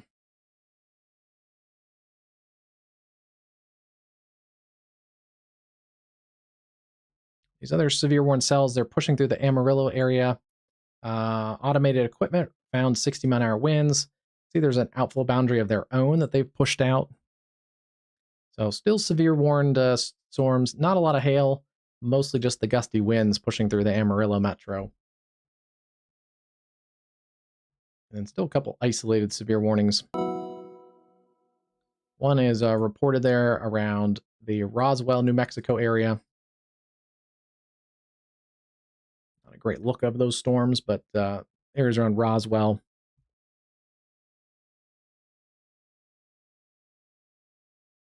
This camera is getting all the lightning shots right now. This is the has been issued. This is the camera at Shamrock, Texas, looking back at those severe warning cells around the Texas state line. Yeah, tons of lightning in here. There's also more storms that are not severe, but flash flooding is occurring in Wheeler County, Texas, and Hemp Hill County, Texas. So more storms back through Pampa, and then even back towards Amarillo. So it's going to be a rough ride if you're in the areas there along I-40. More storms, potentially some small hail in that one. And yeah, tons of lightning between Shamrock and the state line, and then areas like Sayre and Elk City. They've increased that considerable threat to the south. Mangum, Granite, Lone Wolf, Willow. Some of those communities I think we called out a while ago. Yeah, not much rotation in there right now. It's still has to kind of reorganize. If this cell tries to reorganize, it's kind of not fully incorporated. It's more of a multi-cell complex at the moment. We'll see if it tries to incorporate into like one cohesive supercell. But either way, severe weather headed towards Mangum, Granite, and Lone Wolf.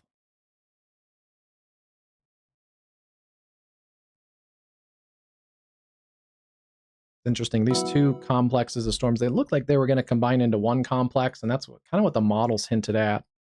But then this one complex shifted off towards the east and is headed more towards Oklahoma City. This other complex is generally dipping a little more southeast. So, yeah, that's been interesting. Potentially more of an issue then for Altus, Cache, Snyder, Hobart, Mangum, Frederick, those types of areas. If that continues on the southeast push. Now it could turn, it could arc back towards the east and be more of an issue for Elgin or Apache. We'll just have to kind of wait and see how that progresses. Let's see. Yeah, there's a bunch of storms across Missouri.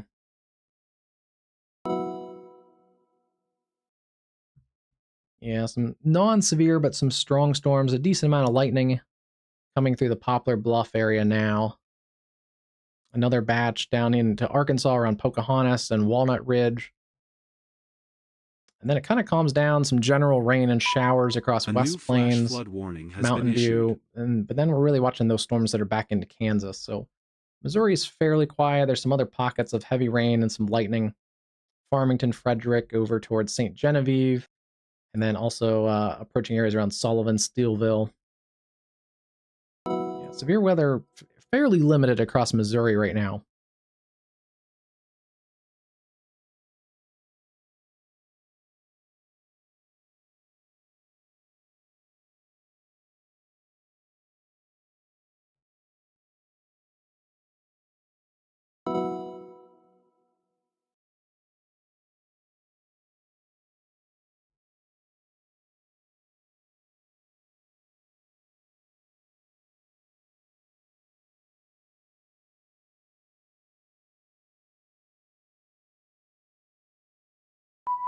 A new flash flood warning has been issued.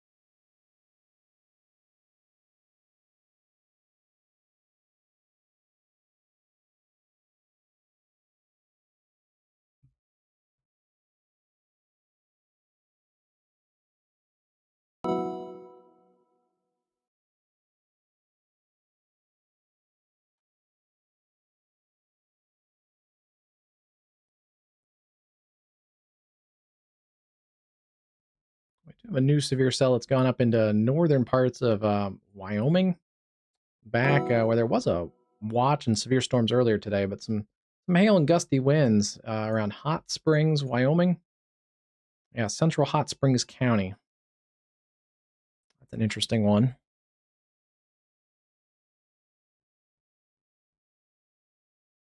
It's been a stormy day a lot of places, even if we haven't had a lot of severe weather.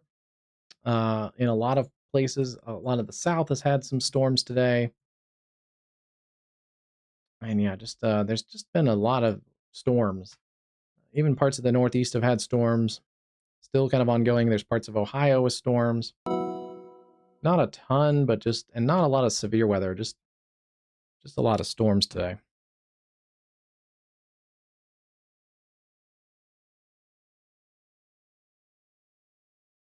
Yeah, it's not tornadic though. The storm that's headed towards El Reno right now is A mostly a new gusty flash flood wind. warning has been issued. Yeah, turning on shear rate. There's not much in the way of shear rate showing. It's actually kind of disorganized. Um, maybe more shear rate down here. We'll see if this tries to focus a new area of rotation, but right now even that storm is kind of disorganized at the moment, and that one's not headed for El Reno. That's more towards Mangum and Granite.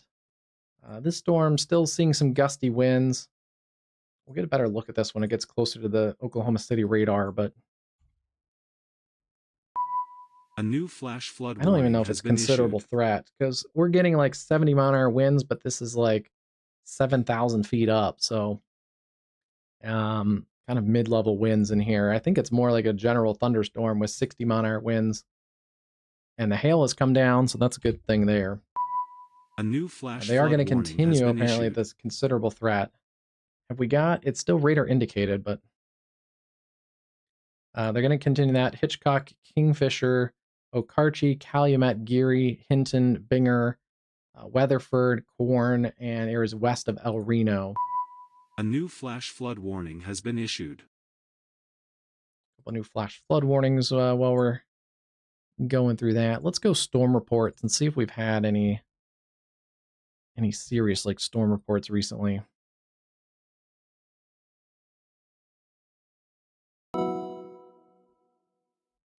Yeah, that complex of storms, I'm not sure it's actually a considerable threat. 62-mile-an-hour winds, mesonet sites. There's a 70 earlier, but that's kind of on the lake shore over an hour ago. So maybe parts of it are, but I don't know. This big of a warning, as a considerable threat for how long it's been a considerable threat. Like, we're not seeing anything back in here that says like considerable threat. Like, sometimes these considerable threats have a big swath of warnings, or not warnings, but storm reports after them. Just not seeing a ton there. Earlier, when they were supercells, you can see some of the tornado reports, tornado on the ground. Arnett, National Severe Storms Laboratory researcher, mobile mesonet unit, 73 mile-an-hour winds.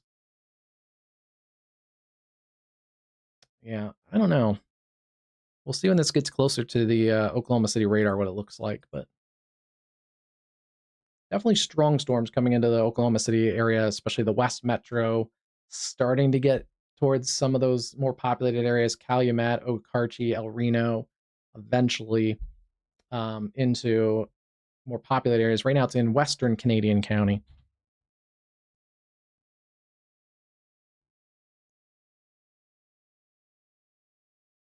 It definitely doesn't look like the convective system that Oklahoma City even saw the other night.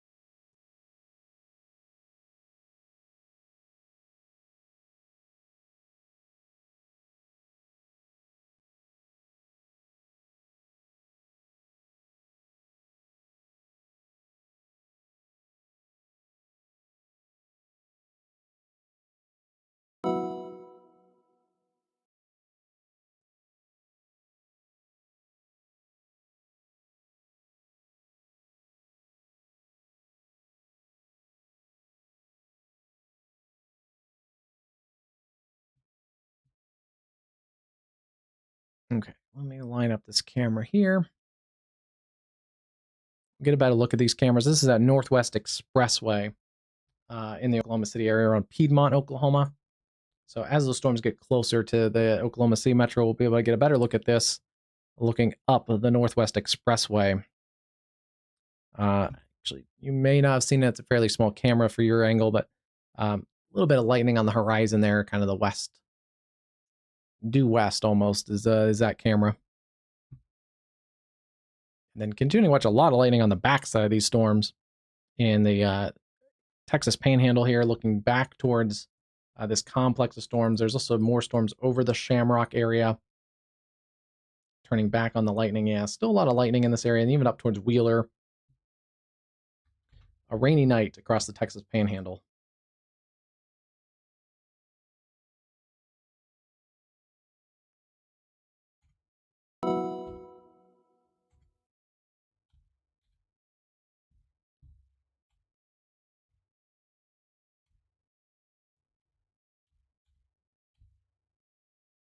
So we'll see here. These two cells have a couple areas of rotation. I think this is going to be the winner of the two as it tries to reorganize on the rear flank of all this.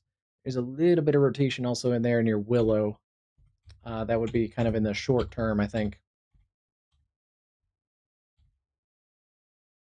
Both of them not tornadic right now, but we'll kind of see as these two cells continue to kind of come together. It's still a little bit of a multi-cell complex with two individual supercells trying to compete with each other, but I do think it'll eventually kind of work its way into one supercell. Either way, Mangum, Granite, Willow, Lone Wolf, heads up for this cell. Considerable threat and at least kind of golf ball size hail.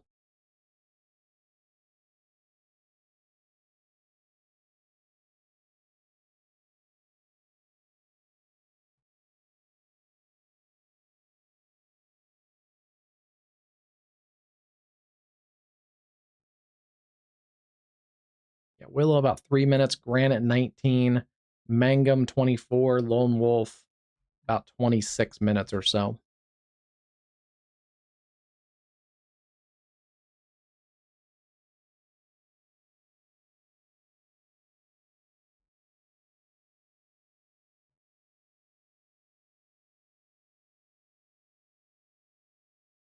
And then here's a look at the Wichita area. This is on the north side of Wichita. Take a look at these cells. Yeah, they're still kind of hanging on the north side of Wichita.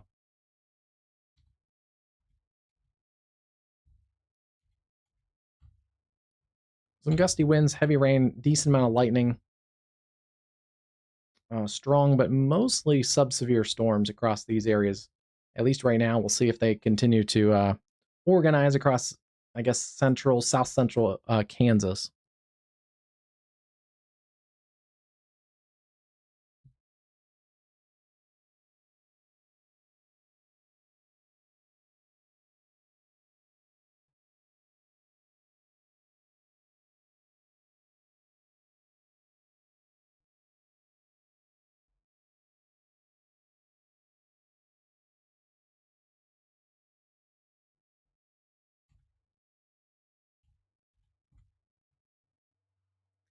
They're moving fairly quickly still. Let's see. 35. There's a better look at these storms as they continue to head generally towards the Oklahoma City area. Still looking up a few thousand feet. Seeing some pockets in here closer to 70. This looks a little bit better organized than it did just a couple minutes ago. Actually, yeah, that has surged out just in the last couple minutes. That is very interesting. So it's not just that we're getting closer to the radar site, it's that it's actually gotten a little better organized. So starting to see a surge of wind in here. That's going to be a little bit more of a considerable threat tag, like it's being warned for Geary, Greenfield, Bridgeport, Calumet, eventually El Reno, and Okarche. This backward C shape is where we have rain-cooled air, rain-cooled downdraft surging this thunderstorm complex out. So it's pushing that complex ahead. And yeah, we can see that also in the reflectivity. There is a little bit of a spin, not as much of a tornadic spin right now, but more of a little MCV trying to develop, a little mesoscale convective vortex kind of back in here. If that does kind of fully develop, then it will kind of accentuate this wind risk, push this damaging wind towards the El Reno area, get it to kind of surge out even further. Hinton, Bridgeport, Geary, Calumet, El Reno, Union City, basically there in Western Canadian County, heads up. Yeah, that's starting to mean a little more business now. That's a little bit more organized than even the last time we looked at this cell just about 10 minutes ago. Hey, Cooper, how's it going tonight? West Virginia. I think most of those storms were dying out, but we can take a look over there. Oh, the Huntington area? I think you guys are okay. Let's take a look. Maybe some isolated storms to the north. I don't think much gets that way for a little while.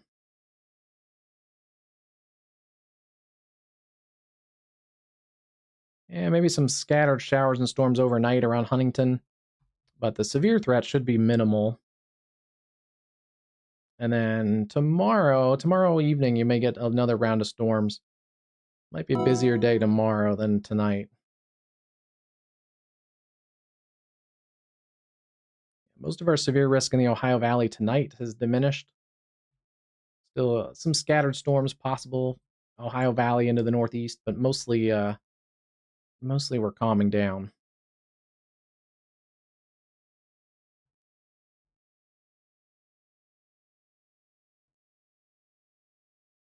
Some of the only storms I'm really watching right now in the northeast is still this complex of storms pushing across from Ontario. It was severe and tornado warned earlier. Seeing gusts to 60, quarter-size hail maybe in this pocket near Girard and Fairfield. And then we'll kind of watch this next surge come in from basically Erie up to about Dunkirk, New York.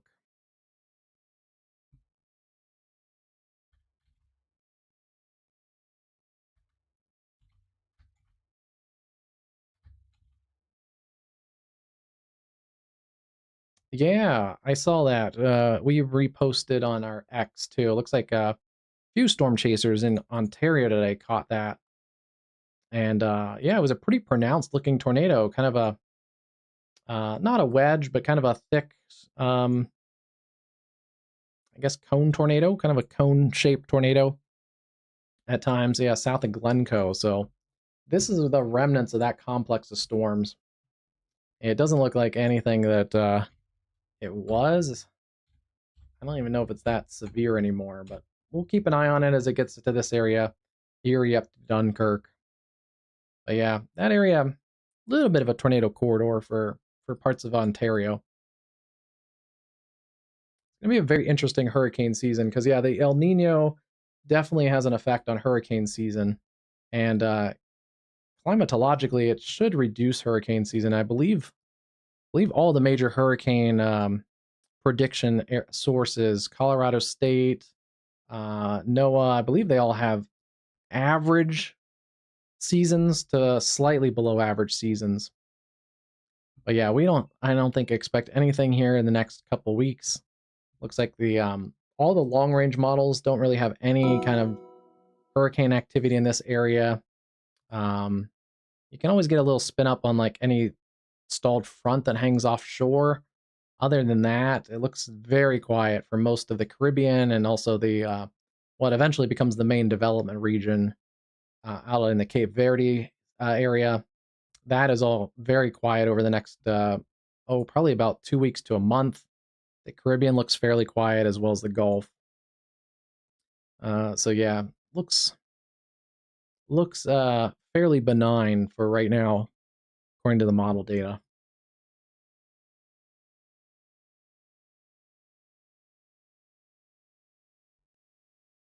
Yeah, I saw obviously I saw it earlier. The Canadian warning system is still not not as organized as it was, but yeah, their warning polygon, if you call it that, went from like here. Their warning polygon was like this area here, but the supercell itself was like up here. So yeah, they warned like this whole giant area for a tornado warning, but it was really kind of one cell that swooped its way like this. But yeah, the warning system in Canada still needs upgraded. They were going to, but then they've pushed it back so many times. I don't know if it has a new date anymore. It was originally, I don't know, it was originally I think last year, and then they moved it to June 1st of 2026, and um, now they pushed it back even further. But I don't even think they put a new date on it. They just pushed it back. And we are going to get a new warning there. Quarter size hail, 60-mile winds, Dunkirk, Fredonia, Sinclairville, down to areas around Sherman, New York for that area coming on shore. Yeah, yeah, they're not great, but it's good to hear that they're working on it. We did finally get a warning on this cell that we've been tracking for quite a while around the Wichita area. There's the areas on the north sides of Wichita. Finally, a warning there, 60-mile winds, quarter-size hail. This has looked more impressive on reflectivity than it is on velocity. But there's a little bit of a wind surge in there. That's going to come across Sedgwick County. So heads up Hayesville, McConnell Air Force Base, Derby, downtown Wichita, and out towards Andover. That's the first warning on this cluster storms that the models had uptrending over the next couple hours. So we'll keep an eye on this cluster in here. That's going to continue to sag into some more favorable environment closer to the Kansas and Oklahoma border. So we'll keep an eye. Some of this area hasn't really gotten worked over by storms yet. So yeah, some uptrending likely will continue there. And then it looks like we got a new warning also for this cell. Columbus, Kansas, Baxter Springs, West Mineral, some of those same areas. Both of these cells could have golf ball to, yeah, probably about golf ball size hail. the lead cell has come down in intensity just a little bit. It may be running into some rain-cooled air from all the storms earlier this afternoon. See all the flash flood warnings in here in southwest Missouri. So if this storm stays a little more west, it may have a better chance. Yeah, I think there's kind of a rain-cooled boundary right about in there. So behind it, it may be a little bit less conducive for severe weather. This one, if it stays out in front towards Lake Grove, it may have a little bit better shot at some large hail, potentially a tornado or two, is what the Storm Prediction Center highlighted earlier.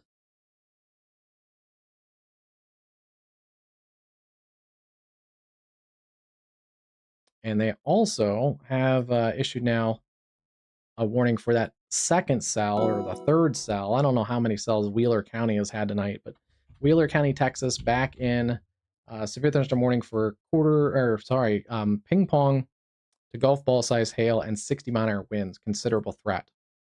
That may work its way back towards Sweetwater as well. Maybe goes just south of Sweetwater. Hey, ST New End. Have you been here the whole time? Because we looked at those earthquakes earlier. Of course. Yeah. It's probably less of a chance since a lot of it, especially in the US, earthquakes are on the west coast and there's not as much thunderstorm activity along the west coast with the especially and the Pacific Northwest, the marine layer, and then you have more of the Mediterranean climate, so not as big of a thunderstorm chance, but especially in other areas of the world, there's likely severe thunderstorms ongoing with earthquakes, since they're two separate systems, so they can happen at separate times. I don't think there was in Venezuela, but obviously Venezuela this time of year gets a lot of thunderstorm activity. So, as far as the video I saw, I think it was dry, but it obviously could happen. And then certainly like the areas in the Philippines and some of these Pacific islands down in here that are susceptible to earthquakes and things, they get quite frequent severe thunderstorms also. So, yeah, definitely could happen. But they're separate systems, so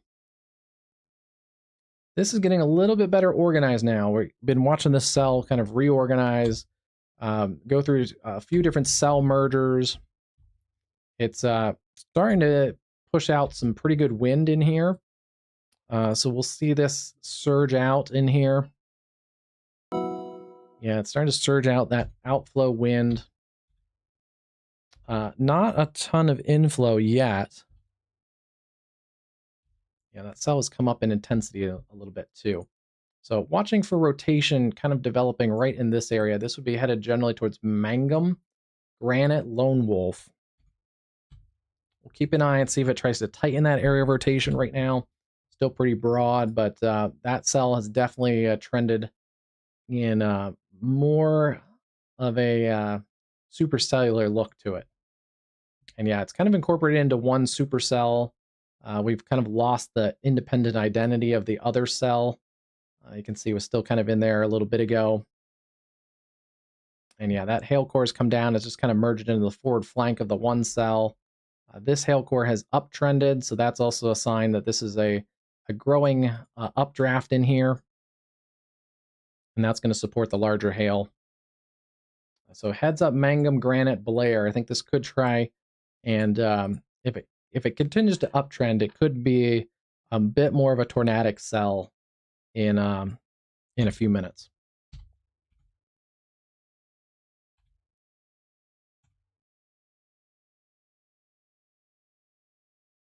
Oh yeah, hey Colorado, how's it going tonight? Oh, I see the lightning on there. Yeah, it's over the higher terrain. Woodland Park, Green Mountain Falls. Not moving much, but the lightning has uptrended. Went from 0 to 7. So yeah, you might have a little bit of a light show out there. up in that higher terrain. I don't know if it does yet.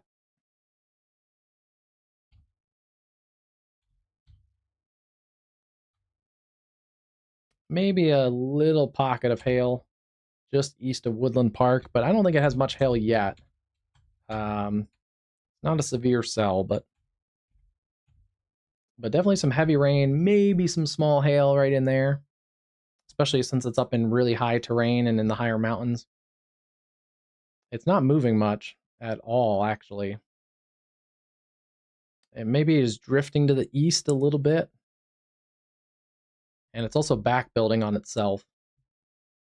So yeah, you may get a good look. Yeah, no problem. There's some bigger cells in southeast Colorado. I think they missed you guys today. Let's check this storm. Yeah, starting to see more of a considerable threat look with 70 plus mile an hour winds. Hinton, this is coming into the Hinton area along I-40, just near the Geary area. Seeing a little bit of MCV trying to form there. A little bit of rotation.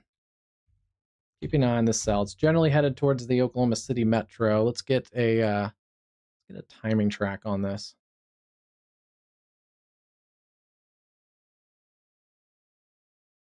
Going to put it El Reno about 27 minutes, Union City 32, Minco 35, Yukon 45, Tuttle 47, Mustang about 52, and western Oklahoma City roughly about 60 minutes or so. So heads up, western sides of the metro, prepare for some considerable threat, wind threat right now. Yeah, you may get a little more. That looks like it's kind of building as on itself, so it may continue an uptrend. There's some lightning showing up on our west metro camera, looking west from Piedmont, Oklahoma. That's generally looking towards that part of the storm. This has also been a light show out here in Shamrock, Texas, now under a severe thunderstorm warning itself. Yeah, lightning has continued to uptrend here around Shamrock, Texas, seeing pretty nasty storm right over this area. 60 mile an hour winds, some quarters potentially in there. You can see cars have slowed it way down. Yeah, that's a nasty ride right now on I-40. Basically, in and out of the storms from east of Amarillo all the way on I-40. Well, really all the way to almost El Reno. So, not a fun ride. Wow.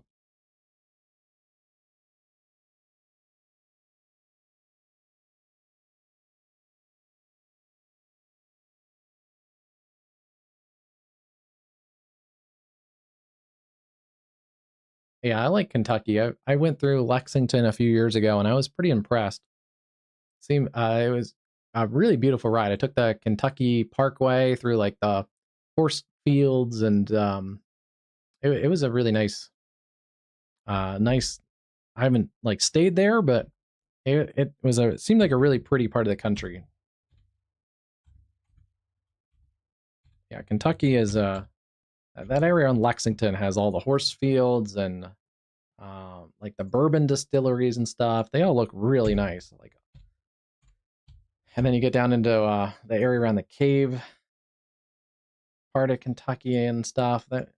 Yeah, Kentucky's an interesting state because it's so long. It has like the Appalachians in the east and rolling hills, and yeah, it's that Kentucky Parkway that goes from I don't know if it has a name, Texas or Kentucky, the Bluegrass Parkway. That's what it is. Yeah, that was a really pretty ride I took a few years ago, but it was from Lexington, goes all the way down here, and then it eventually connects to 65 near Elizabethtown.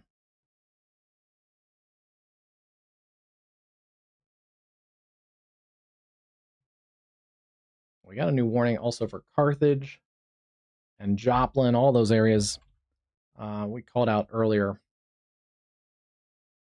Yeah, that storm has finally started to shift towards the east a little bit. So Joplin, Carthage, 60-mile-an-hour winds, quarter-size hail. The hail threat has come down in that cell just a little bit. Yeah, not seeing as much large hail in there anymore, but still a lot of lightning in both of these cells. They're both severe warned. They've dropped the hail down to an inch for both of those cells, but we'll continue to watch those. Two supercells. They're still somewhat discrete in a somewhat favorable environment on the northern corner of this tornado watch area. And then we did get another severe warning for the El Dorado, Kansas area, Towanda, Augusta, Andover, and Bloomington. Those storms continue to work through the Wichita area. This still looks a little bit more organized. We'll see what it looks like after it gets under this radar site. But yeah, these storms are slowly working their way through the Wichita area. And another cell, also a pretty strong cell back towards Haven and Andell. And eventually that may also work its way through the southern part of the Wichita metro. Good evening, TSB. How's it going tonight? Not really. Actually, this complex of storms has gained energy just in the last little bit. This is an uptrending area of storms. These two cells have lost a little bit of energy, but they're still going pretty strong, headed east-southeast into western parts of Missouri. And then this cell has really gained a little more organization, unfortunately, as it's working towards the Oklahoma City metro. Yeah, it has a little bit of an MCV kind of on it, and then it has a pretty pronounced area of damaging winds, generally headed towards the western Oklahoma City metro. Let's check this cell again. This cell continues to also uptrend. It's gotten back to Lyme-size hail and considerable threat, so we've seen cell mergers, and it has a little bit of rotation, but now I'm seeing its outflow dominant, so may not be as imminently tornadic, severe but thunderstorm warning has been issued. And then there's now a new destructive severe thunderstorm, Crosby, Garza, Lubbock, and Lynn counties in Texas. So yeah, we're seeing an uptrend, which is about right. It's in the 9 o'clock hour in the central time zone.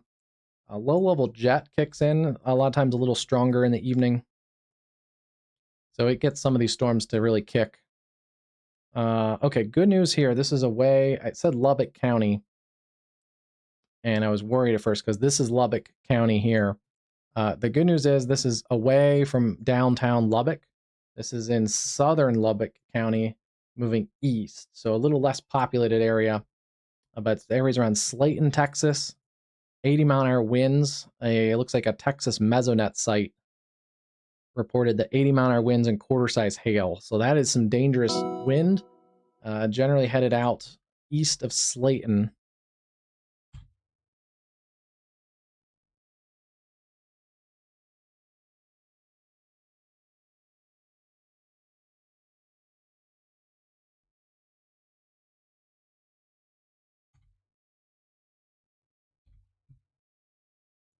Not really showing great, but if that Mesonet site was calibrated correctly, then it's likely in there.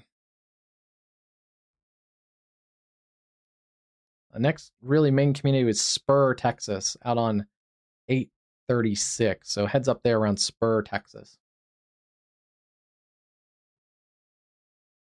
Let's see, earthquakes. Yeah, so they're not losing too much energy. California gets earthquakes with the San Andreas fault line, which is the separation of the North American plate and the Pacific's plate. It kind of runs up right along there. Not quite, actually, kind of tucks in, but basically right along the edge, like that. The edge of the coastline there of California. This is the North American plate, and this is the Pacific plate. But not as so it gets earthquakes, but this is a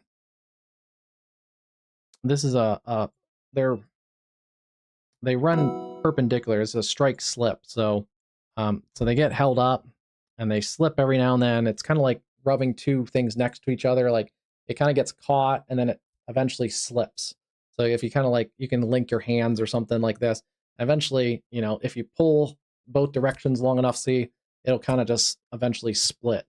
You have other kinds of plates, like up here in the Pacific Northwest. There's this, it's a small plate. It's actually about like this. It's called the Juan de Fuca plate. The Pacific plate is actually back here, Pacific plate. And then you have the Juan de Fuca plate. It's Spanish. I'll just call it JDF. And then you have the North American plate. This one is a little different. This one is a subduction zone where the Juan de Fuca plate is going underneath the North American plate. Subduction zones have generally some of the more violent earthquakes, and subduction zones generally look like this. So you have the you'll have the continental plate. So in this case, it's the North American plate, and then you have the Juan de Fuca plate, and I'll draw that out like this, and it's a oceanic plate. So what happens is, let's see. So this plate gets pulled back under and dives under the continental plate is a little lighter, so it sits on top of the denser marine plate, oceanic plate. So it gets pulled under. What happens is, as the plate gets pulled under, it melts and eventually goes back into the mantle. But some of that melt creates heat that melts some of the plate and crust above that subduction, and some of that always leaks back up to the surface and forms generally ahead of the subduction zone. You get volcanic development, and that's what we have exactly here. So the subduction zone is just offshore, where the Juan de Fuca plate is coming into the North American plate, and then just onshore, this is where we have the Cascade volcanoes. You can even see them here on the relief. There's one right there. That's Mount Hood. I don't know what that one is, but you can see them all in here. Mount Rainier in here is a volcano. There's a couple others right there. Mount St. Helens, Mount Adams. And yeah, so you get these volcanic arcs out ahead of this. And yeah, that's your subduction zone. You have other subduction zones in most of the Pacific has subduction zones around it. There's subduction zones up in Alaska, and then also Japan is another good example of subduction zones. Here you have the Pacific plate actually running in and subducting underneath, and that's why you have, I don't know my Japan geography very well, but somewhere in here is Mount Fuji. Somewhere in here. Anyway, that's why you have Japan. There's volcanic parts of Japan as well. There's hot springs. I don't know where. Yeah, here's Mount Fuji right there, and yeah, that's obviously a prominent volcanic feature. There's hot springs. There's those. That's probably another volcanic. A new mountain PDS peak severe too. thunderstorm warning. But yeah, there's those monkeys that love the hot springs out of Japan and northern Japan. That's all likely volcanic features too. Okay, well, Texas has woken up. A new PDS severe thunderstorm warning has been issued. Motley, Terry, and a bunch of counties here. Motley County, Hale, Yoakum, Lamb, Terry, Floyd, Cochran, and Lubbock counties. Severe thunderstorms on a line.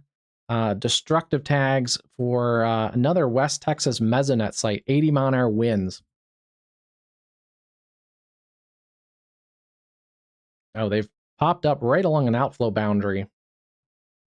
So, wow, 80-mile-an-hour winds in here, headed towards the Lubbock area. So yeah, this is everywhere north of Lubbock.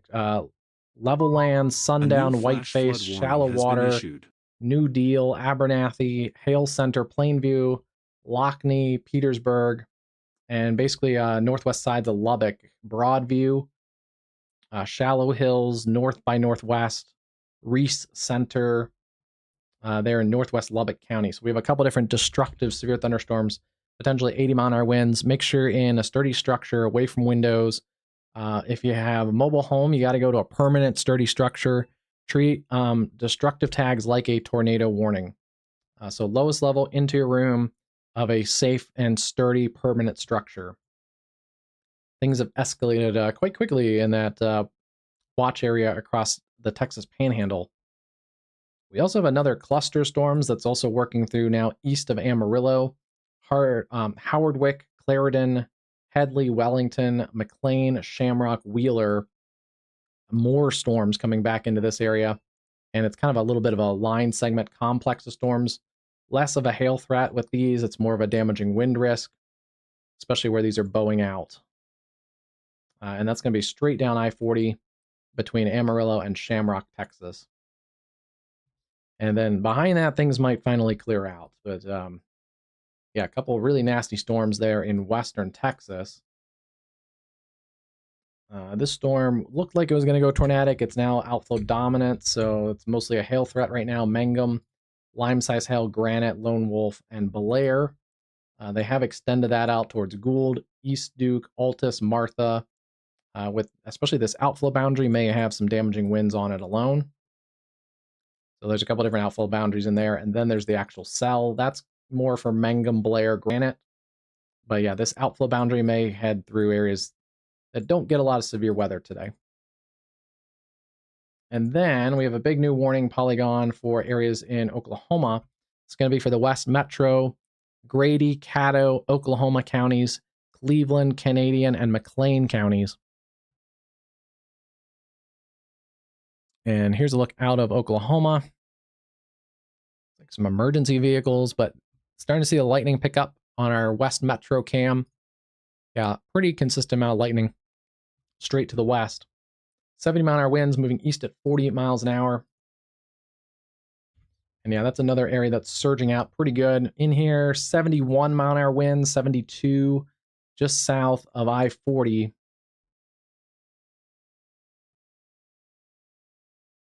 And we're getting a little bit close to the radar site too. So this is took a little bit of a turn towards the south, just a little bit.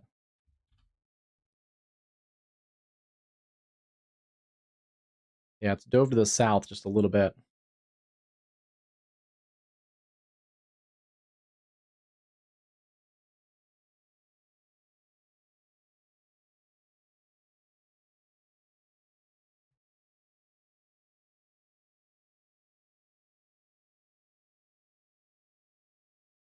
All right, so new timing here. This puts it Union City, roughly about 14 to 15 minutes. Same for Minco, about 15 minutes.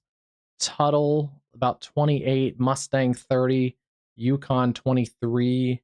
And then Amber, about a half hour to Amber. Maybe if it gets down towards Chickasha, it'll be about 35 minutes or so. Bridge Creek, 37. Newcastle, 46. Blanchard, 43. And then eventually Dibble, about 55 minutes or so. Valley Brook, 50. Moore would be about 50 minutes or so. Yeah, that's about the same as Valley Brook. So downtown Oklahoma City, if it does hold your way, roughly about 45 to 50 minutes next hour or so. Heads up there, especially right now, the West Metro. And it's about southwest Canadian County off of 37 and south of I-40 is the strongest batch of winds. Headed generally towards Union City, Minco, Tuttle. The Brahms Dairy Farm is up in here. And then eventually Bridge Creek, Newcastle. Severe thunderstorms with damaging winds right now. I don't see a lot of tornadic threat with those, but we'll keep an eye on that one segment as well. Oops, let me cancel that. Take a look at our Joplin storm. Still seeing the storm working through the Joplin area. Mostly just gusty winds, and they have upped the hail again. I think it's back up to the golf ball size hail. Still seeing also observed flash flooding now west of the Joplin area. So yeah, they've extended the flash flood warning. Observed flash flooding for Cherokee, Crawford, Barton, Jasper, and Newton counties. 1 to 3 inches of rainfall, and then a couple more inches of rain also possible. And then still seeing this supercell back here. Oswego may eventually work towards Baxter Springs. So heads up there. Two strong storms there in western Missouri and southern parts of Kansas. Tomorrow's going to be an interesting day. It looks like there's going to be more severe weather across southern Indiana. Yeah, I think right now the Storm Prediction Center has a slight risk. I wouldn't be surprised if this gets expanded some. I think it will. So they'll likely extend the marginal risk, and then they'll probably extend, I think, the slight risk a little bit. But there is a chance of all hazards tomorrow. There's a 5% tornado risk. Right now it's unhatched. I wouldn't be surprised if it also gets hatched. A low-end wind risk. This could come up a little bit, and that's why I think they'll expand the slight risk. And right now, a low-end hail risk. So yeah, right now I think the better chance would be tornadoes and wind tomorrow. But yeah, that tornado risk right now does extend up to about Indianapolis and then about the Cincinnati metro, and then back across St. Louis, eastern Missouri, and just north of the Poplar Bluff area.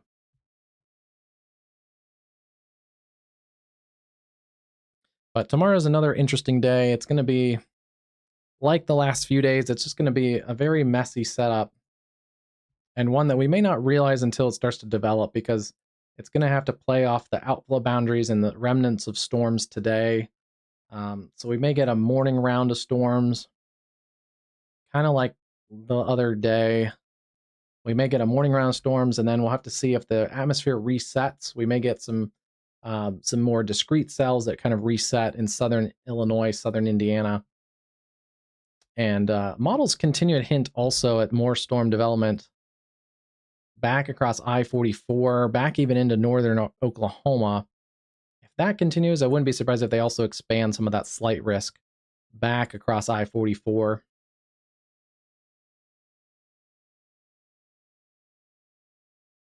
Yeah, because that boundary just doesn't move much. So yeah, we may get more storms tomorrow evening also across some of the same areas. A flash flood warning has been issued. And then anything that kind of develops in the evening is going to continue to work through the Ohio Valley tomorrow night. And it looks like that boundary just kind of stays along there. So more flash flooding is also potential along the Ohio River Valley into Friday. Maybe more storms, especially across the Tennessee and Kentucky on Friday as well. And then some of that shoves also to the east. And it's going to be a messy couple days, and then it's going to get really hot. I think tomorrow morning should be clear enough for severe weather and everything. I should have a forecast video out tomorrow too on the pattern. There is going to be a pattern switch. So we're going to go from a stormy pattern to a heat dome pattern. That'll, well, I won't give away my forecast video. You'll have to watch it, but it's essentially going to get real hot here, like real hot. And then it's going to get stormy. Storms essentially kind of ride the ridge pattern. So they start kind of off the Rockies in the Front Range, and then you get little trough ejections that eject off the north side, and that keeps the storm pattern into northern plains, into the Great Lakes, sometimes getting into the Northeast. But yeah, then it gets hot and a little drier. Looks like next week for some of these areas. Just crazy hot though. Like we might see hundreds, especially at least heat indexes of hundreds. Probably air temperatures like 90s, but a heat indices 100, 105 kind of range. That's the preview though. You'll have to watch the whole forecast video to get the details.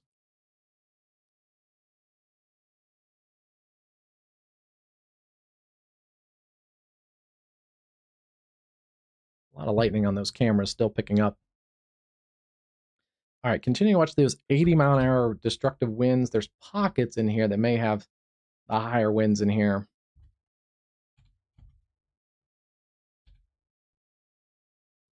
I don't think everyone has the 80-mile-an-hour winds. It's going to be some of these. Whoa.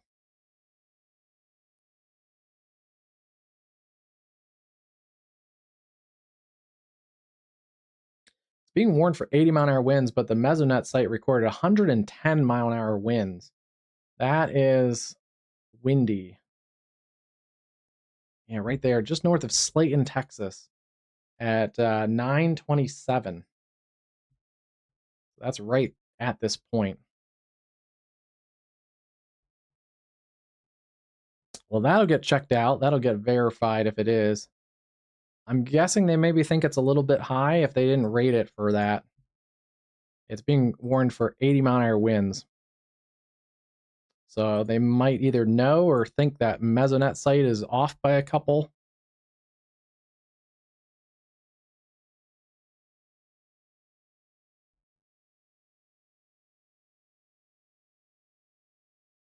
And then here's the mesonet site out of plain view. 85-mile-an-hour winds on that mesonet site. So that's a little bit more of an easy read. I don't know if I agree with that warning then. They warned this whole line as a possible destructive threat, which it could be. But it was really that individual cell that's worked towards the east, towards Lockney, and eventually getting off Texas Highway 97. So these are still like fairly distinct cells, and I don't know if every cell in here has 80-mile-an-hour winds. But yeah, this one in here would be the cell that has the 80-mile-an-hour wind potential, or at least the more conducive potential there. Yeah, you can see the gust front kind of bows out right there, and it lags back further. So I think this is the higher end wind potential right in there. Plainview, Lockney, maybe Floydata. We'll keep an eye on that one towards Matador, Roaring Springs, but yeah, I think it probably needs a warning more like this rather than just warning the entire line for 80-mile-an-hour winds.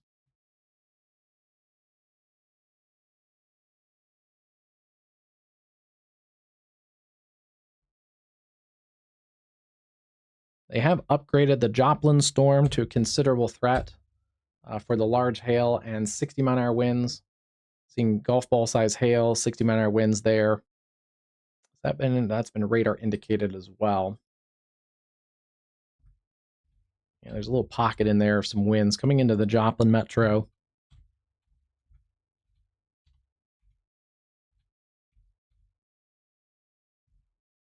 Nothing immediately tornadic. There is a little bit of broad rotation right there, just kind of tucked up just over downtown Joplin. It's going to continue moving east towards Fidelity, Duchesne, Leawood, Saginaw, and Diamond, Missouri. We'll keep an eye on that little inflow region. The cell to the south or to the west has kind of died off a little bit. 1-inch hail, 60-mile-an-hour winds. Still a severe thunderstorm warning there. They are continuing the observed flash flooding there for western Missouri and portions of southern Kansas. Also continuing the observed flash flooding. Emergency management reported flooding over there. That's in western Missouri, north of the Springfield metro. So tons of rain have already fallen in this area. So please turn around, don't drown tonight. And if you don't have to go out overnight in southern Missouri, eastern Kansas, I would just kind of avoid that if you can.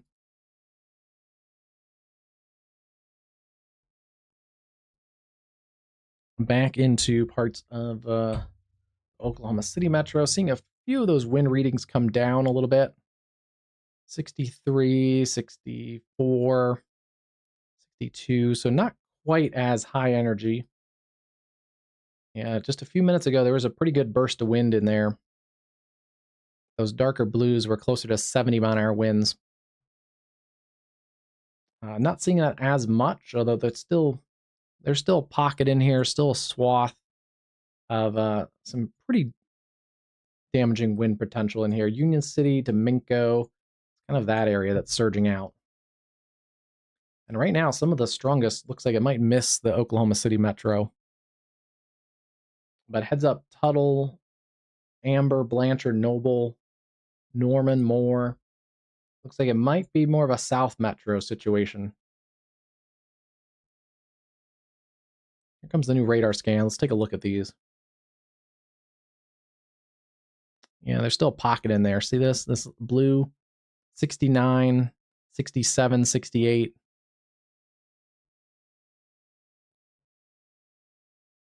Still kind of paralleling Highway 37 right now, so generally headed towards Minco.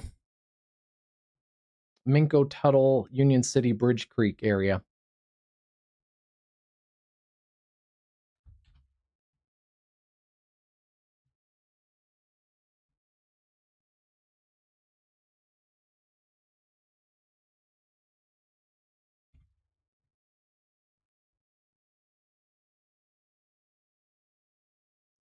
Similar, there's another pocket of 60 to 70 maybe mile-an-hour winds in here.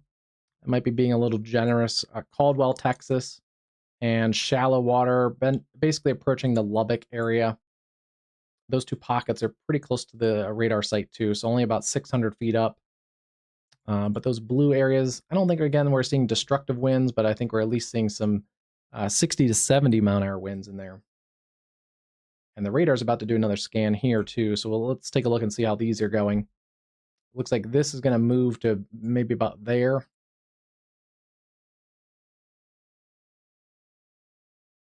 So yeah, this is coming into the Lubbock area, especially the north side of town.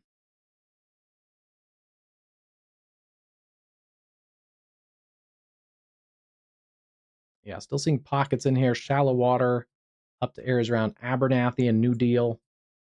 Basically headed towards the north sides of Lubbock with some potential damaging winds.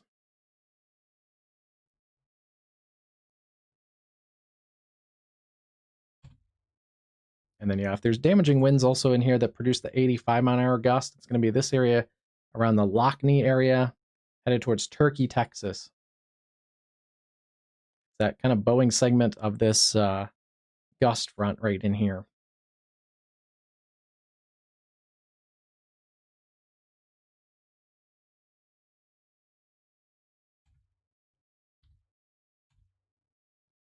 Our supercell near Mangum continues to die off. It's less of a hail threat at the moment. Being warned for ping pongs, that might be generous, but still some gusty winds, some small hail, Mangum to Granite to Lone Wolf. See the gusty gust front in there has surged out. Ahead of that, that's going to be approaching areas around Blair, Martha, East Duke. And then, yeah, that storm continues back Blair to Lone Wolf. And we'll see how that continues to work towards the south. We also have a big batch of severe warned storms back into the Texas Panhandle. Wheeler, McLean, and Clarendon moves over towards Wellington, Shamrock, Eric, and Sayre again. We'll keep an eye on those storms. Between those, there's a cluster of non-severe storms around Eric and Sayre. And then, yeah, watching those severe wind storms work into the Oklahoma City metro. Right now, we've lost our severe warnings across Wichita. There's some pockets of gustier winds in here. Not really a lot of hail. So mostly kind of borderline severe storms.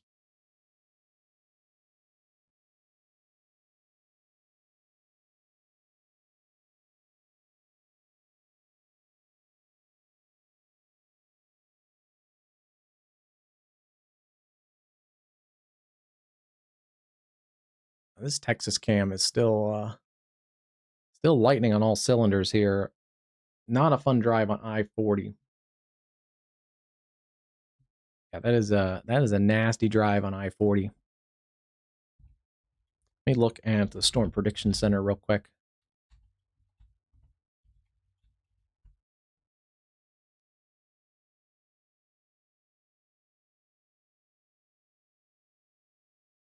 Let me see. Storm Prediction Center. See if there's any new updates by the Storm Prediction Center here.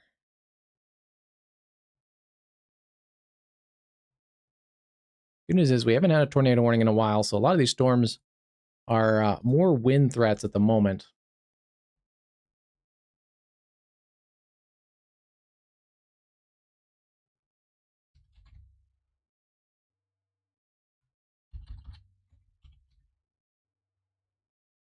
Storm Prediction Center says they haven't posted a new update in a while. Still watching those storms work towards the Oklahoma City metro. They called it about 10. And those storms have slowed down just a little bit. Because earlier was looking about 10 o'clock. They were going to get into the Oklahoma City metro. They haven't posted anything about that western Texas area firing up. So that's interesting. But yeah, still pretty strong storms in there. With a couple destructive tags across the Texas Panhandle.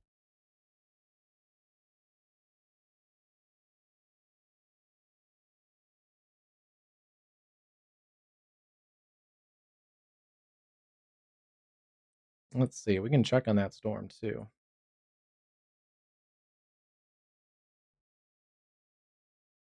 Yeah, it's still in here.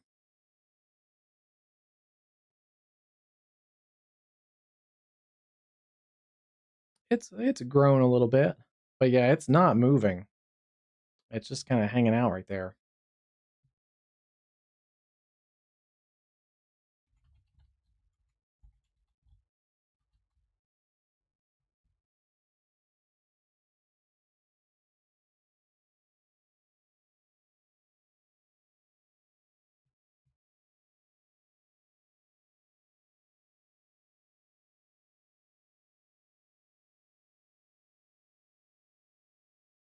Yeah, it's not really moving that much.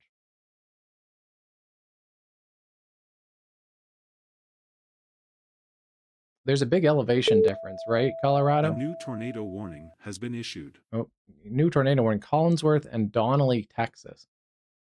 So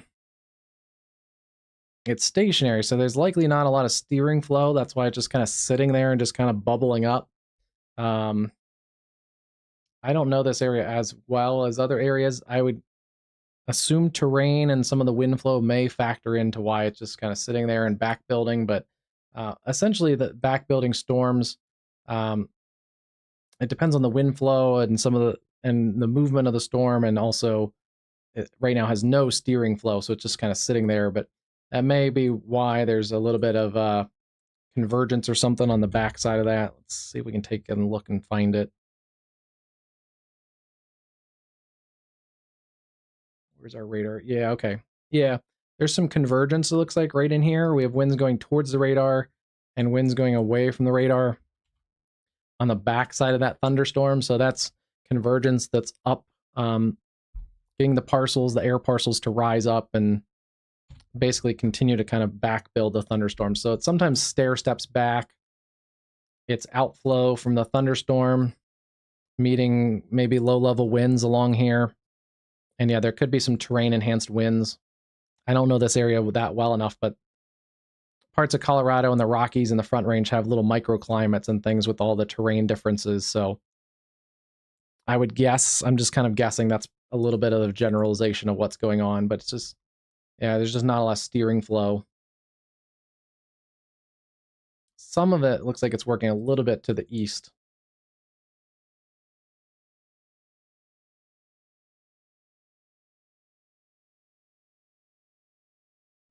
Yeah, I'd have to dig into that particular region a little more to give you a little better idea, but that's just kind of like the rough estimate of it. Sounds good, Stones. I didn't know you were still on. You were quiet tonight, Stones. Have a good night. Yeah, you might get some rain and storms, but it doesn't look like the severe weather's headed your way. All right, what do we get here? Shear rate's detecting it.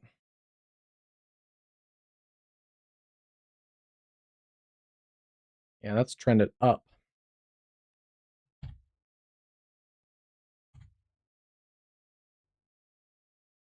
All right, just crossed Texas Highway 273. Kind of on the leading edge of this bulge of wind in here.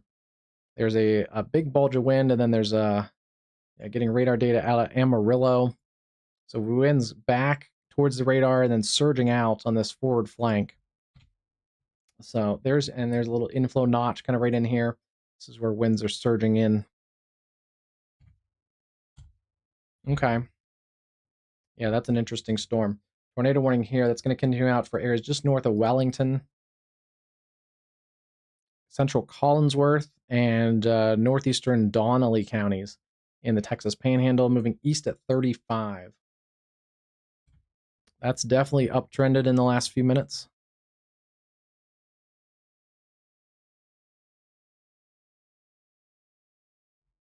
I guess one good news is there's not any. There's a couple like smaller communities. Aberdeen, 33 minutes. Ludi, 27. That's along Highway 83. Samnerwood, about 20. And Dozer, about 14. And then it might get to the Texas Oklahoma state line in about 49 minutes or so. Looks like there's not a lot of distinct population out there. So yeah, if you're in areas just north of Wellington, basically between Wellington and Shamrock, continue to stay in a tornado safe place there in the eastern Texas Panhandle.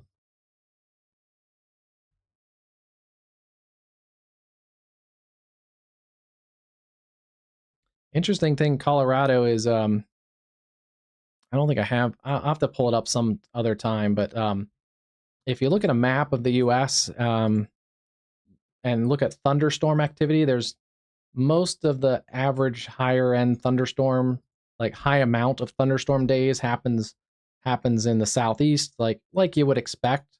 Um, Southeast Louisiana, the Gulf Coast, Mississippi, Alabama, and then much of Florida has like really high amounts of thunderstorm days. I'll have to pull the map at some point, um, but you can kind of expect that. And then a lot of the southern plains and like the area we're doing severe weather coverage today has kind of a above average amount of thunderstorm days per year. So basically just the number of days you get thunderstorms per year. But there's actually an uptrend. Once you get back into the front range, there's more thunderstorm days than even up here in the plains. There's a little less severe weather, but because of those upslope winds and especially like you guys have had in Colorado and the front range the last couple of days, you get complexes of storms that form on the front range. There's more thunderstorms there than most of the other places in the central U.S. And then until you get down into the southeast, that's when you get more thunderstorms too. But so lightning, I think if I remember right, there's actually a slightly, I think, higher average amount of lightning hitting humans also on the front range than there are in some of these other areas in the Midwest. Yeah, the front range is an interesting place meteorologically. Let's see. We've completely lost, looks like, our considerable threat now. Yeah, so they backed it down to considerable threat. Since we aren't seeing those 80-mile-an-hour winds, they should have just warned the one section 80-mile-an-hour winds and then warned the rest separately. And then we've also lost our other considerable threat around Spur, Texas. We are seeing another considerable threat for flooding. Butler, Harvey, Reno, and Sedgwick counties, with those storms just sitting across the Wichita metro. So continue to seek high ground, turn around, don't drown. Especially it's getting dark, so things are going to get dangerous for flooding here around the Wichita metro, as well as also into western parts of Missouri. Still seeing that severe storm around Joplin. And that's moving generally towards other areas that have had flash flooding. Wow.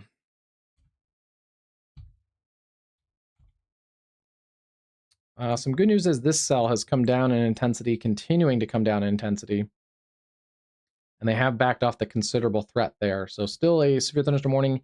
Yukon, Bethany, Mustang, Bridge Creek, Tuttle, Minco, Union City, Pecasset, Amber, Blanchard, and Newcastle, but no longer a considerable threat, as that storm has decreased in intensity.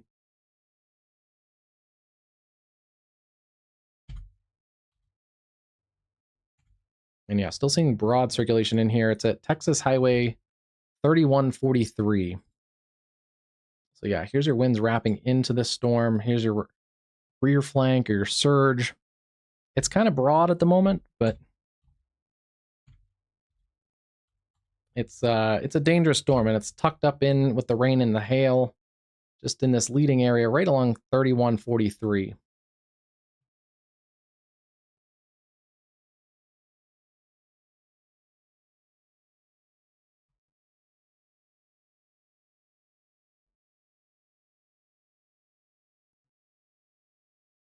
So yeah, Dozer about 11 minutes. Samnerwood 19.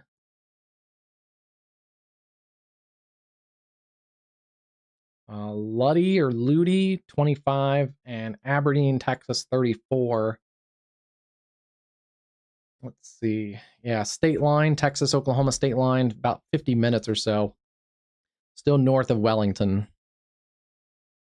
Wellington, you guys are in line for some of the heavy winds, though. Let's get a timing for Wellington on that. 24 minutes to Wellington and 46 to Dodson. That's on not the tornadic part of the storm. That's on the damaging wind threat that's surging out. Actually, maybe even a little less. It looks like the strongest winds are still tucked back in there. You'll get a burst of winds first, then you get a little bit of a gap, and then the strong winds pick up right at the edge of the precip. So yeah, a couple more minutes. That's about 24 to Wellington. Welcome back, Cruz. Yeah, you guys miss out on some of the bigger storms on the Front Range. You just get more of them, I believe. Statistically, there's more storms on the Front Range. Yeah, kind of in this area here. But some of the biggest storms and the tornado threat is usually a little bit east of you guys. There are some storms still ongoing across parts of that area. Let's take a look real quick. Yeah, there's the line segment, this remnant segment. It's come all the way down from, it started the day, I think, in like northwestern Wyoming. So this storm has gone on for quite a while. No longer severe, but some strong storms across eastern Colorado, Akron, down to Deer Trail. And it looks like some new storms have fired along the Front Range. Well, they're working like weirdly west. They're working into the mountains from the Denver area. So some strong storms over Denver, but not severe right now.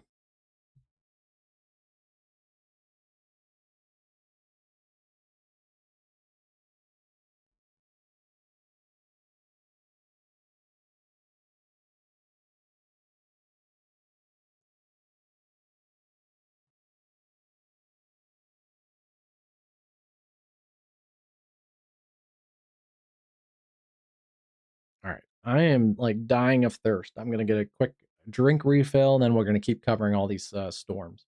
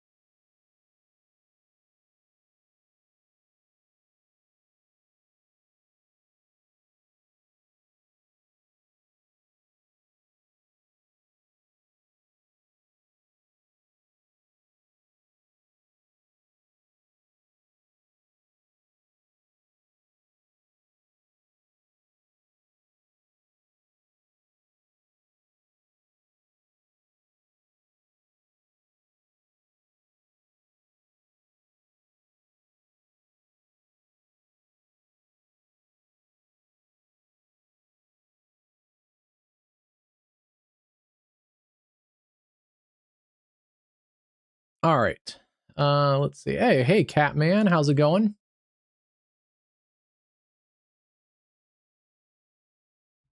Welcome, welcome. I recognize you. I think you've been on before.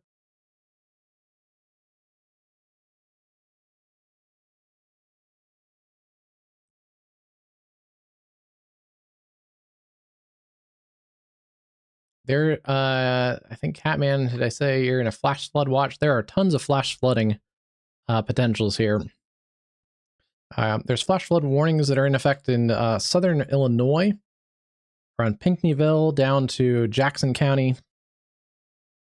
There's more rain ahead, so I wouldn't be surprised if we get an increase in flash flood warnings. And then also into parts of southern Kansas as well as western Missouri. And there's more rain headed into those areas.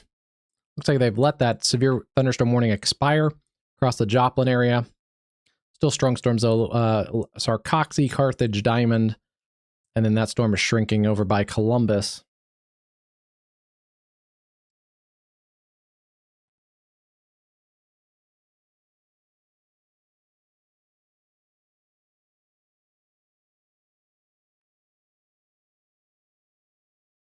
Six inches of rain in the past 4 or 5 days. Yeah. Yeah, this whole area in the Midwest has gotten a ton of rainfall. Will start to dry out. It's just going to be just going to get really hot.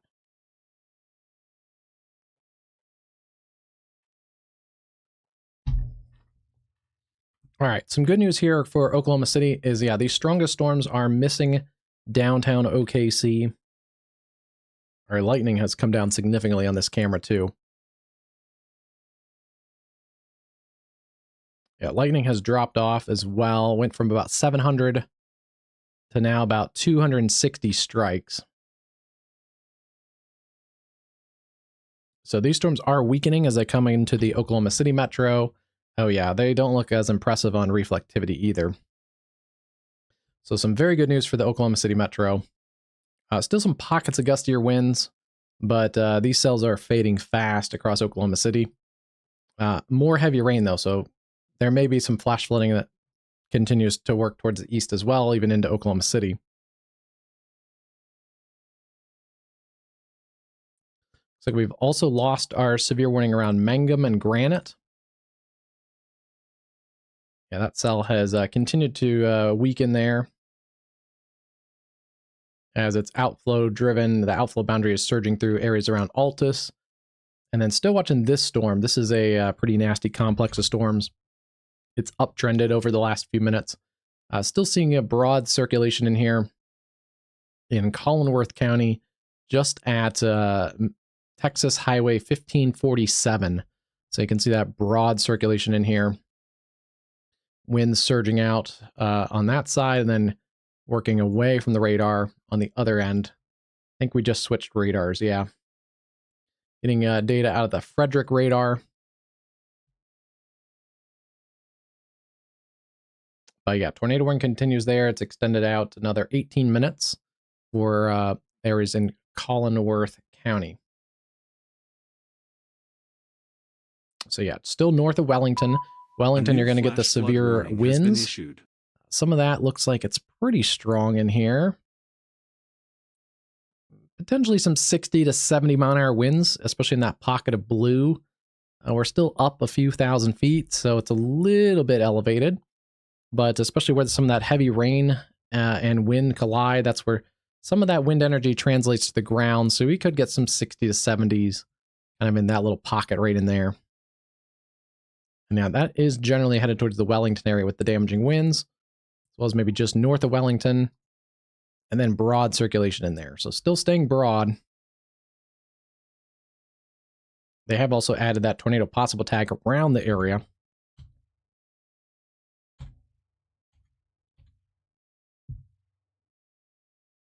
Hey, Noah, how's it going today? Welcome, welcome.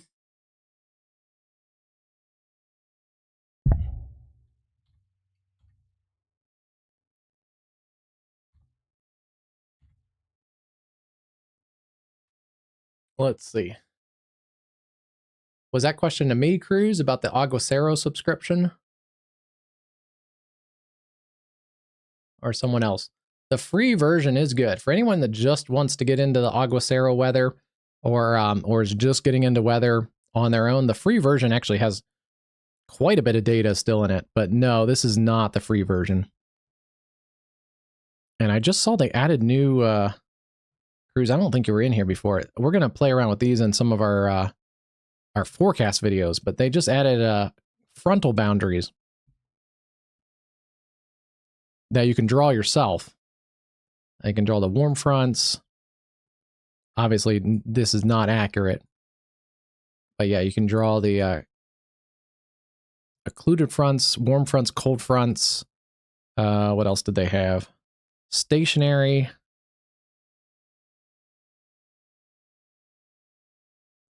And it works like the line tools and a dry line. They can draw the dry line. So that's pretty cool. And they stay there because they work like the line tool.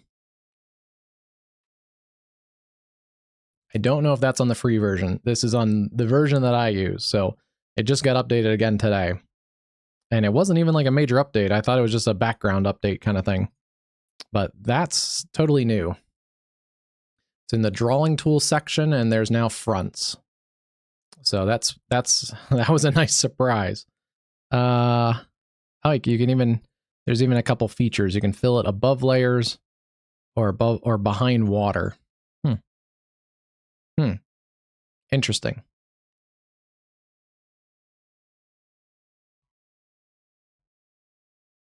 It's on the free version, the frontal boundaries.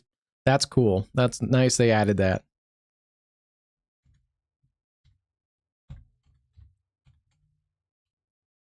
That was one of the things I was actually just going to ask about, because I've seen some people manually draw some fronts on Aguacero graphics, because you can get so much weather data to visualize, and I've just seen people just probably go into Photoshop and just add their own frontal boundaries. So I was going to comment and actually ask them if they could maybe add that, and all of a sudden, they read my mind before I even wrote the email. So that's been a trend. There's been actually quite a few things. I think like four to six things that I've thought about emailing them, not all at once, but like every now and then just using it. Then I'm like, hey, this would be nice if you added this.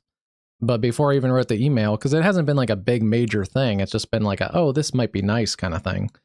Before I even got to write the email, that they've added it. So yeah, I think because they're meteorologists, they just, and I don't know, they may be watching my stream. They may be watching parts of our streams and just seeing what people are doing with it, or also just checking out social media and seeing what other meteorologists are using it. So they may have also seen that too. They may have seen a lot of people adding their own frontal boundaries and just be like, hey, why can't we add it ourselves? So I think they may just be smart like that and just kind of seeing where people are using their product. I mean, maybe. Could be in the back end software. But hey, if they keep doing that, that's good on them. Seeing still very broad rotation. It's not crazy. Noah, are you chasing again this weekend or tomorrow back into the Ohio Valley?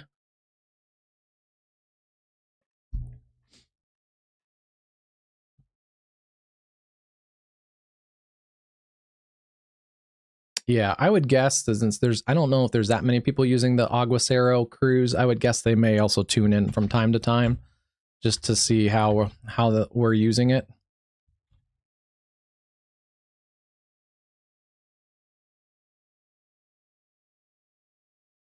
Oh, yeah, looks like it uptrended a little bit, so I'm curious to see what tomorrow looks like again. Okay, I think we lost all of our severe warnings in Kansas right now.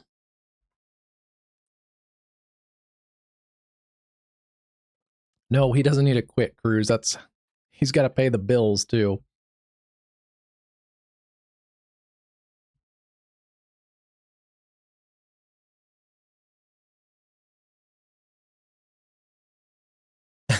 No. No, I was really impressed with your the stream that we had you guys on, Jim, and everything.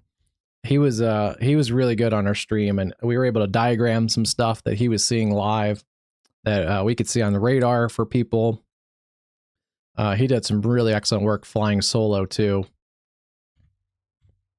But you could hear he had support from you guys on the radio and stuff, so I like how you did that. He wasn't just flying completely blind. And I'm sure that made a challenging solo chase a lot easier that he had you guys on the radio too.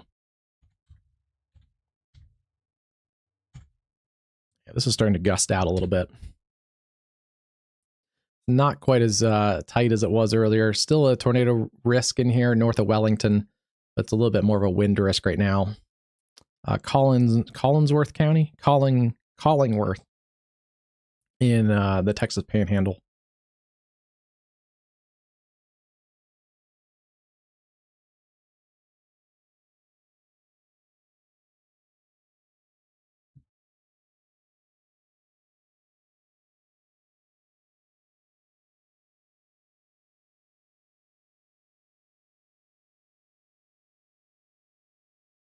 Nice. That'll be nice.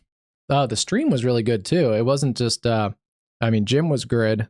Jim was good. You guys working with Jim on the radio was good, but also the stream was really, it wasn't very laggy. It was very I think it only froze like one time when he was like in the middle of a hail core, and like everybody's stream is going to do that. So, yeah, the stream like quality was really good too.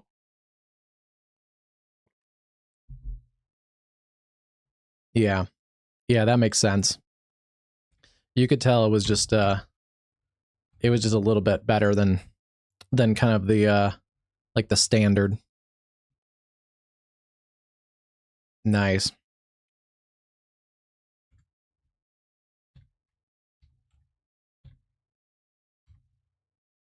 Yeah, still seeing broad circulation. It's more of a wind threat at the moment. It's approaching the Highway 83 corridor just south of Shamrock, between Shamrock and Wellington. Continue to take tornado safety precautions.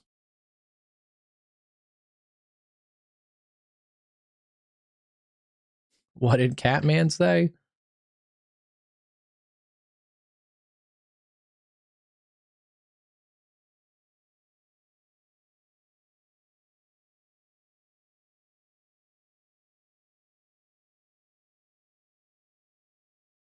Catman, me?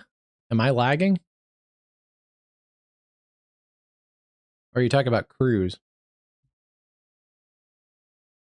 I hope I'm not lagging here too much. We had that one stream that just absolutely sucked. Okay.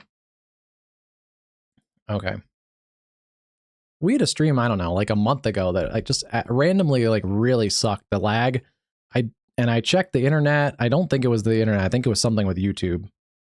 But I definitely don't want to bash YouTube. You guys are, if you're watching my stream, YouTube, you're great.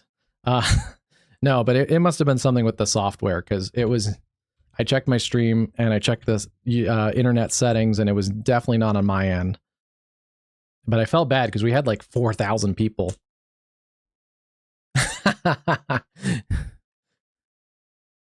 Hey, I can't make them upset. No, I got to keep them happy. But no, I checked everything, and I don't think it was me, because I upgraded all the internet to my weather studio last summer. And yeah, since then it's generally been like 90% amazing. So this storm has basically completely fallen apart across the Oklahoma City metro. It went from a considerable threat out by El Reno to a general thunderstorm to now just showers and some lightning. So good news for Oklahoma City. You're not going to run into the destructive MCS like you did on Tuesday night.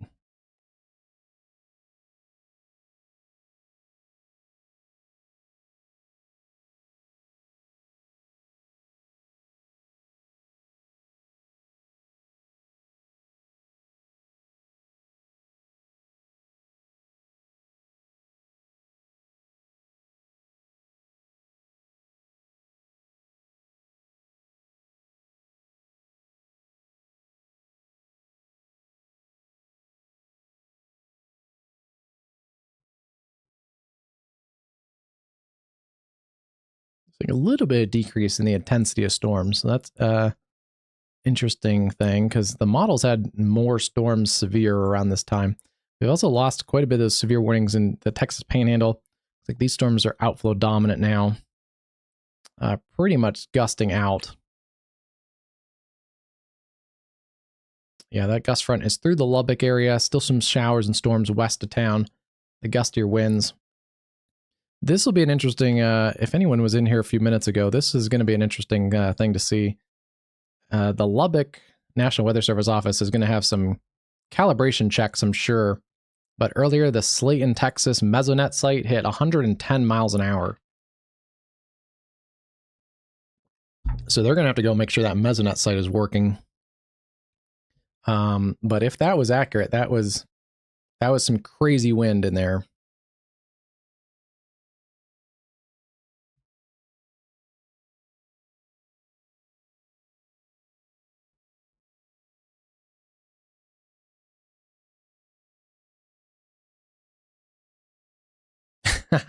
Yeah, I don't know. I mean, it was a severe storm and they warned it for 80 miles an hour, but then I checked the mesonet site and it reads 110, so I'm guessing they might think it's miscalibrated because they didn't warn it for 90 plus. They warned it for 80, so maybe they know it's off a little bit. I don't know if Colorado is still in here. Colorado clouds, but you have a few more storms north sides of Colorado Springs.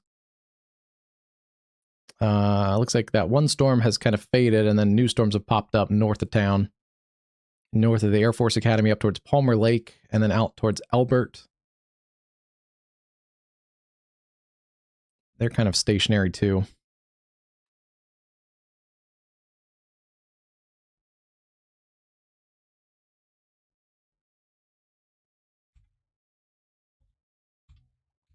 All right, rightly so, they've dropped the tornado warning. Still seeing some broad spin in this storm, but it's not tornadic spin. It's pretty broad. It's a little bit of a little mini MCV almost. It looks like it's kind of gusted out. A little bit of spin in here. Leading edge severe winds. Wellington, Dodson, Hollis. Keep an eye on the wind threat. Yeah, they have it gusting to 60.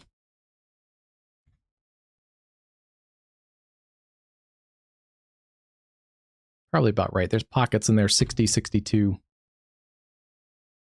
That's going to make its way also down towards Childress, Texas. Out towards Memphis, Lakeview, Turkey, Texas. And then we'll eventually kind of ride along the Red River. At that pace, we'll get a pretty good look at the storm once it gets to the Frederick radar site. So, yeah, we'll see.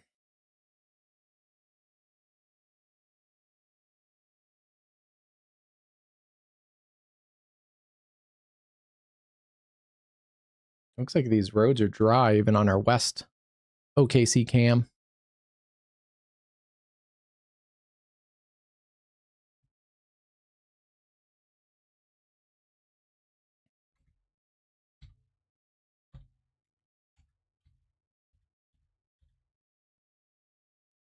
There was a real report a couple of days ago. The storm system that worked through on Tuesday night into the Oklahoma City metro was let me see if it registered, but I think they must have double checked it. But at least that night, the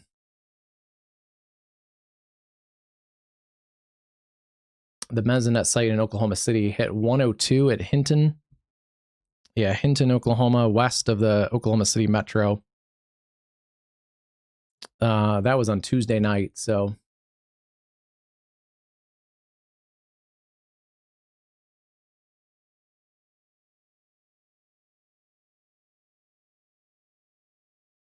Oh, and actually,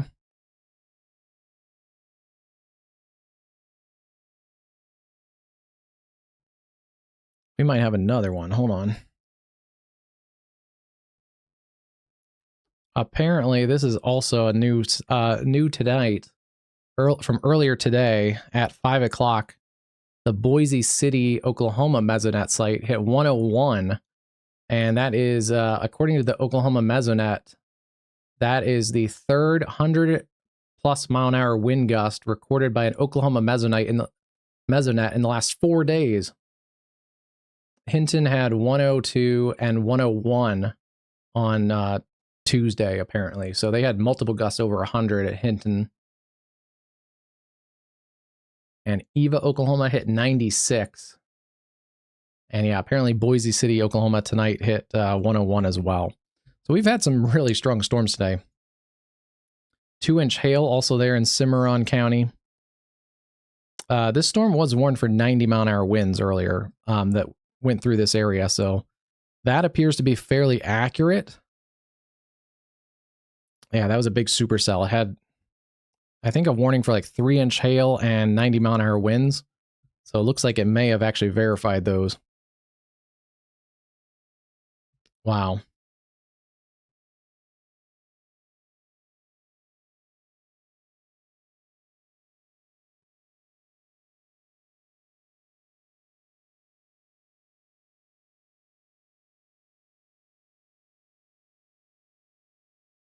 Sounds good, Cruz. Have a good night.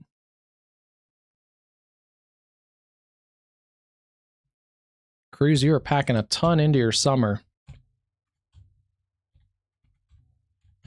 With work and your channel and all that. That is nice to see.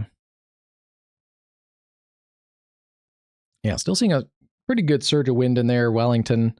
It's come down a little bit, but we'll see what this looks like once it gets a little closer to the radar sites.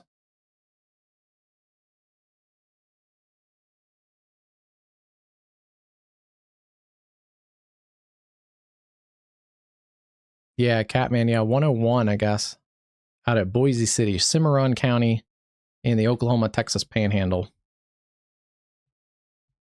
So yeah, that is impressive. Oh, and I wasn't sure about it earlier, but it looks like they did rate the June 22nd, so that's Tuesday. All these days are blending together. Yeah, Monday night. Monday night? Yeah, I guess it was Monday night, not Tuesday. They did rate the June 22nd MCS a derecho across Oklahoma. So multiple wind reports, 80s to 90s to 102 at Hinton, and many multiple 70s, and it must have stretched 250 miles.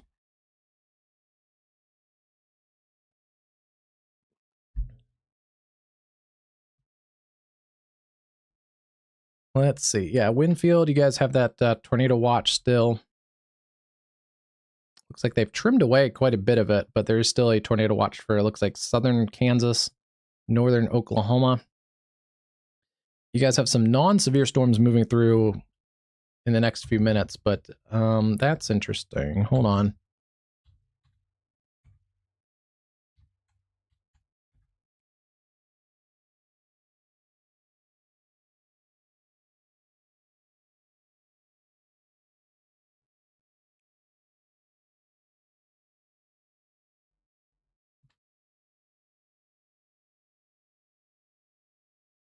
A little bit of a weird spin in there.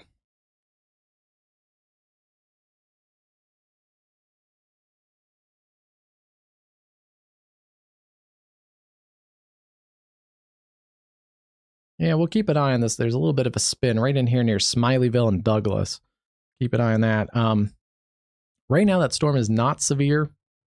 Actually has a little bit of an outflow boundary attached to it, but right where those outflow boundaries interact with each other, that's why there's a weird little spin right there. It's because that's where the outflow boundaries are interacting with each other. Take a look at that on spectrum width, also showing that. Just in here between Douglas and Bloomington. Yeah, keep an eye on this little area right in there.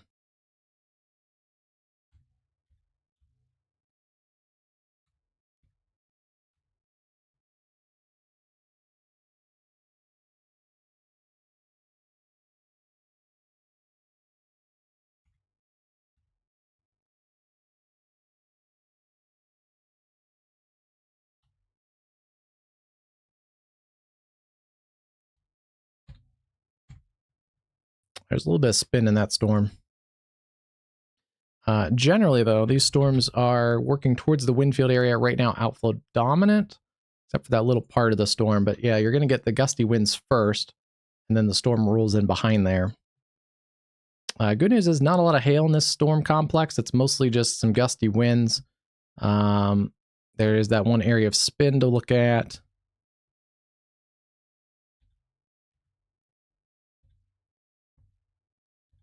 Another little bit right in this area of this other storm near Pretty Prairie, but that one's a little bit broader. But yeah, mostly a lot of heavy rain, some gusty winds. We'll see if we get any more severe warnings. We had a couple severe thunderstorm warnings across the Wichita area earlier. And yeah, they're keeping that tornado watch until 1 a.m., so another 2 hours or so. Let's see.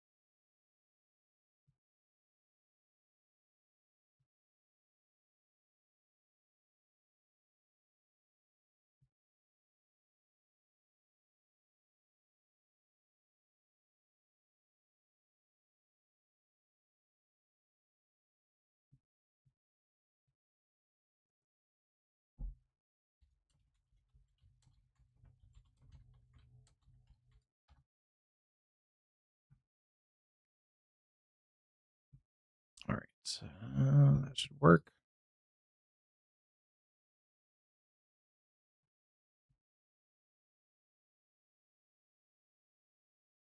All right, for that wind field area right now, those are working about 25 miles an hour. Oops, sometimes the drawing tool has a mind of its own. All right, let's switch that around. Take that out from the...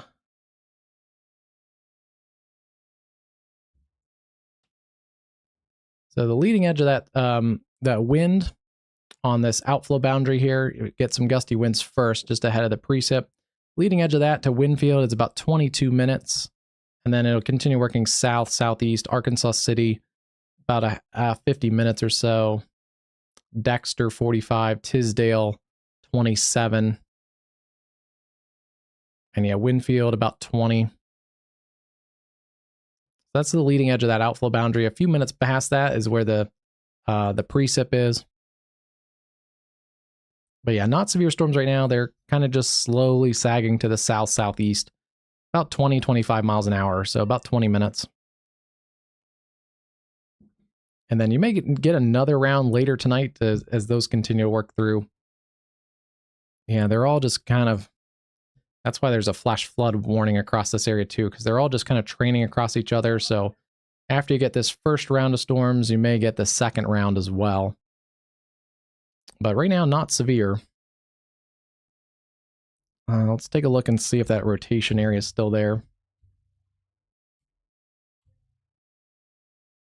Yeah, there still is a weird little area of rotation right where those outflow boundaries kind of interact.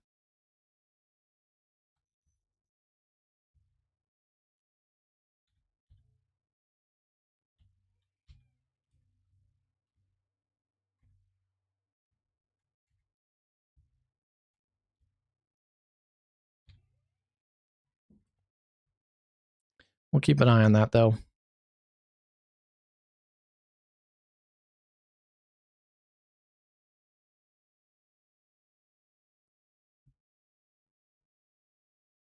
Pretty close to the radar site, so mostly like 30 to 40 mile an hour winds, it looks like, in there.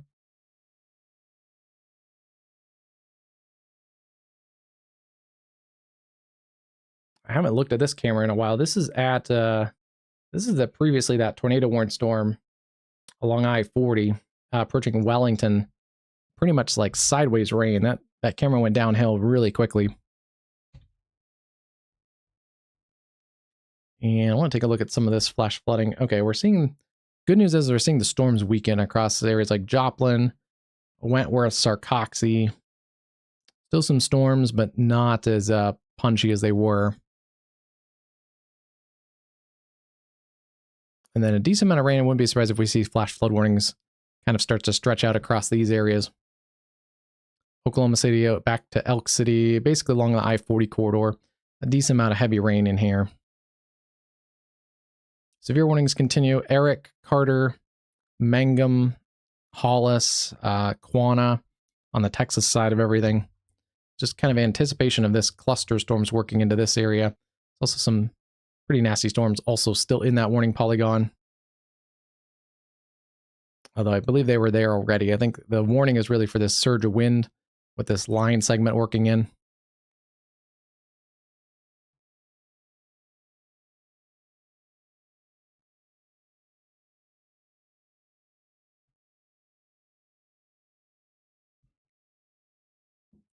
Let's see. Let's check some of the latest HRRR data.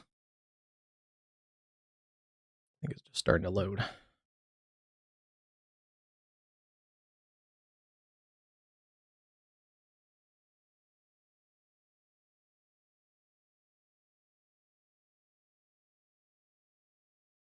So yeah, the models do weaken those storms into Oklahoma, especially the ones in central Oklahoma. Still continuing some of those a little longer into southwest Oklahoma. But then it still pours a bunch of rain into that I-35 corridor from Wichita, then over towards areas south of Kansas City, kind of along that stationary boundary. And more storms back into some of those flash flooded areas, Joplin over to Springfield by about 6 a.m.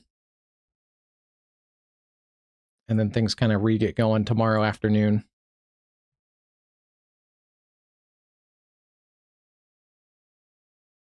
Yeah, so you may get a couple rounds of storms in the Winfield area. So it looks like right now the higher severe chances are going to be these earlier rounds, but keep a NOAA weather radio on. Keep your, if you don't have a NOAA weather radio, at least turn your phone alerts on. That way you can receive your weather warnings overnight. Because this model, kind of keeps storms in that general area. 10, 11, 12, 1 a.m., 2 a.m., and finally starts to pull them out of the area around 3 or 4. But yeah, rainy night. And then if you have any plans in the morning, definitely just make sure you turn around, don't drown if you do run into flooded roadways. And yeah, I'm concerned about the Ozarks because they're going to get more rain overnight as well. And then even tomorrow afternoon, potentially more rain.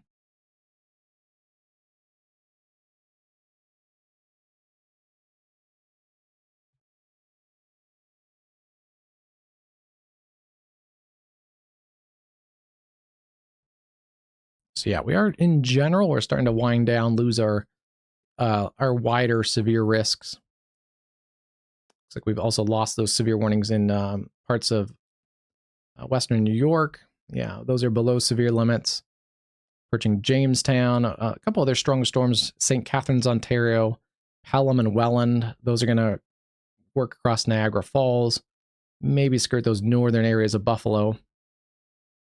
And one other strong storm over Mississauga, Ontario, Brampton, that may get into Toronto. Oh yeah, that's basically between Mississauga and Toronto right now. So that's going to affect air travel. That's at the Pearson International, basically sitting over the city. And then yeah, Niagara Falls up to Ransomville, Wilson in the Buffalo Metro. Otherwise, we're losing most of our severe storms right now.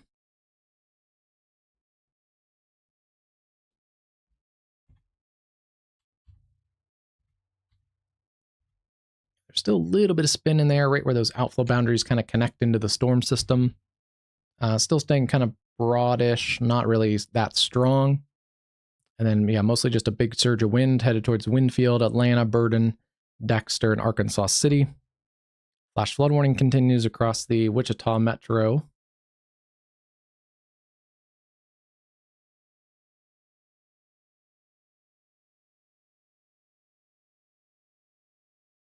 can see the car is taking it pretty slowly there on I-40.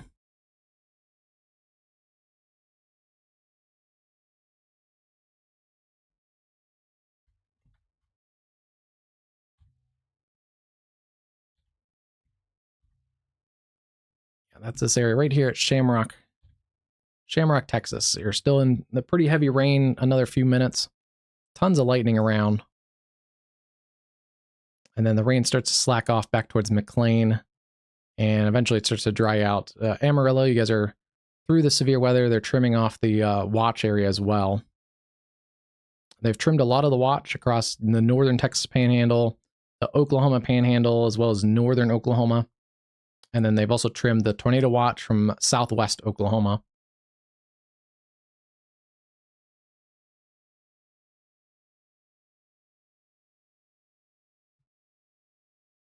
And yeah, I wouldn't be surprised if they trim more of these watches as the line segment continues to progress to the east.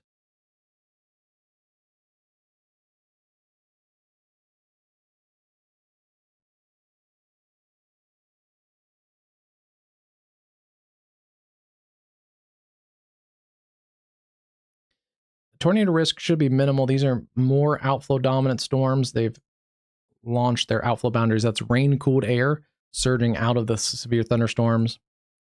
So that will sometimes bring its own wind risk, but essentially it acts as a line against the inflow region. So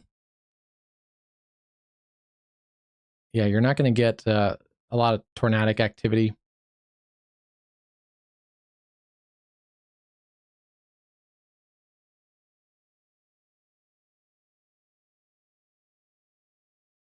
Hold on a second. I just heard a big crash upstairs.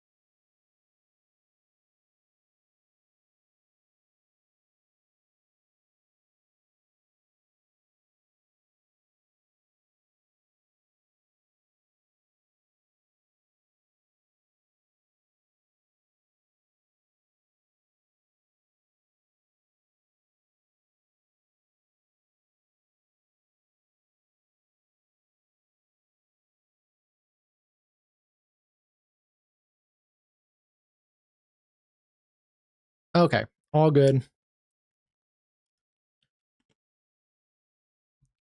The dog crashed into something and knocked it down, like a book or something. So all good. All right, so let's see what's going on here.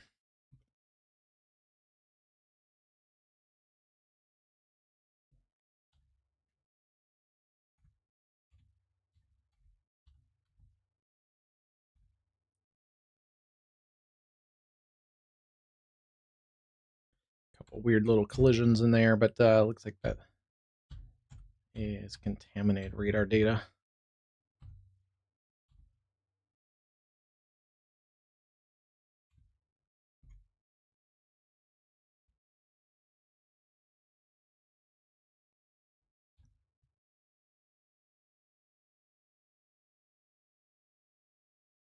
They have upped the risk here to a considerable threat for some hail, 1.5 inches in diameter. There's a little bit of a pocket right in here. Yeah, there's your hail core showing up on correlation coefficient and ZDR near Jester and Bloomington, Oklahoma. Yeah, right in there. And then also 70-mile-an-hour winds.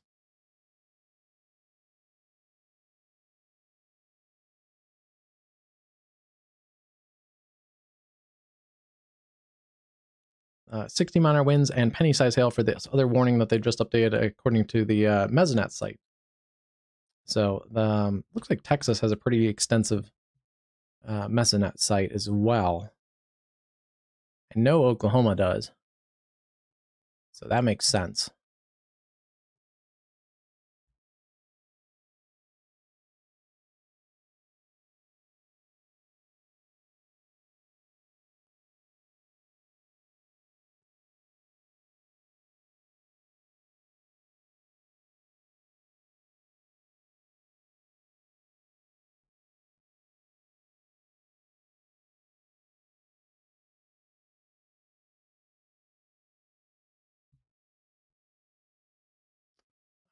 Looks like they're going to cancel most or all of the tornado watch across northern Oklahoma, so that's a good sign.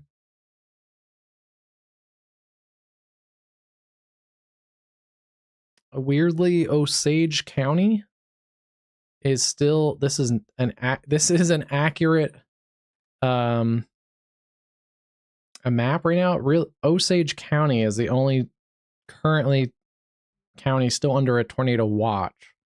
It's a very large county, but don't know. They have canceled. Looks like the county's also in Kansas. So tornado threat mostly minimal.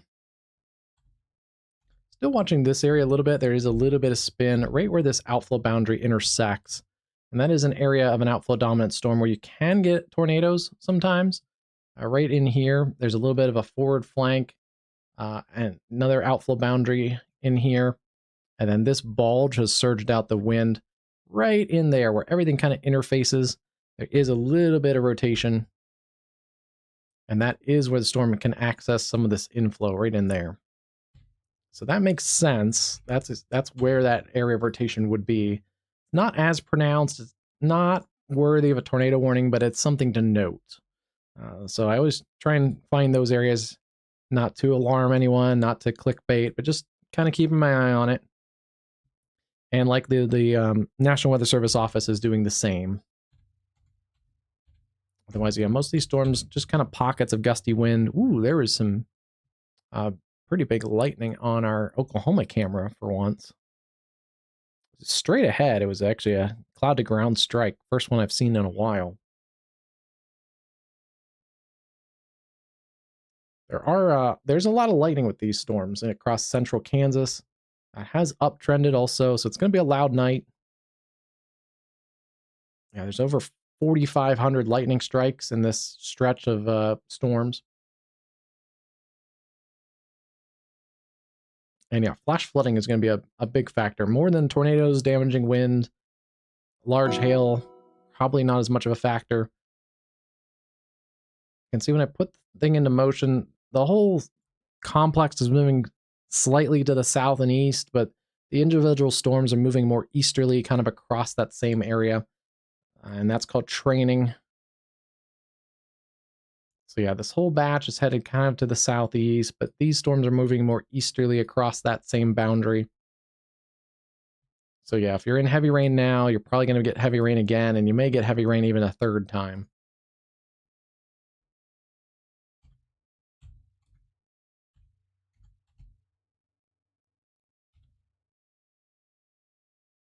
I do have to watch this area right near Atlanta, Kansas. We had a viewer from Winfield earlier. If this tightens and increases and does go tornado warned, it looks like it's going to the southeast away from Winfield. We'll keep an eye on it for you though. But yeah, if worst case this does go tornadic, it is moving a little bit more southeast, maybe towards Dexter, Bird, and Cambridge. Just kind of a heads up, Cedar Val, keep an eye on that storm.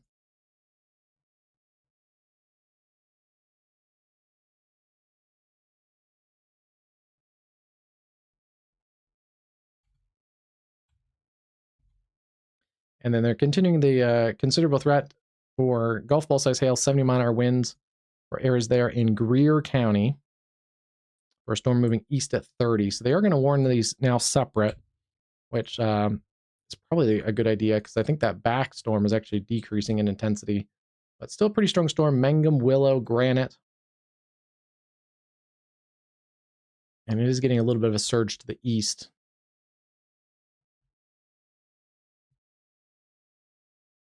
Hey, Christopher, how's it going tonight?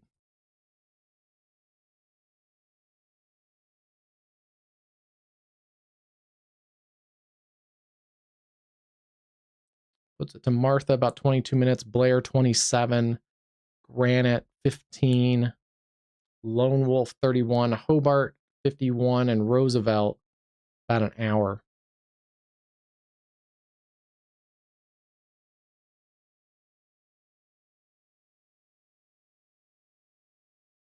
Oh, let's see.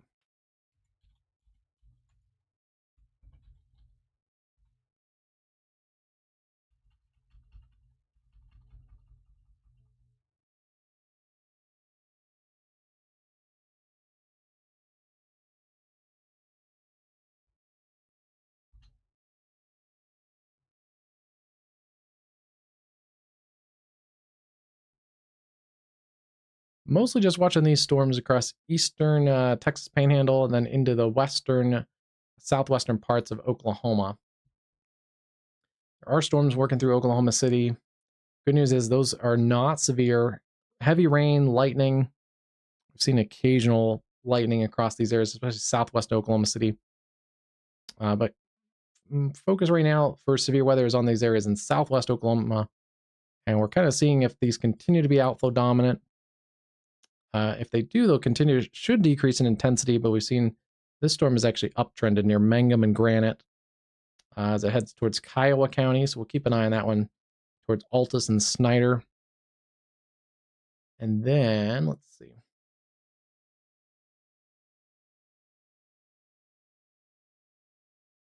Yeah, welcome, welcome.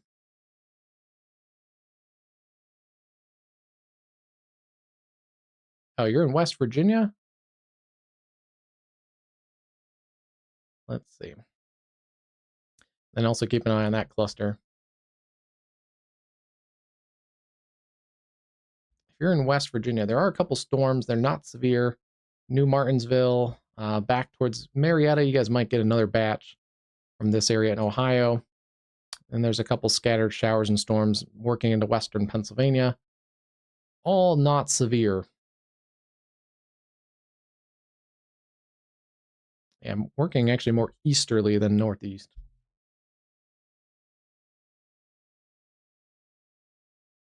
Oh yeah, if you're in Moundsville, that looks like it's already worked to your south. And I don't think there's anything else. There were some other storms in Ohio, but those are weakening. So yeah, you're in the clear. If you're up in Moundsville and Wheeling and points north, not much of a severe chance the rest of the night. More storms tomorrow, though. Looking at that earlier too.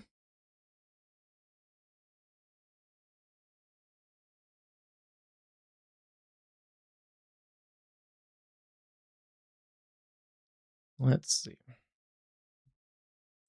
Pull up some radar data. Yeah, tomorrow could be a little bit messy too. Back tomorrow night, could get another round of storms across West Virginia, and potentially a kind of a more rainy night tomorrow. So good. It looks like, according to this model, which models aren't always right, but looks like most of the day should be okay in West Virginia, and then getting into the evening, that's when we get into storms again. So yeah. Yeah, it looks like stormy pattern back into the Ohio Valley tomorrow. A couple of different complexes of storms potentially working through. Severe chances, especially back into southern Illinois, southern Indiana tomorrow.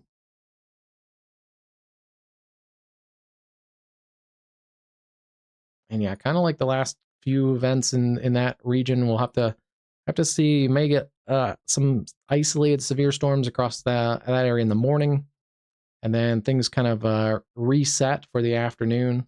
Get a little bit of clearing, and if you get some clearing, that's when we have to watch again.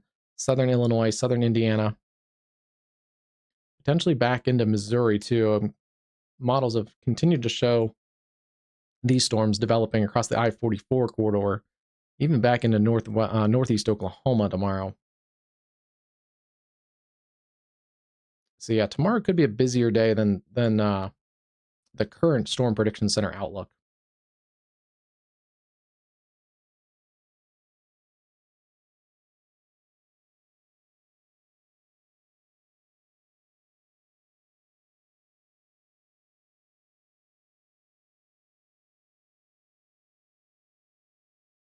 Yeah, you guys have to watch for that flash flooding threat though with the mountainous terrain, especially if this model verifies. Again, it's not 100% chance. The models just kind of give us an idea, but if you get kind of rounds of storms across the Ohio Valley tomorrow and into the overnight on Thursday night, Friday morning, you will have to watch out for flash flooding, even if the severe threat diminishes, but before it gets to West Virginia. And yeah, this model goes out until Saturday, so it even hints at more storms even on Saturday. But we'll see. And then Saturday, we'll have to watch the northern plains again. Yeah, Saturday, we may have more severe weather in the northern plains and then also into southern Saskatchewan. The Canadian prairies may be under the gun for another severe weather outbreak on Saturday.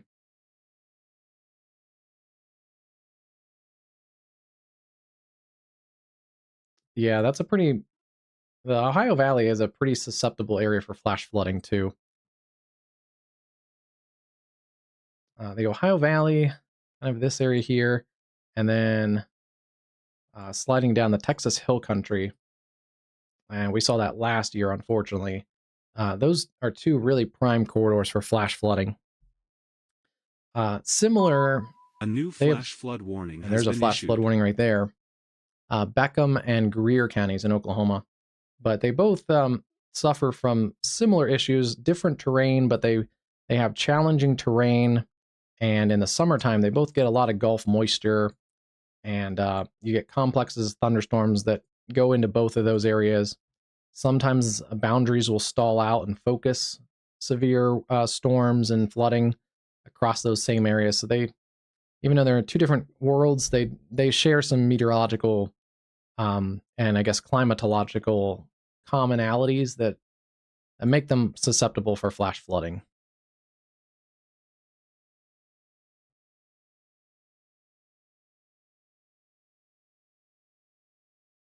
Oh yeah. Nice. I'm a big fan of James Spann. I don't get to that's probably one of the worst things about doing digital meteorology myself is I don't get to see him on TV or on his new streaming because he streams for Alabama weather now. I don't get to watch his stuff as much as I used to, but back in the earlier 2000s, I used to tune in on James Spann like all the time. He's a he's very good at what he does. That's what we try and take to this channel, is more the science-based communication. I know he's very passionate about clear, scientific-based communication with not a lot of hype and not a lot of clickbait. So yeah, it's good to have multiple weather sources, like you kind of mentioned there.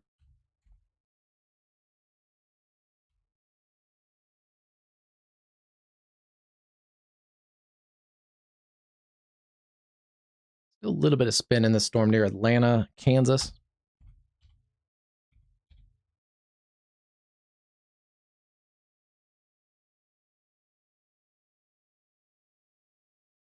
Oh, that's pretty cool. That's a cool birthday to get a tour of his studio. Cruz, did he come to your school? Because he does a lot of like school activities in the Birmingham and that north central Alabama area.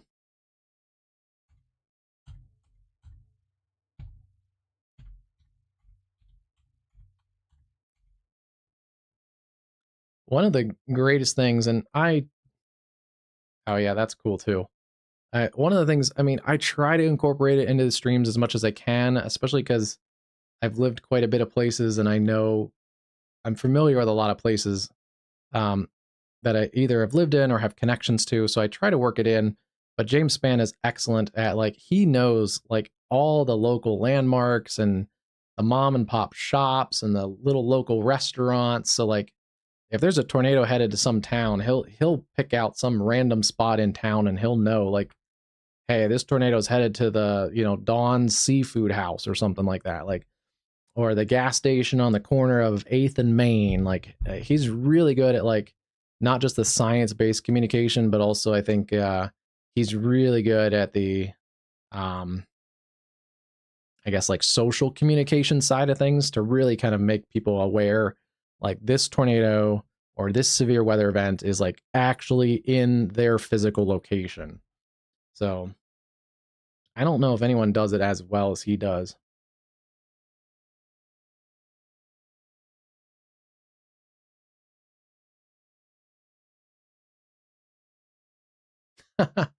Just a random shoe store in Alabama. That's pretty cool. And he seems like the kind of down to earth guy that would just do a walk into a random shoe store too. I think he really does, Cruz. I think he actually really does.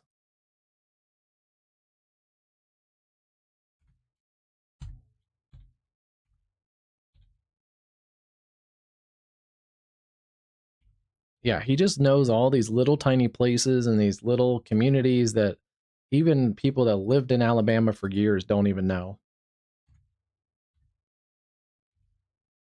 Still seeing a pretty good surge of wind around Mangum and Granite. 70-mile-an-hour winds. They have added the tornado possible tag back on. It does have a little spin in here. Not crazy, but it does have a little bit of spin near Mangum.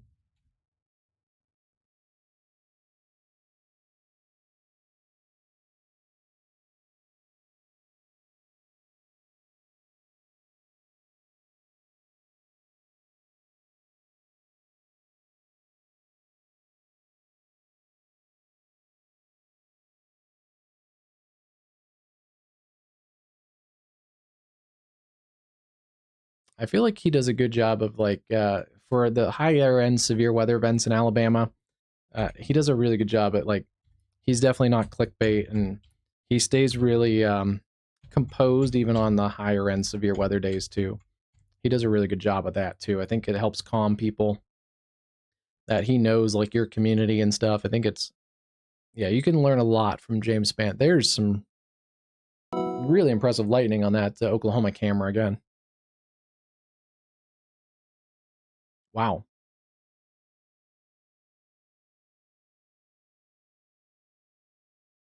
Cruz or Noah, where is the S or NSCS this year? It was in Colorado last year, right?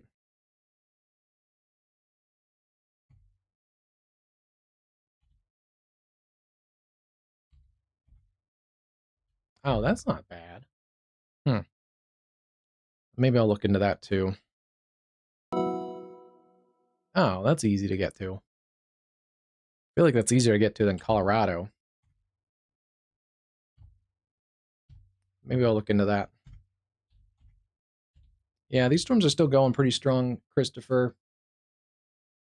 It's pretty nasty out here. The worst thing is this area continues to get heavy rain, so the flash flood threat's going to continue. At least this back edge just kind of starts to clear out the flash flooding. But yeah, I wouldn't be surprised if we see more flash flood warnings across central Oklahoma tonight. Kind of seeing what these storms do because they're overperforming some of the model data. A new flash flood warning has been issued. The model data had most of these storms weakening as they got into western Oklahoma, but right now they're still kind of going pretty hard. Most of them are outflow dominant, but this little kind of supercell near Mangum with tornado possible tag, that's one to watch as it works into Kiowa County.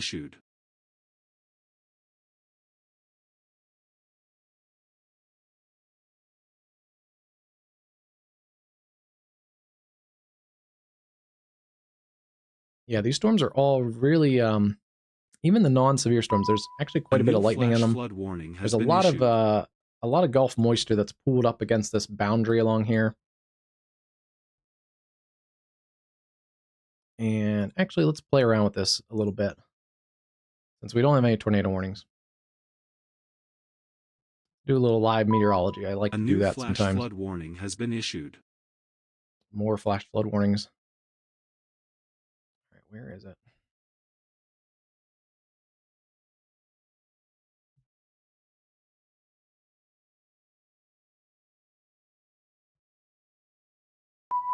A new flash flood warning has been issued. A couple different flash flood warnings. There it goes. There's the new data. Okay, surface observations.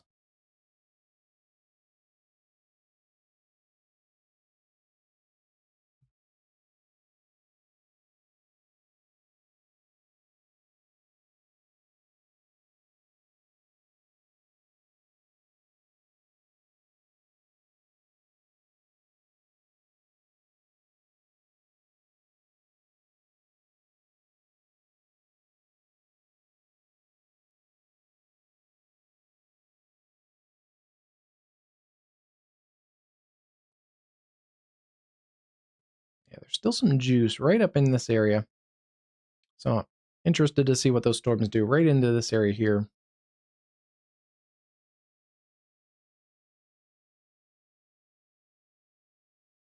Maybe that's why they have that tornado watch still in place. Osage County, Oklahoma. And then this watch hasn't really been used at all. I don't think we've had any severe warnings in this watch area. We were about to, and then that storm really died off around West Fork and Stillwell. This watch goes for another 33 minutes, and it looks like we're going to get out of northwest Arkansas without any severe weather today.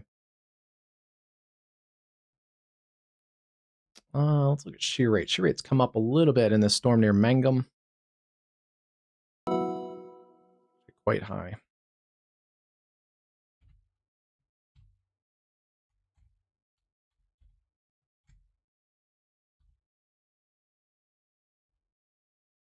Well, it's a little inflated, but there is rotation still showing up.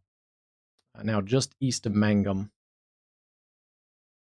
Damaging winds as well. They've also increased considerable threat severe thunderstorm for this whole area now. Eric, Carter, Granite, Mangum, Blair, Altus, down through Hollis, and approaching areas around Roosevelt and Hobart.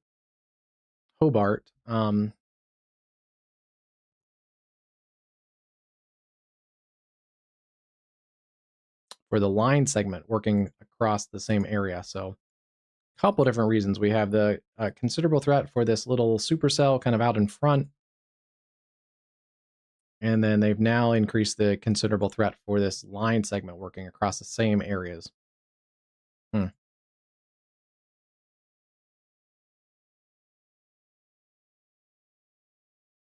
mean, at least there shouldn't be a lot of severe weather that day, February 4th.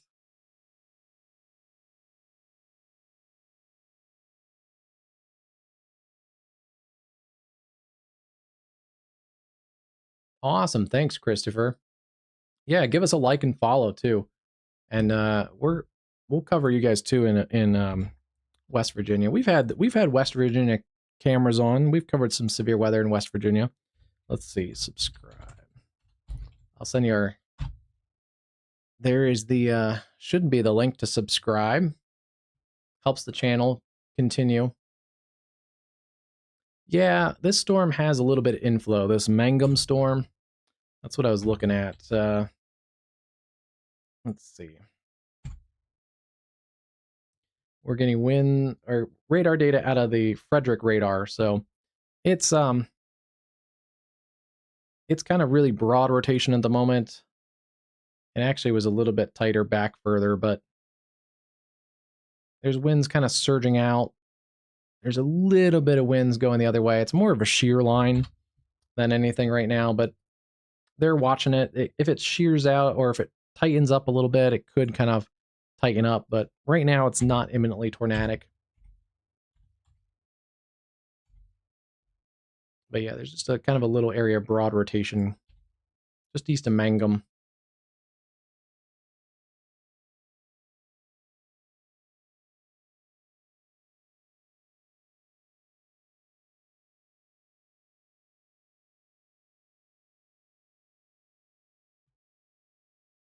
Jeez, Cruz.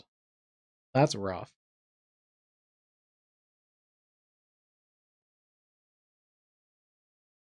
Yeah, I'll have to check that out. If it's in Kansas City, that's easy to get to.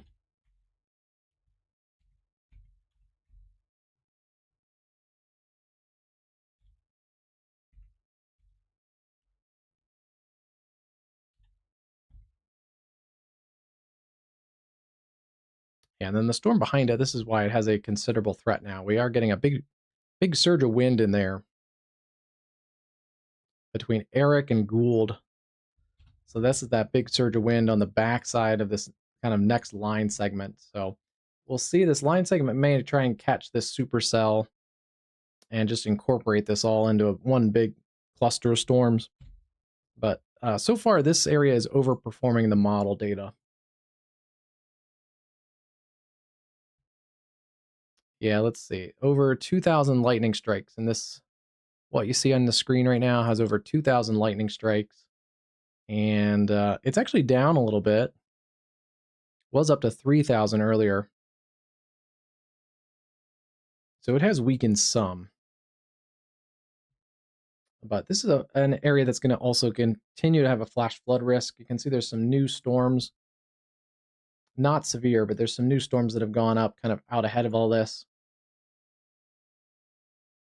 So yeah, this area in western Oklahoma, yeah, there's a little bit of an outflow boundary that's kind of surged through and that's sparked off new storms. So yeah, this area is overperforming in the models a little bit.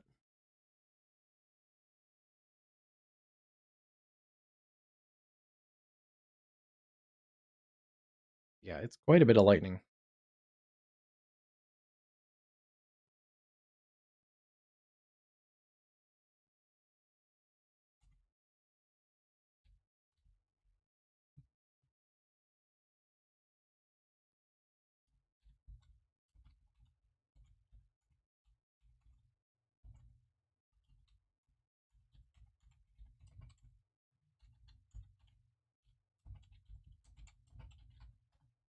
Check the Storm Prediction Center. I always like to check the Storm Prediction Center around the halfway point. Let's see. Yeah, isolated severe thunderstorms possible through 5Z. And they've highlighted southern and southwest Oklahoma, as well as far northern Texas, that area just across around Quanah, Texas. For mostly wind. I'm surprised actually they haven't. Mostly wind and then small hail. Interesting they didn't add any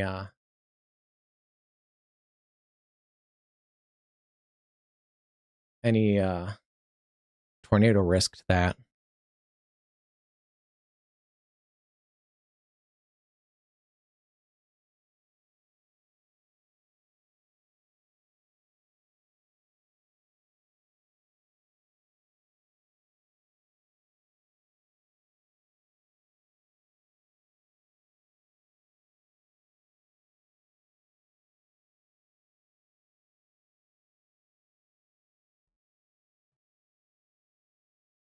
Let's see. Hey, Highland, how's it going today? Highland, you're a pilot? That's pretty cool.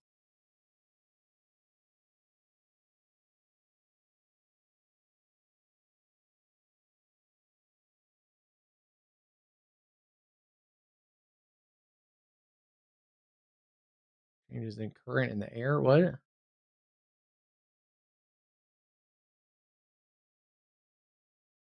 Oh, detect lightning? I'm behind on the chat. Sorry about that. Yeah, that's essentially it. Noah's right. The changes in the air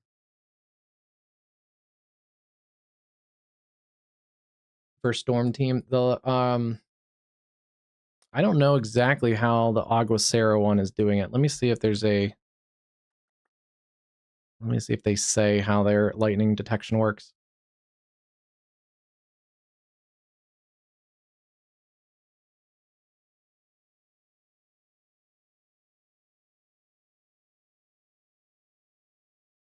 I'll have to check and dig into it further for Storm Team, but generally the lightning detection is there are lightning detectors on the different towers and things, and then also I think a lot of times these will incorporate satellite data that can detect lightning on satellite, so it gives you a combination of those.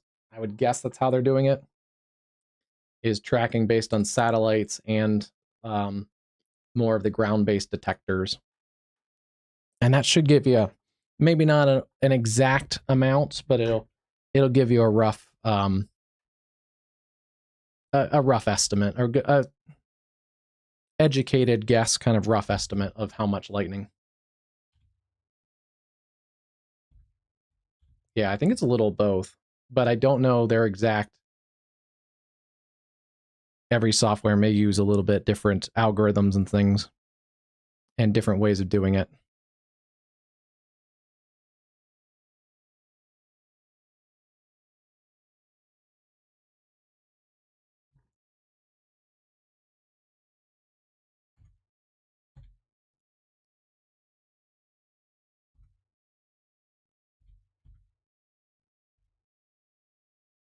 It's a decent proxy for storm strength too. Generally, the more lightning, the stronger the storm. So if we see it going one way, like in this case, we actually see it going the opposite direction. We see about 3,000 lightning strikes about 25 minutes ago, and it's down to about 1,600. So we've actually lost quite a bit of lightning just in the last half hour.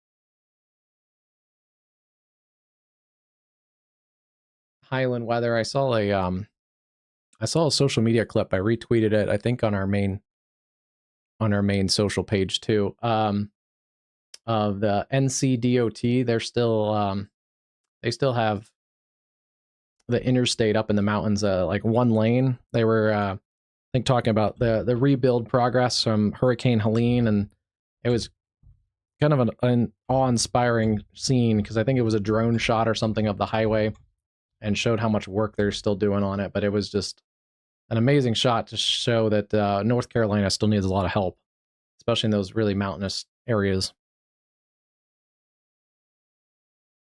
Storm team, this is Aguacero weather. I'll radar. This should get you the link if it pulls up. Might take a second. There it goes. There's a free version if you want to test it out. The free version actually has a decent amount of features, and then I don't have the free version. Yeah, we've had, I think, a couple tornadoes in Beaver County. That's up here in the Texas Panhandle earlier, I think in the 4 to 5 o'clock hour. A couple different storm chaser reports. I believe that it was the same storm that cycled a couple times. So it produced one tornado, cycled, and then produced, I think, one or two more. But so far, I think that's the only confirmed tornadoes that I've seen today. And they were in southern Beaver County. I think they were kind of like in this area here. They weren't quite in the town, so I think they were hopefully just... I haven't seen any damage reports or anything. It was just chaser reports of the confirmed tornadoes, so hopefully they were just nice tornadoes to research and study without actually doing much damage.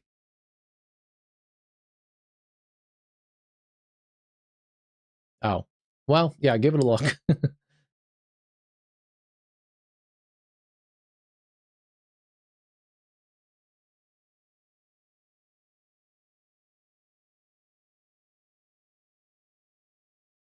Oh, they did?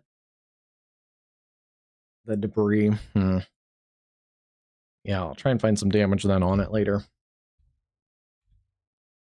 Still seeing this kind of cluster. We'll see what these storms do when this line segment kind of merges in. But that is becoming a accentuated flood threat across that area. Hobart, Mangum, Altus. And then this area is starting to move a little bit. Like that gust front is almost into Tisdale, Winfield, Oxford, and Wellington. We're also seeing that other surge of storms back into the western parts of the Wichita metro. Yeah, making a little bit of progress. Humboldt, Buffalo, Fall River, Granola. Sounds good, Cruz. Have a good night.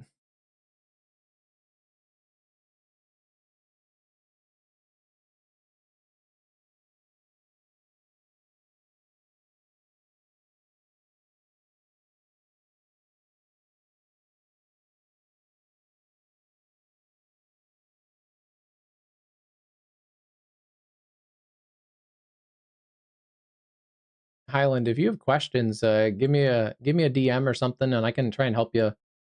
I can try and help you with Aguacero if you need some help getting to kind of getting a lay of the land on that.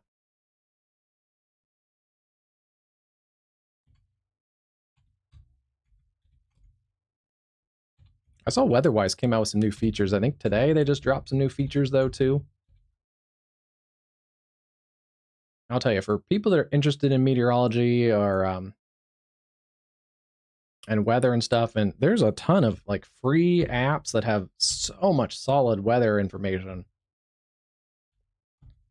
Weather information that like we used to dig up and find flood warning has been and issued. took forever and wasn't like visually interesting or easy to accumulate and switch between. It's just the amount of weather information right now is crazy.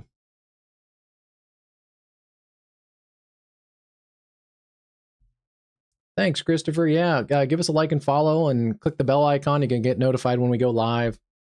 At least the next couple days, looks like we probably will focus a little more on the Ohio Valley. So, yeah, definitely stay safe, Christopher, especially the flood risk the next couple days.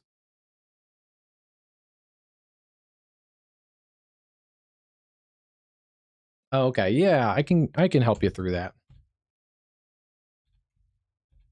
Yeah, shoot me a DM and I'll get you kind of set up there, Highland.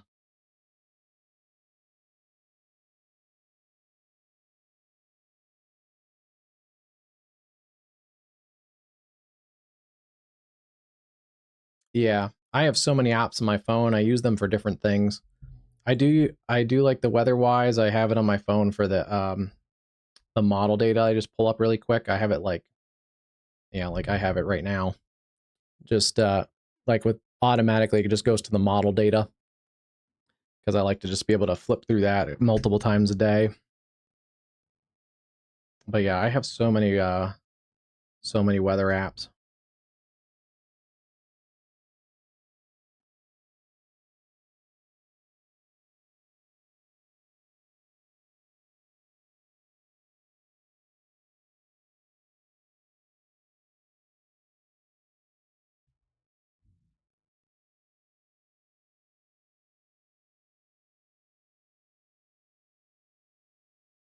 The storm that is moving through the Mangum right now is in an area that already had severe weather today, so I'm trying to filter through storm reports.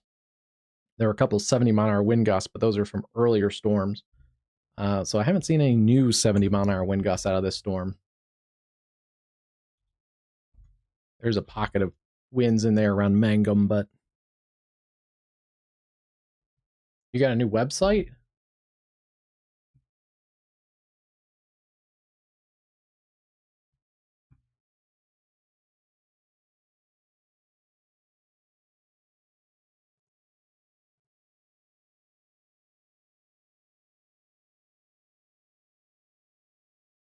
Yeah, I'll have to check that out.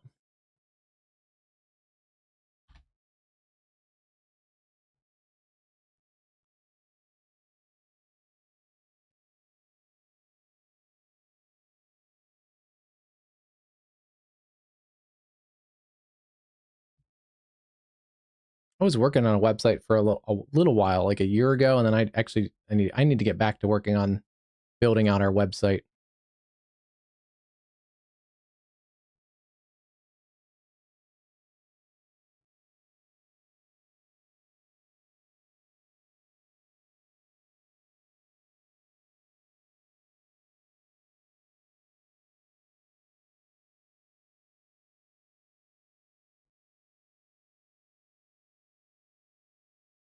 Yeah, I think that's the way I'm going to go because the Wix makes it somewhat easy. Oh, that's cool. Noah, did you build that?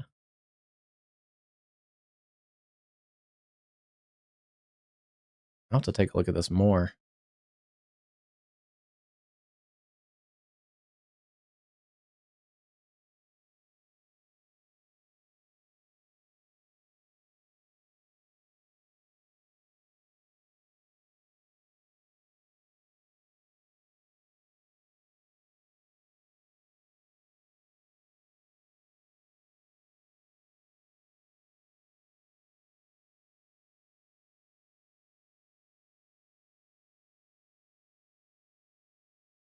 Oh, I like that. Yeah, that's actually useful. I like the old school, like local on the eights style thing ticking across the top. That's pretty cool.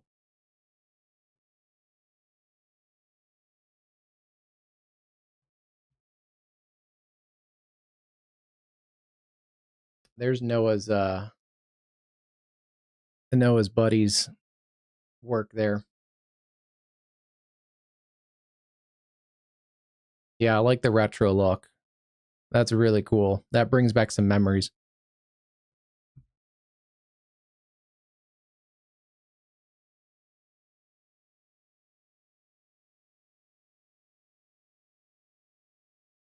Yeah, I like the retro look a lot.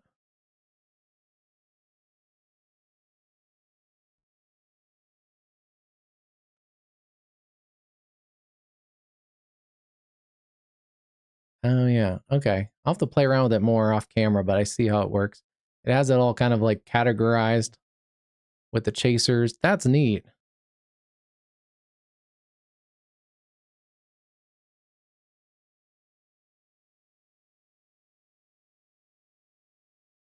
That is really cool.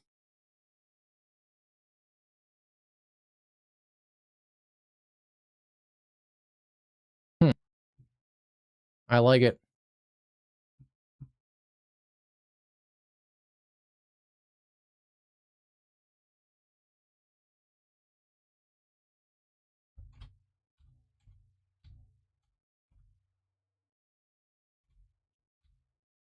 Yeah, I'll have to dig into that more.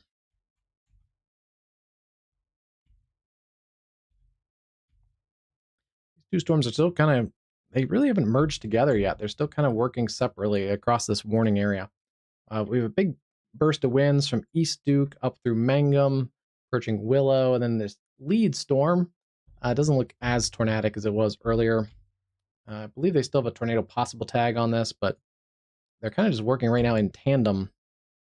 So a really 1-2 punch across this area, like Mangum, Granite, Blair, Martha. You're in severe weather now. You're going to get another round of severe weather, and then an extensive area of heavy rain, lightning, but at least the severe threat winds down. It's starting to wind down across the Texas Panhandle. Still some heavy rain, Childress to Wellington, Shamrock, and then it finally dries out back towards Amarillo. Yeah, that area is overperforming what the models showed earlier, so I'm interested in that. Let's see. Still some flash flooding across parts of Missouri. And then, yeah, still seeing this surge of storms. Not severe, but I wouldn't be surprised if there's some gusts in here. In fact, do we have special weather statements for this?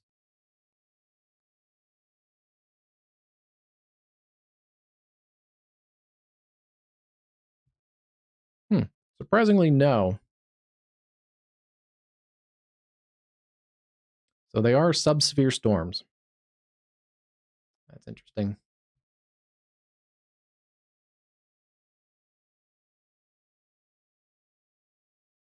Yeah, it looks really good.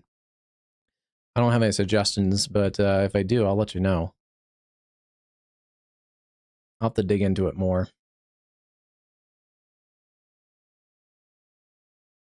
Oh, it has live radar too? That is pretty cool.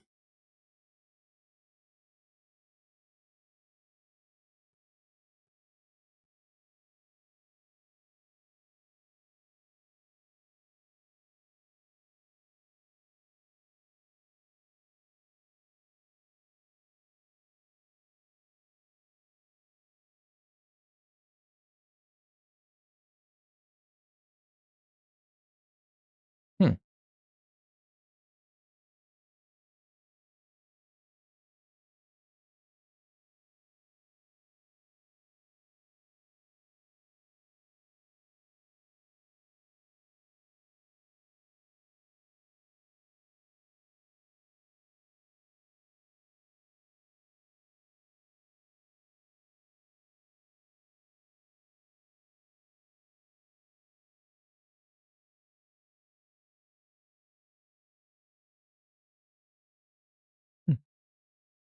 Yeah, that's neat. I'll have to play around with it more and see how it actually works.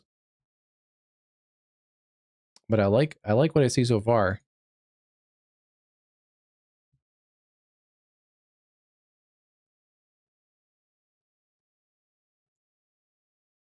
I still have to play around with it more, but that's cool. Oh, you can even see who's live now. Oh, there it goes. Oh, that is cool.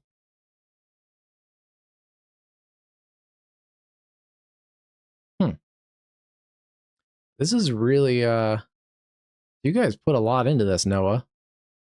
There's like a lot in this.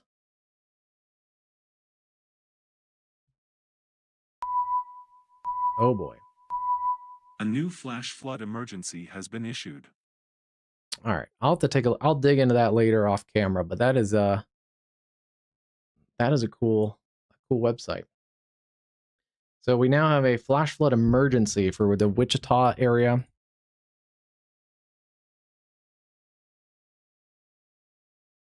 Here's a look at Wichita. I don't see any craziness going on that camera, but it's raining again. Flash flood emergency for Butler and Sedgwick counties. Doppler radar indicates thunderstorms producing heavy rain across the warned area. 3 to 5 inches of rain already. Additional 1 to 3 inches are possible. And emergency, let's see. Life-threatening flash flooding. I'm trying to see if it was reported. A lot of times it'll say if it was law enforcement reported. No, it's a radar estimate. That's interesting. We had considerable flash flooding earlier. That was in Missouri, and that was actually reported by law enforcement. So this is a radar estimate. Let's see what they're looking at.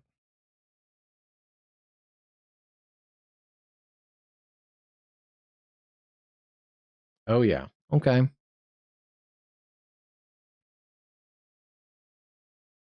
Yeah, that's showing about 4.5, 4.3 right at the airport. So yeah, this is going to be your path here. Westlink Village, Rolling Hills, the Dell, basically central Sedgwick County, including Wichita downtown, about 3.6, 3.8. So yeah, this is some ongoing flash flooding in here. And there's more than just Wichita that's under this. This is 2 to 3 inches of rain back out here towards Mays, Goddard, Andale, Haven. But it does look like a little bit of a bullseye there on the west side of Wichita in central Sedgwick County.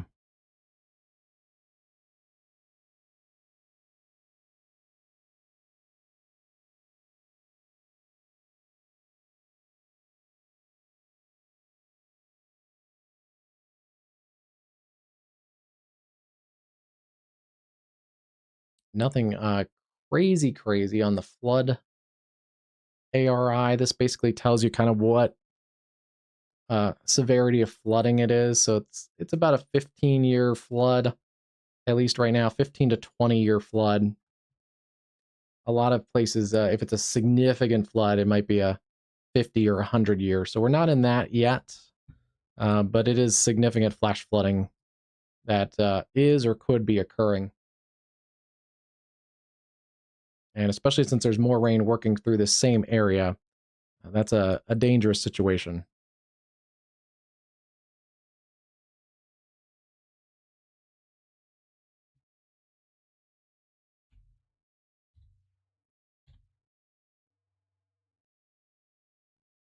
Yeah, that's a flash flood emergency for the downtown Wichita, for Andover, Rose Hill, Derby, Mulvane, Douglas, Augusta, and down towards Clearwater.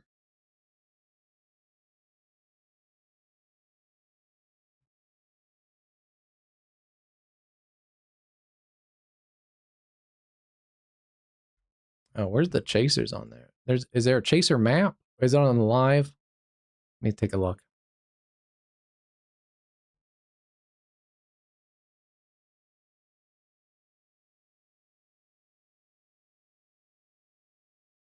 Oh, layers.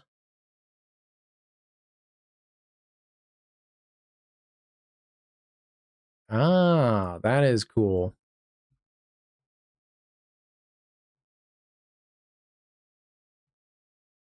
Okay, yeah, that's really cool.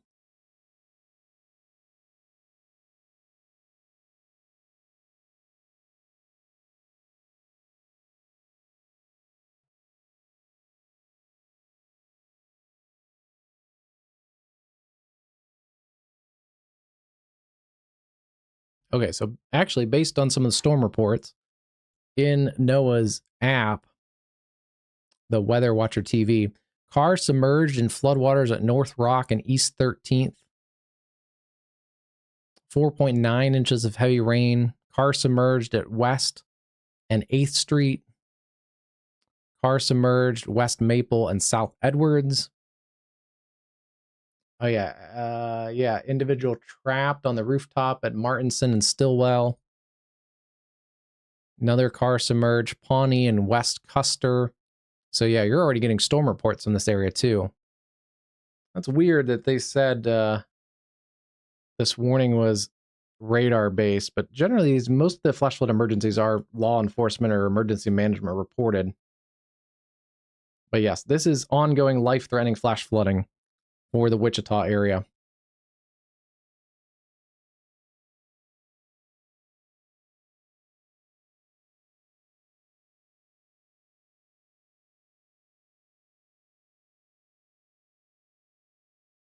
That's pretty cool.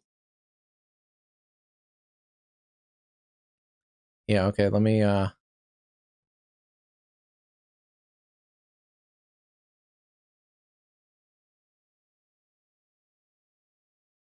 that is neat. Yeah, let me pull this up. Let's see.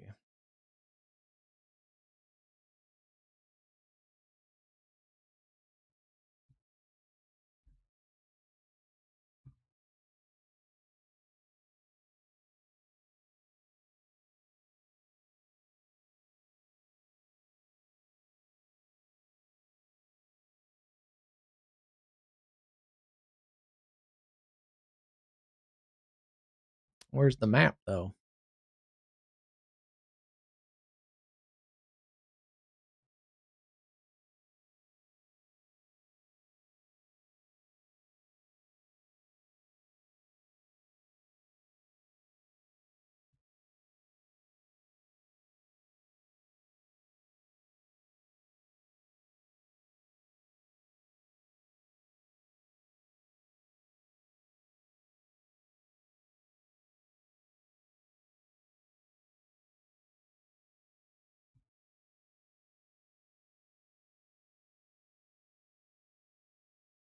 Yeah, there it is. Okay, so this is what I was looking at. So all those, oh no, you can make sure I'm saying it right. All these yellow dots are the storm reports. So I can just click on the storm reports and see what they're saying. And then all these blue dots are actual storm spotters or storm chasers. And it looked like they moved a couple times. So some of them are moving. Yeah, that's pretty cool. I like that. I can see the warning, the storm chaser or storm spotter, and the storm reports all in the same kind of layer. Yeah, that's pretty cool.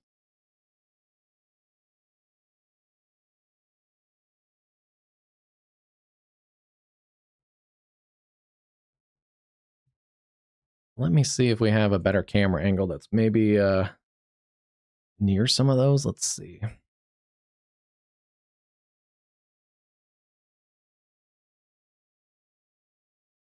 Oh yeah, that's not great.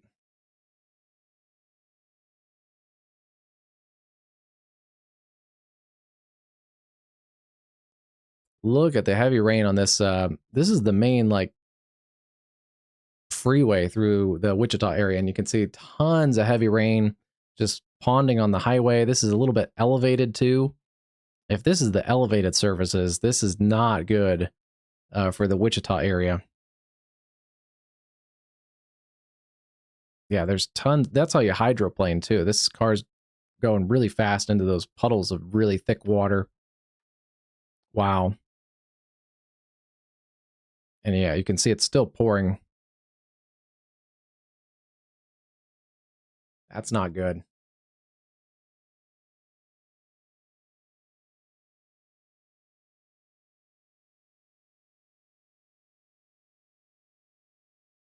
All right, we'll tuck that back away for a minute. Let's see. Trying to get some low-lying areas.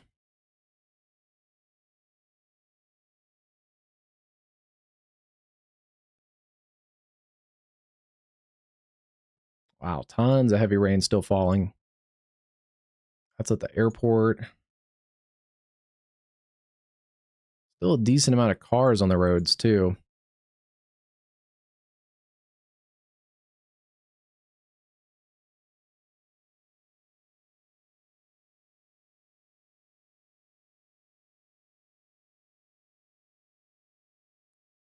At least the interstates don't look as bad as like what we saw a few weeks ago in Wisconsin. We saw flooded highways across the interstate and cars were trying to fight through it.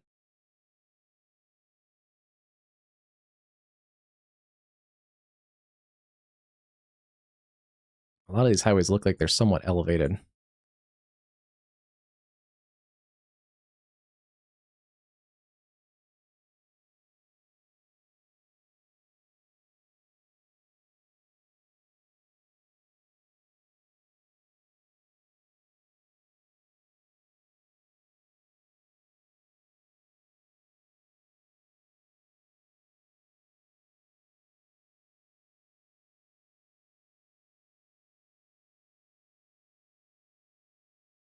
Yeah, I don't see a lot of active flooding on our cameras, but that's just, I think that's just because our cameras are on some of the better, well-traveled places. But this is a part here, this is a little bit close here. These ditches along the sides here are starting to get a little floody.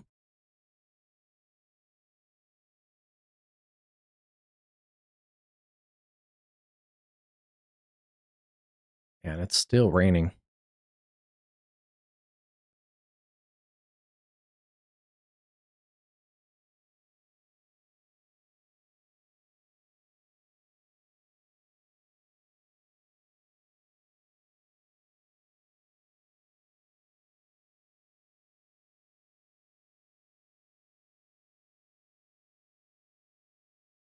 Mm.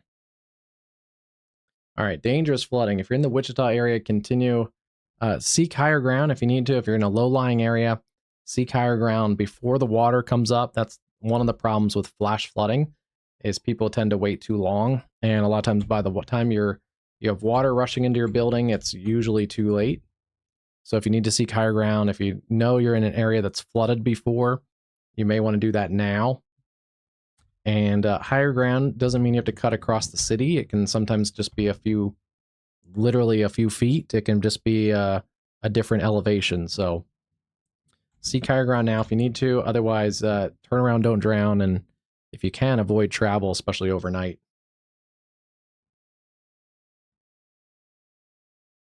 Oh, I didn't realize there's air. Oh, can you see the arrows? That's pretty cool. Hold on, let me go back to the storm chaser. Oh, you got traffic cameras too? Or you will? I see a tab for traffic cams. That's cool. That'll be a neat feature too.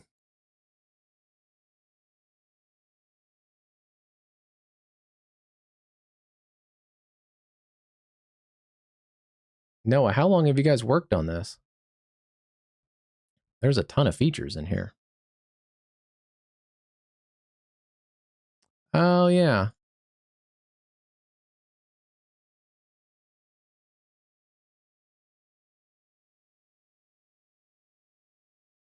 Okay, yeah, I see that now. That some of them are arrows.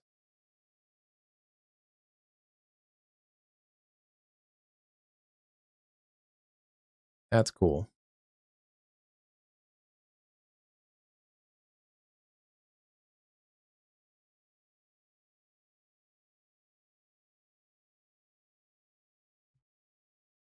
Yeah, that's neat. Yeah, you guys got a lot of work done in that short a time then. That is really cool.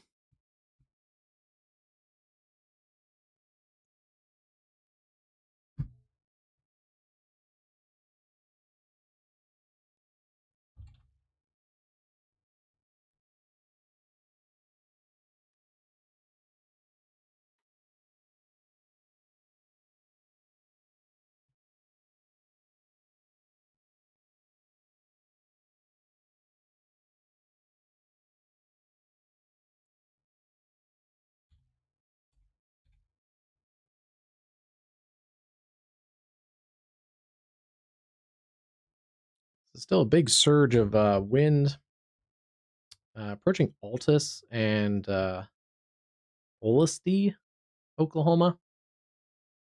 It'll eventually head towards Hedrick, Elmer, and Tipton, getting closer to that Frederick radar. So seeing that from a little bit better detail. There's also still some residual wind from that leading storm. That one looks less severe than it did earlier, so it's more just that line segment working through Altus and Martha. It's still a pretty punchy storm. It's dove more southeasterly, so Frederick, Hollister, and then they're going to continue warning out 60-mile-an-hour winds. Not much hail in there. But yeah, some of this is also headed eastward. Hobart, Godebo, Mountain View, Carnegie.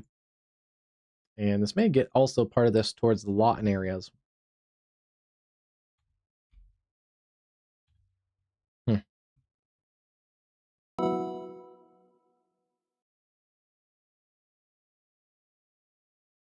Yeah, no, that's awesome.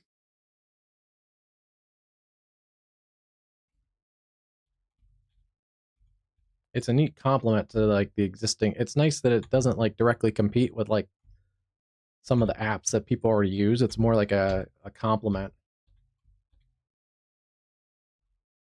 Like for me, it's something I can just put up on the side screen and just kind of keep an eye on it too.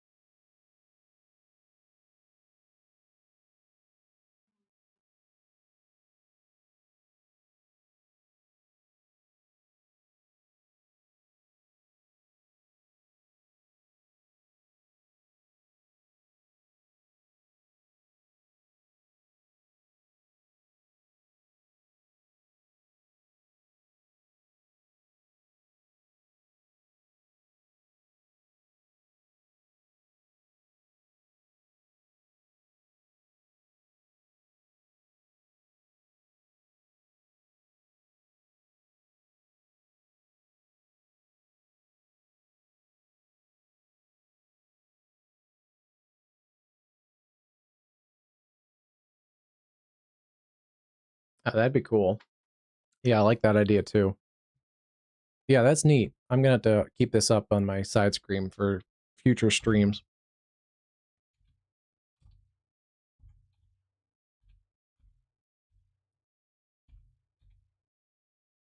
Some of these storms, at least on the back end of this whole complex, are weakening.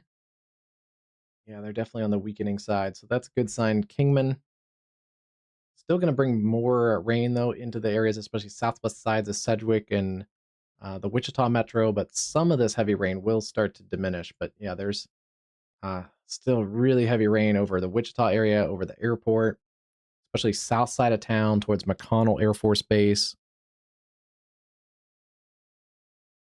Yeah, and unfortunately, these highways look okay that we've seen on some of these cameras, but some of the side streets and the neighborhoods are where a lot of this flooding is occurring. And I think we are starting to see flooding here because this creek or bar ditch has filled up and it looks like cars are stopping on the exit.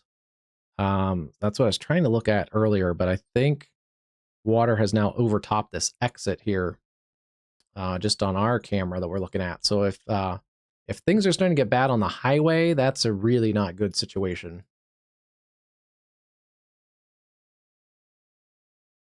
Yeah, I think it's down the exit here that we are starting to have water over the roadway. And that car is going to try and make an attempt through. That's not good. Don't do that. Yeah, this guy's like, nope. That's the right idea. That is the smart idea. Stay on the elevated highway. And he was in a big pickup truck. Not sure this is a good idea here if these cars are trying to get through really flooded roadways.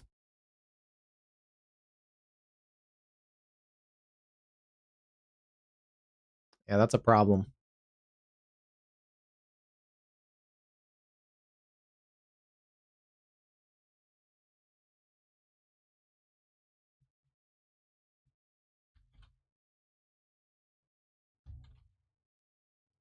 This flood threat is likely to expand across eastern Kansas and southeast Kansas. We have more heavy rain from Girard, Parsons, Independence, Howard, Yates Center, and Chanute, all the way back across the Wichita Metro and all the way to about Kingman.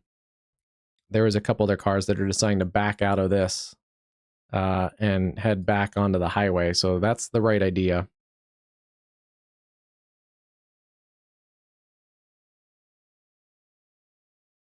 Yeah, they're going to get out of there. It's hard to tell in this perspective because we're up higher and the highway is slightly elevated, but this goes downhill. And then there's a big ditch of water that looks like it connects down at the lower road. So yeah, these cars that are going back on the highway have the right idea.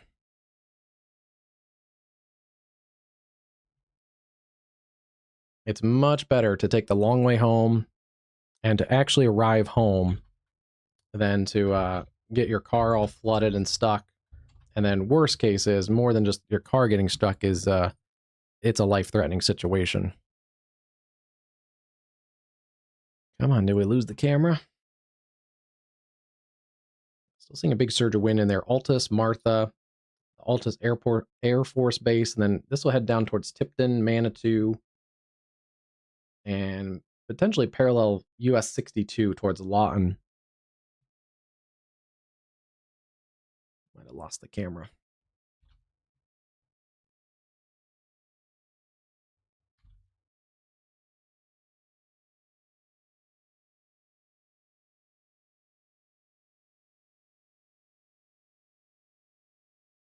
And we have lost our severe thunderstorm watch across northwest Arkansas, north central Arkansas.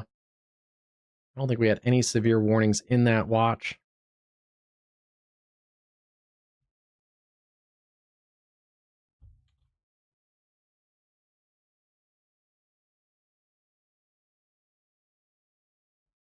Yeah, these are at least starting to move a little bit.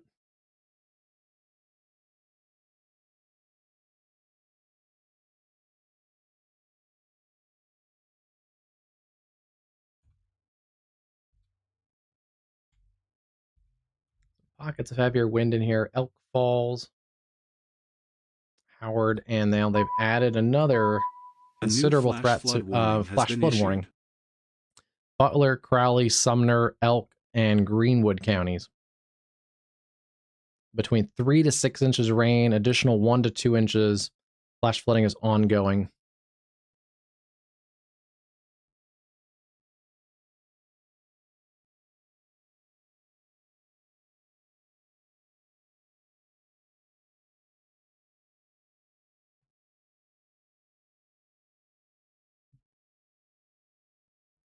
So more flash flooding continuing across south central parts of Kansas right now. I think we lost that camera.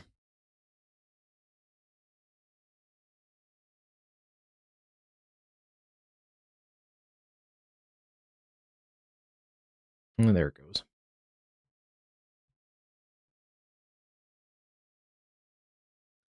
It's going to be a messy day tomorrow, TSB. Yeah, let me look. It looks like rounds of storms tomorrow for Indiana.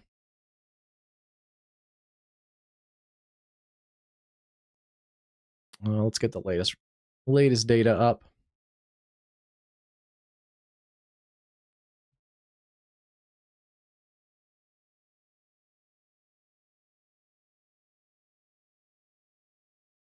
Yeah, you may get some storms in the morning.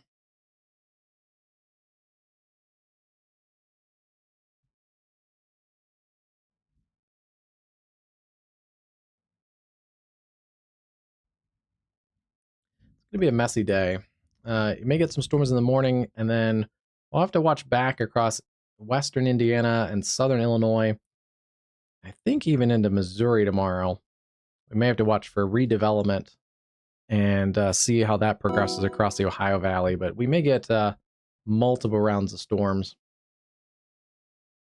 Earlier model data showed kind of one cluster working through across the morning and early afternoon, pushing into the I-75 corridor by about 3 o'clock. And then, yeah, I have to watch this area back here. A new flash flood warning has been issued.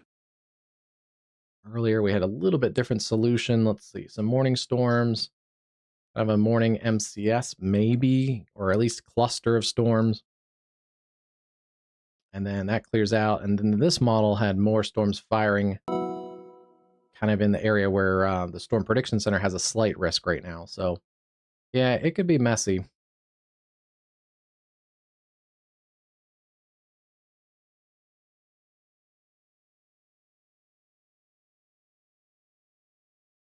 Yeah, I still think the models A have new been fairly flash flood consistent at warning has been putting issued. storms across the I-44 corridor as well, which I don't think the Storm Prediction Center has much back there right now.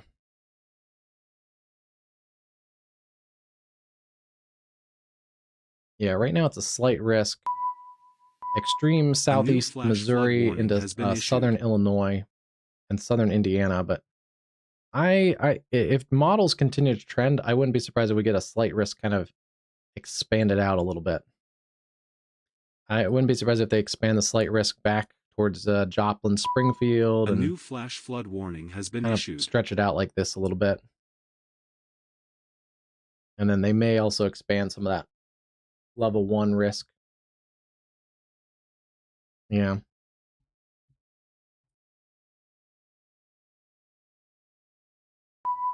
A new flash flood warning has been issued.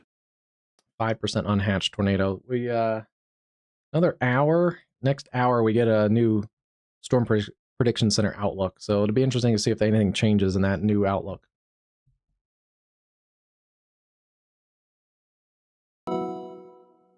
Yeah, I would expect things may change a little bit with some of that. Generally, it looks like the Storm Prediction Center has made most of their larger changes when they've switched over to the day 1 outlook. But there's going to be some variability. There was today as well. They adjusted today's outlook quite a bit in the last 24 hours. So they may do the same. Yesterday they had a bigger risk for tornadoes kind of like this last night, and then they trimmed it down, and this morning they had a really small risk for tornadoes, and then by midday they kind of expanded it back out. So Yeah. These days are kind of tricky because they're not it's not kind of one organized system. It's a bit of a boundary that's kind of draped along here. And then there's some upper level impulses, and then we also kind of have to deal with the leftover A new convective flash flood remnants from the warning night has been before. So issued. it's kind of a complicated setup. Models don't handle that very great.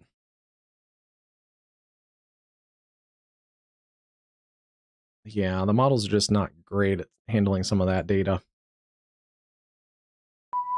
A new flash flood warning has been issued. I don't know. I don't know if it'll be as bad as TSB. I don't know if it's going to be as. I would doubt that it'll overperform the Storm Prediction Center as much as it did last weekend. Because last weekend that definitely way overperformed the Storm Prediction Center's outlook. Um, and unfortunately, that was a day I was crazy busy. I had a race that weekend and was had to catch up on a bunch of stuff on Sunday, and I didn't do my normal forecasting, which I normally look and see what the Storm Prediction Center's saying, and I usually actually make my own forecast and compare it to the National Weather Service Storm Prediction Center forecast and see if there's any major differences. And yeah, sometimes I go not relying on the Prediction Center. I try and see what they got right and what they got wrong, and if there's any big differences. And I didn't do that day, so um, I just relied on their forecast, and it underperformed. Um, and yeah, by the time I got free to live stream, I think most of the weather was already done, and most of the strong storms were already past this area. But um, yeah, we'll see. We'll get new data in. They'll get some new data overnight, and I'm sure they may be a little bit pickier with the data. We'll see if they do any extra data collections overnight or in the morning, and that might help. It might help their outlook a little bit. Hey, Redbird, how's it going tonight?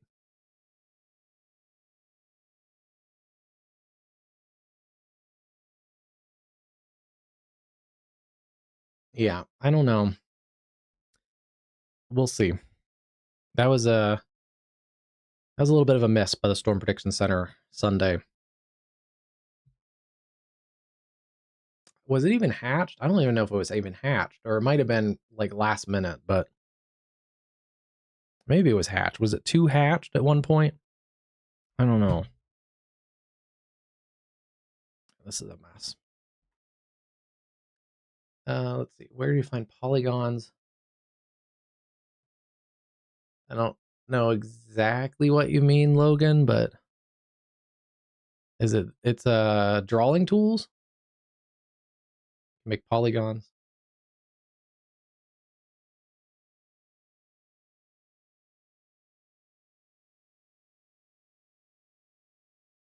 And then you can change the color, the opacity.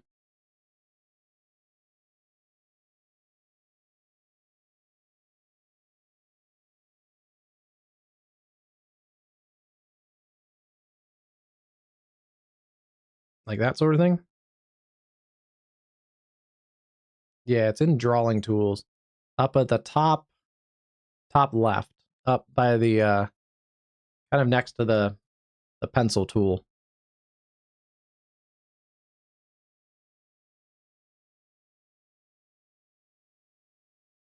And yeah, now they have frontal boundaries.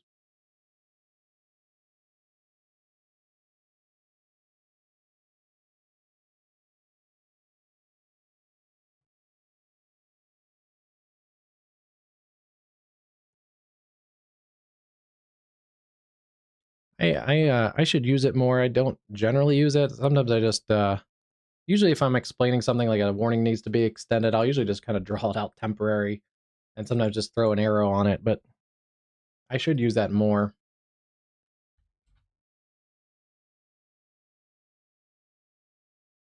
Still seeing some pretty gusty winds in there. Hedrick, Altus, Schneider.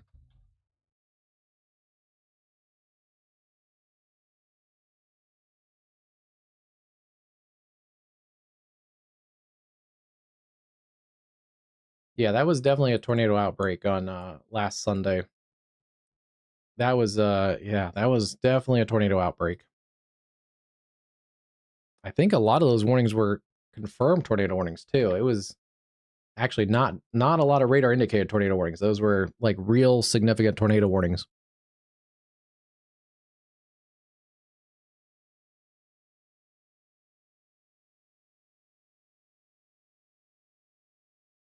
Oh geez. Yeah. Yeah, that's the problem too, is the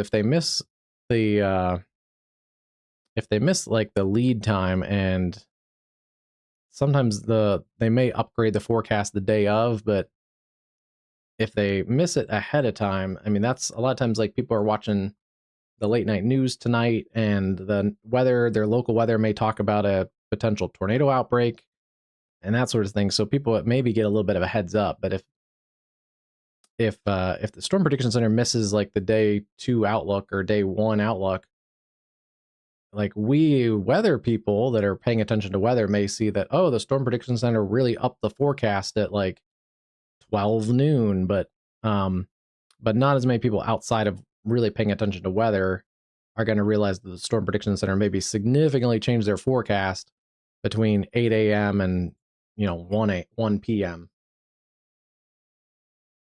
But yeah, this is a forecast that I think has verified pretty good, because this is a flash flood emergency and tons of flash flooding continuing here in eastern Kansas. So speaking of good predictions, this is, I believe, right in. Yeah, it's kind of hard to see because there's so much going on there, but yeah, this flash flood warning and heavy rain event is right in where the Weather Prediction Center has a level 3 out of 4 moderate risk for flash flooding. So most of the flash flooding today has actually been really well forecasted by the Weather Prediction Center. And we also had that other flash flood warning or emergency earlier up here near Greenfield. So yeah, that was in the moderate risk as well.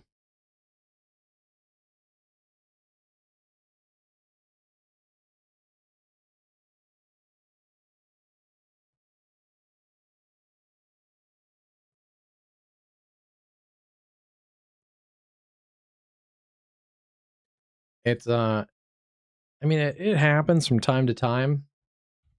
TSB, where some weather event will drastically overperform the data that the Storm Prediction Center is getting.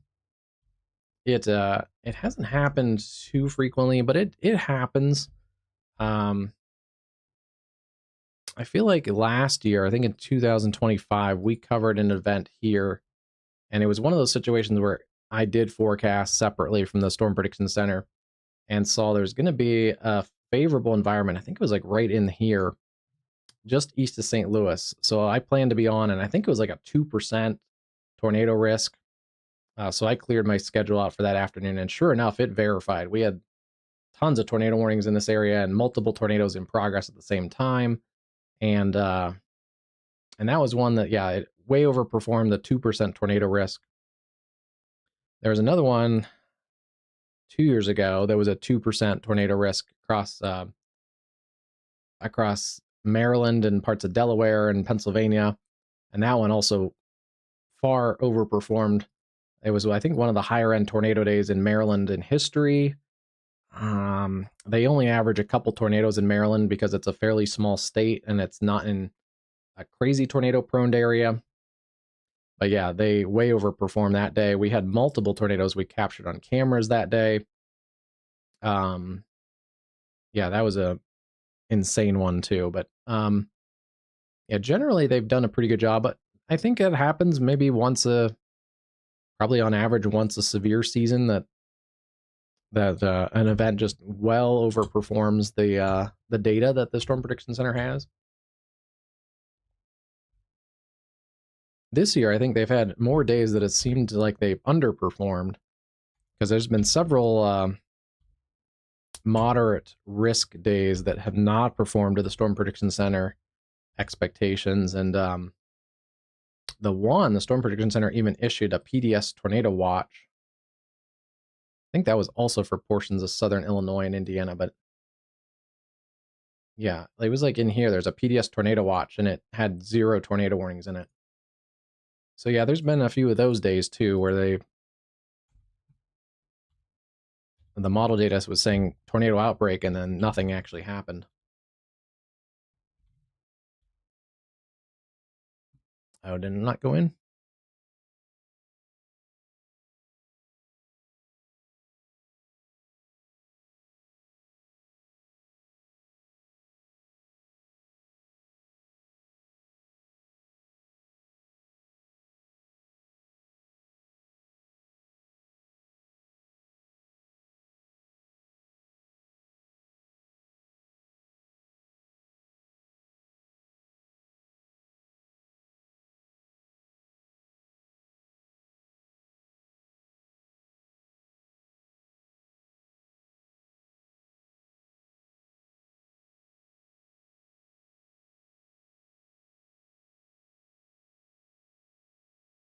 Should be refreshing.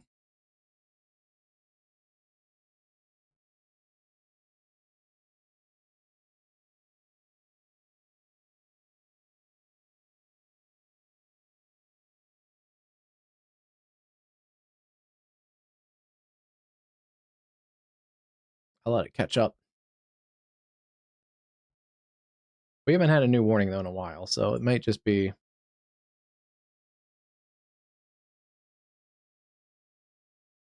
Should be.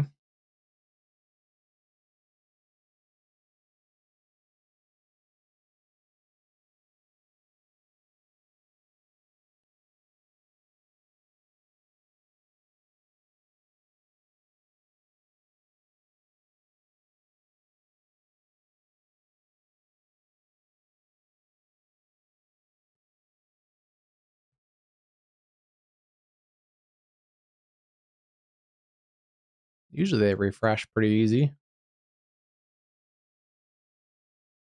may just be because we haven't had a new warning in a while. We'll see if it catches back up. A couple pockets of severe weather in here. Hedrick, Tipton, east of Lone Wolf, Hobart, Roosevelt. Going to continue moving towards Snyder and Cache.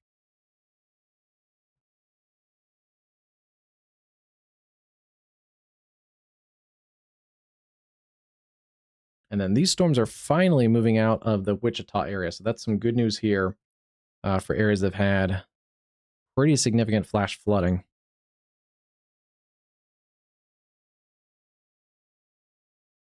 Yeah, look at the sides of the roads are all full of water.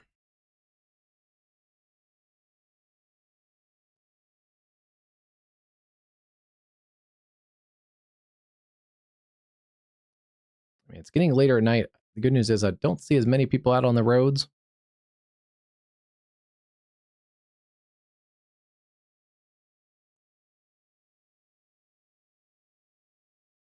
But yeah, still a dangerous situation across the Wichita area. Yeah, I do agree, Christine.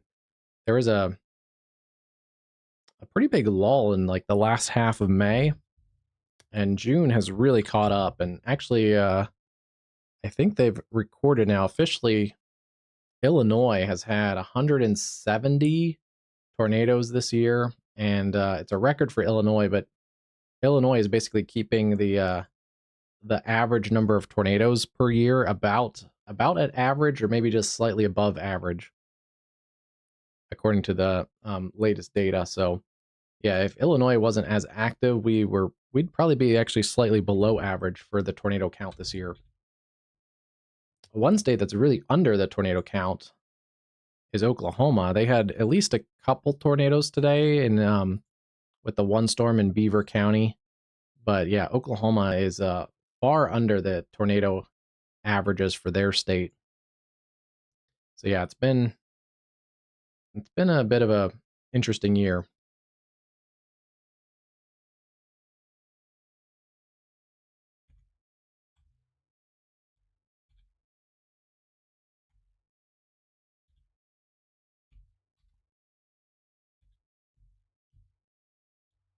I feel like Illinois has been going for quite a while too, because I think even earlier in the spring we had some tornadoes up in northern Illinois and Wisconsin and stuff. So it's been overperforming pretty consistently this year too.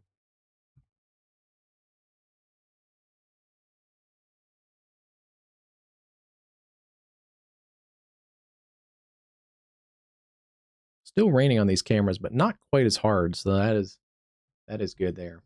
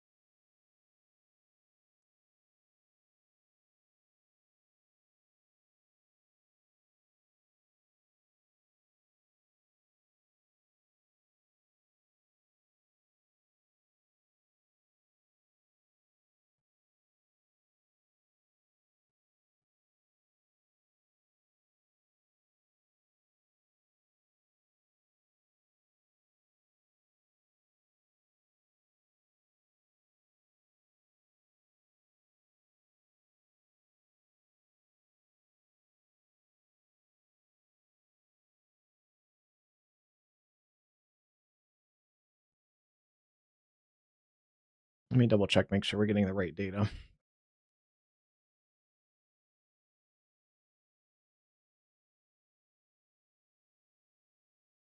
Yeah, we do have one active severe thunderstorm. So I don't know why those updates aren't going, but we'll see what happens in 9 minutes. It should get a new warning. Considerable damage, 70-mile-an-hour winds.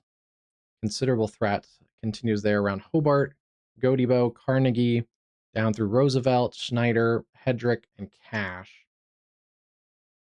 Not everybody's experiencing the damaging winds, but there's little pockets in here. Mostly moving through kind of the southern part of this warning polygon. There doesn't appear to be as much wind up towards Sentinel. May kind of work its way along Hobart, Gotebo, Carnegie. Let's see, that's Oklahoma Highway 9. Kind of runs in here. So if you're especially south of there, that's where it looks like more of the wind chances in this warning polygon.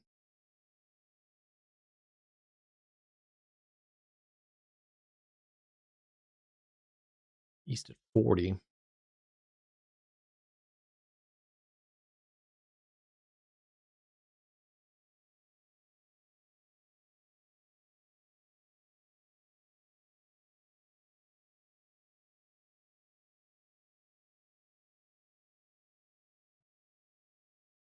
All right, there's some of the timings of this updated. Hobart, about 5 minutes. Same for Roosevelt and Schneider. Gotebo, about 22 minutes. Mountain View, 32. Carnegie, 42. And if it does hold together, this complex here would be Cache, about 31, and Lawton, Oklahoma, about 50, 52 minutes. So make it over towards the I-44 corridor in the next hour or so. At its current track, it is going to stay generally south of the Oklahoma City metro, so things should start to clear out there. It looks like they already are. Let's ignore that. Yeah, things are clearing out around Oklahoma City. May get another round, especially southwest of town, with some strong storms, but also just some lightning, thunder, heavy rain. There it goes. Just needed a little break. Cool. Looks like we're back working again on the alert system. May take a second to catch up, too.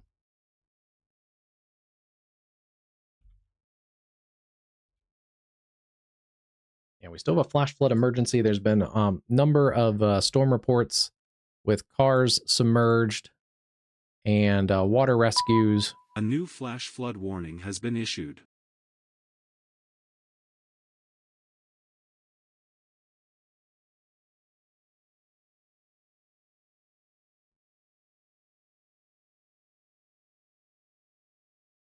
Ditches overflowing near Highway 54. A new flash flood warning Water has been flowing into issued. garage, ankle deep.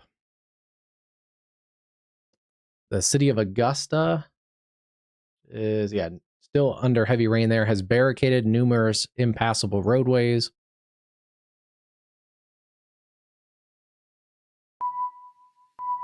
A Car new flash submerged, a lot flood of car warning has been submerged issued. reports. Intersection of Southwest 70th and Ohio Street is flooded on the north side of Augusta.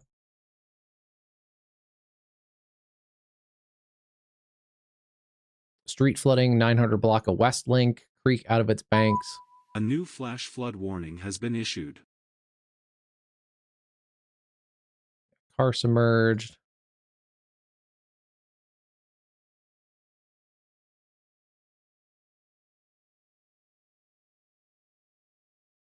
Water getting into homes in the West A new Wichita flash flood neighborhood. warning has been issued.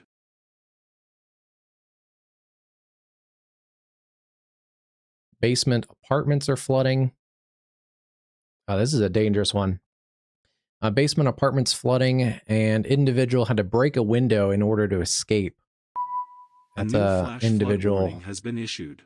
problem right there. That is, yeah, that is basically in Southwest Wichita. So basically where some of this rain is still ongoing as well.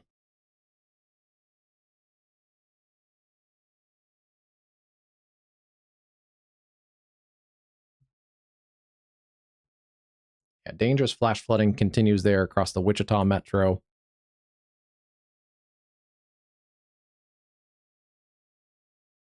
Let's see if we can find any more.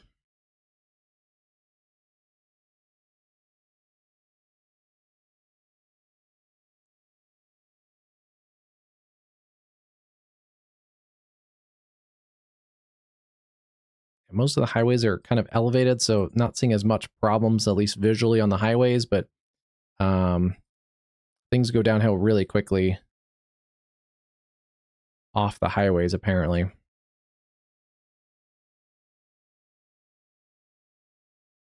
Yeah, you can see on the drainage canal, it might be hard for you guys, but the drainage canal, you can see actually the water has a pretty rapid flow to it.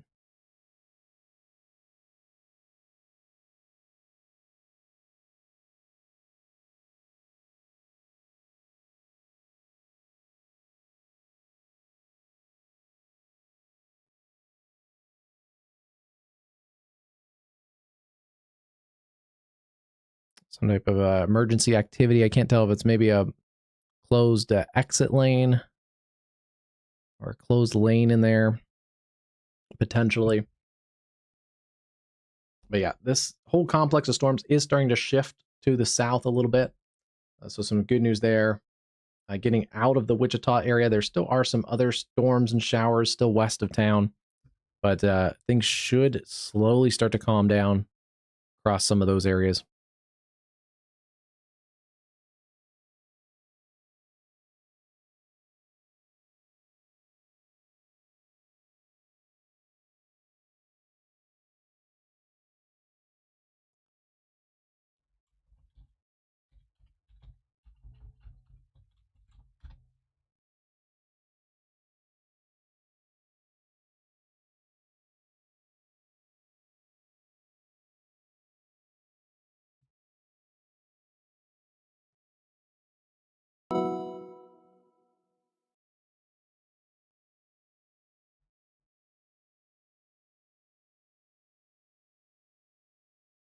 Okay, so they're going to let that larger considerable threat severe thunderstorm warning expire and replace it with a small hail. Not even hail is a big threat, but 60-mile-an-hour winds, just basically a standard severe thunderstorm warning.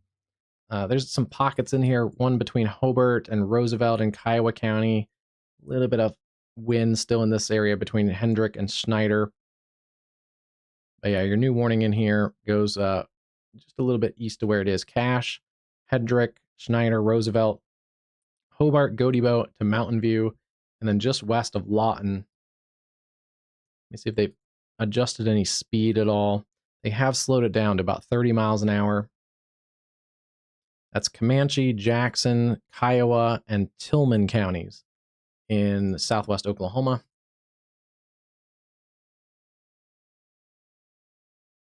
And yeah, you can see that new warning there popping up on the screen. Get a new time of arrival for some of these locations. Coming through Schneider and Roosevelt and areas there around Hobart right now.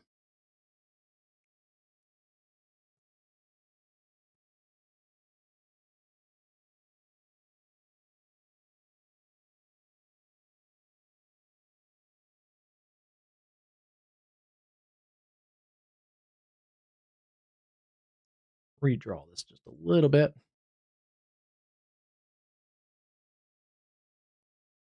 Okay, still puts it into Lawton in about an hour. It's about close to 2 o'clock into the Lawton area. Cache 36 minutes. Medicine Park 55. Carnegie 54. Mountain View 38. And then yeah, it's into Hobart now. Gotebo would be about 23 minutes. And Indiahoma about 22. It's going to continue working across the areas in southwest Oklahoma. Some of this is really rugged terrain. The Wichita Mountains are in here. It's a wildlife refuge. Very low populated. It's a beautiful part of not just Oklahoma, but of the country.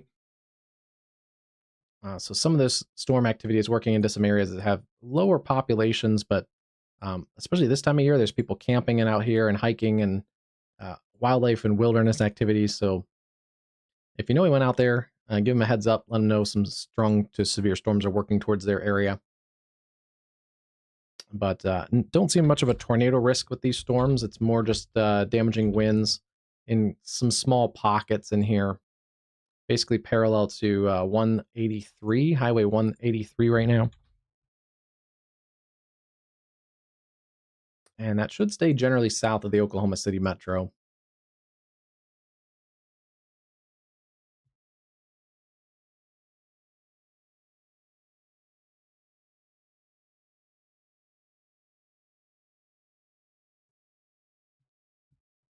And they're still seeing a couple different clusters of storms.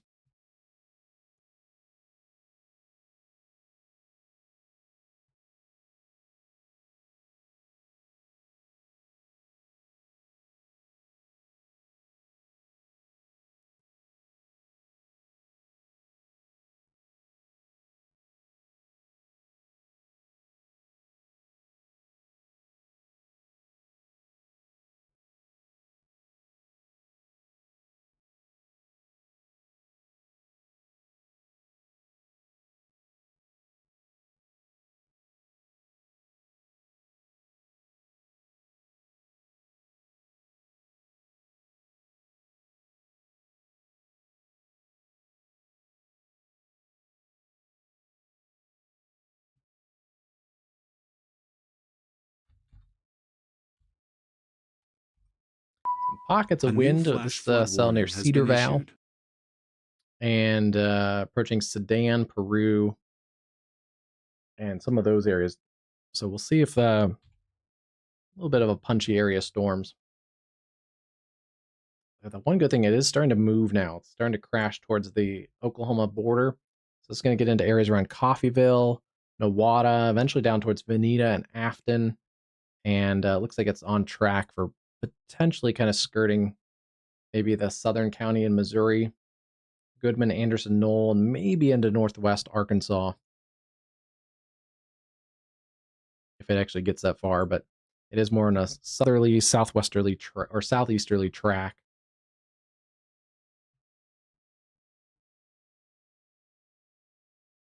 Some other storms were west of Joplin, some other flash flooding in here, but those don't look that severe.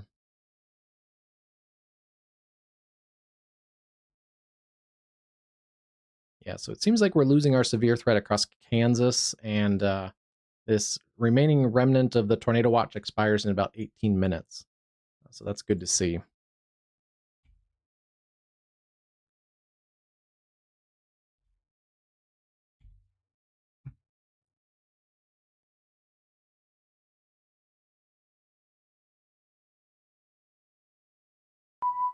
A new flash flood warning has been issued.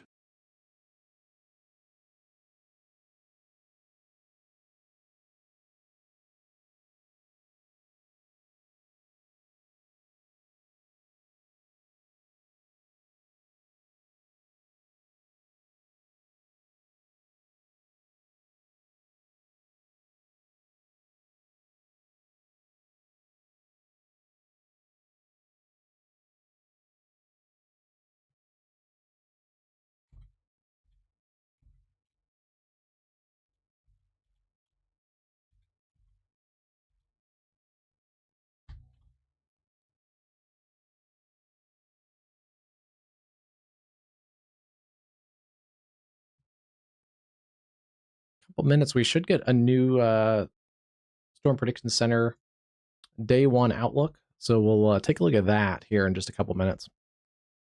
And as we were saying, there is a severe risk for tomorrow. We'll see if anything has changed with that new 1 a.m. update.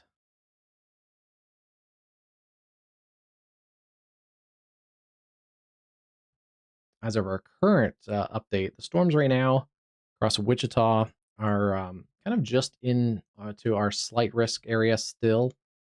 So they've kind of worked into that area from the north. Most of the storms have worked out of the remaining area of enhanced risk. That area is pretty much done for the day. And then our remaining severe storms near Altus and in southwest Oklahoma, Hobart, Carnegie, Apache, Lawton are still in the remaining area in our slight risk area. That does stretch through the Oklahoma City metro, although it looks like most of the severe activity is done for there. And yeah, we've had our slight risks have verified, I think, today, as well as the enhanced risk was a little bit bigger earlier, and I think that did verify at least some tornado risk. Parts of our slight risk have not had much, like severe weather in this area. So that's kind of maybe not verified slightly, but and then some of this area has also been a little bit light. Our other risk areas, we did have a slight risk area up in Wyoming earlier. That one did verify with a wind risk. A couple tornado warnings also up there, so that one did good by the Storm Prediction Center. I think in general, this one verified pretty well. And then we also had a slight risk up in this area. Couple tornado warnings briefly, and a couple severe warnings. It kind of maybe marginally verified. Close to not verifying. That one could probably go either way. Currently, the day 2 outlook includes a level 1 marginal risk all the way into the high plains again. It's that time of year where the high plains are really fired up. Lee side troughing and upslope and pooling of moisture, and storms go pretty quickly up here in the afternoon with daytime heating. So another chance of some clusters and complexes of storms tomorrow in the high plains and in the Front Range. There is a marginal risk across some of those same areas that have had severe weather today, and then into the Ohio Valley. See, there are as our slight risk, eastern Missouri, southern Illinois, southern Indiana, and extreme, I guess that's northern Kentucky. There is also another separate marginal risk across the Northeast tomorrow. There is also, for Saturday, a large slight risk across the Dakotas and eastern Montana, and then also another one across the Carolinas, the eastern portions of the Carolinas and Virginia on Saturday. So a couple different pockets of severe weather potentially. And this one could also be a pretty impactful severe weather event up into Saskatchewan. So areas, especially like Weyburn and Estevan and Melville, Moose Jaw, Swift Current. Keep an eye if you have plans up in the Canadian prairies on Saturday. They also do have a day 4, so the activity from Saturday is going to continue into eastern portions of North Dakota and into northern parts of Minnesota on Saturday, or on Sunday, sorry. And then it looks like Monday also back into northern parts of Minnesota, a little bit of Wisconsin, and no day 6 through day 8 probabilities. So pretty active period, but it does start to shift towards the north. And again, I plan on putting a forecast video out tomorrow, but the shift to the north is going to be associated with a big heat dome. It is going to be hot next week and even later into the weekend. That shifts the storm track up across the northern tier of the country.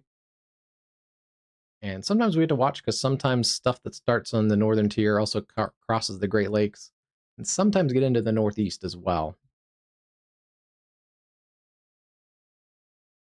And some areas, just want to highlight, are not done with winter. We have actually some winter weather advisories for areas in, it looks like, western Montana. Winter storm watches and winter weather advisories out. Periods of wet snow up to 4 inches above 6,500 feet. Yeah, cold and wet backcountry conditions. So yeah, still areas up to 6 inches of accumulation there. Heavy wet snow. The Bitterroot National Forest, areas like Butte, Missoula, Salmon, that is in Idaho, Salmon, Idaho. Even areas like West Yellowstone may get some snow. Big Sky, some of those areas, winter weather advisories. So yeah, winter is not done in some locations. Like a new flash flood warning or extension of it.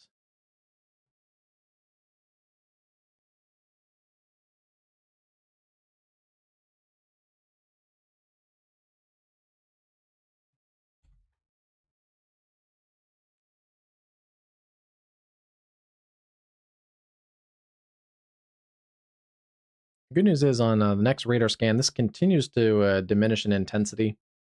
We're not seeing even as bright of colors as we did just a few minutes ago.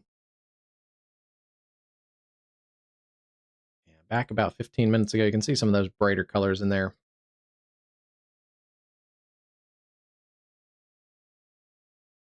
And we've lost quite a bit of that just on the latest radar scans.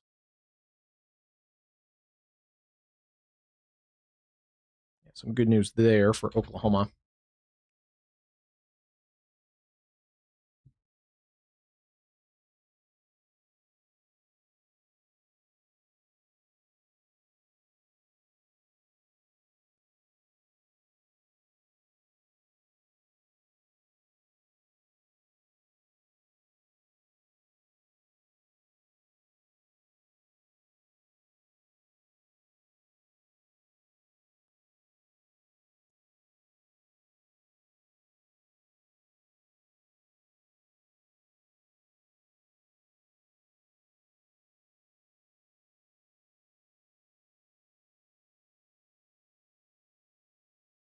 Yeah, I'm not finding a lot of flooding on the highways around Wichita, but again, some of those are elevated.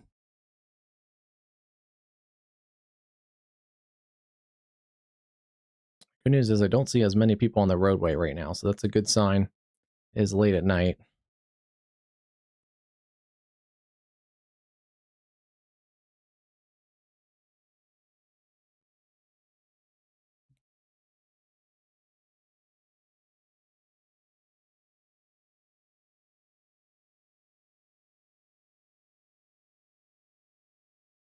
Still a dangerous night across Wichita. If you don't have to travel, please don't. And if you need to seek higher ground, do that before the water comes up. And yeah, with these storms continuing to sag slowly to the south and east, I wouldn't be surprised if we get more flash flood warnings anywhere here in southern Kansas, even northern Oklahoma may get in on this, especially as this complex of storms continues to sag towards the south and southeast. And we still may get an isolated severe warning out of those cells, but so far they're kind of behaving themselves. Some pockets of gusty winds in here along Chautauqua County, Kansas, Highway 99, areas like Oak Valley.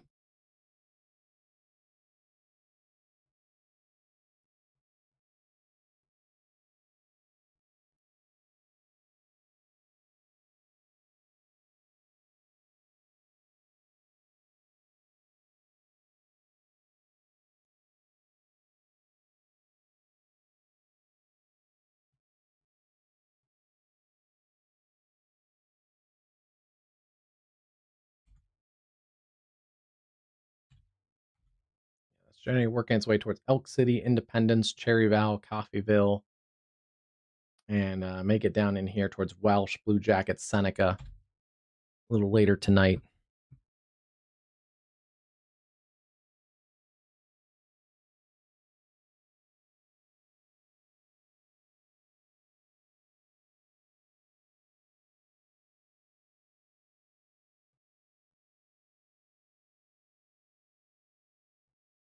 All right, and hot off the presses, we have new updates by the Storm Prediction Center.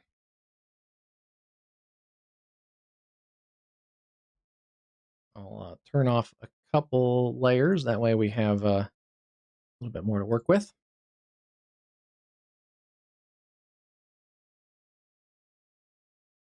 And as I suspected, let's see.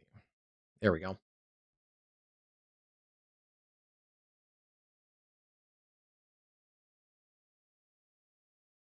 As I suspected, based on some of the model data we've looked at all night, it's trended hour after hour as we've gotten repeated model data. They have stretched the slight risk back across areas exactly where I thought they would, across northern Arkansas, northeast Oklahoma, and even southeast Kansas, including Joplin, Springfield, Mountain Home, Lebanon, Farmington, Poplar Bluff.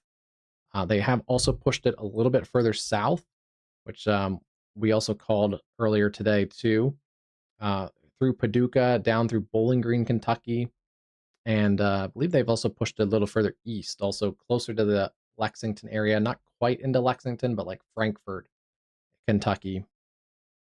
So yeah, they have expanded the slight risk. They've also,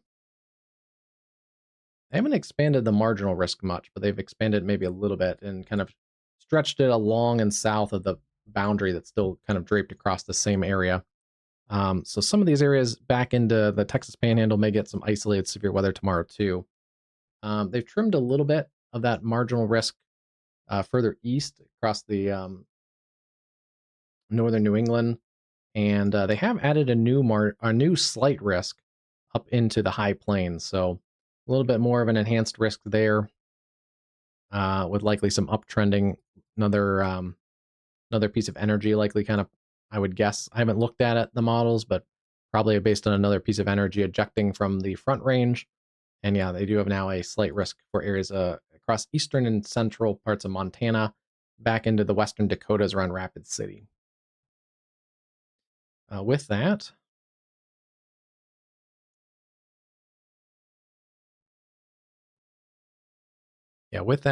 area there in Montana, they have introduced a 2% tornado risk, and then they've stretched the 2% tornado risk across the Ohio Valley.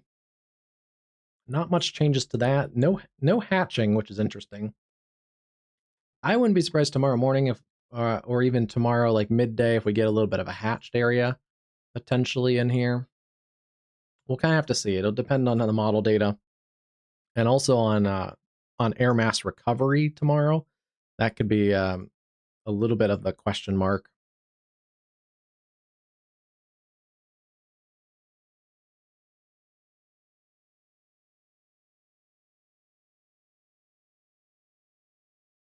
But yeah, similar to some of these trickier to forecast events, some of this is based on a remnant MCV mesoscale convective vortex that's going to work through the Ohio Valley.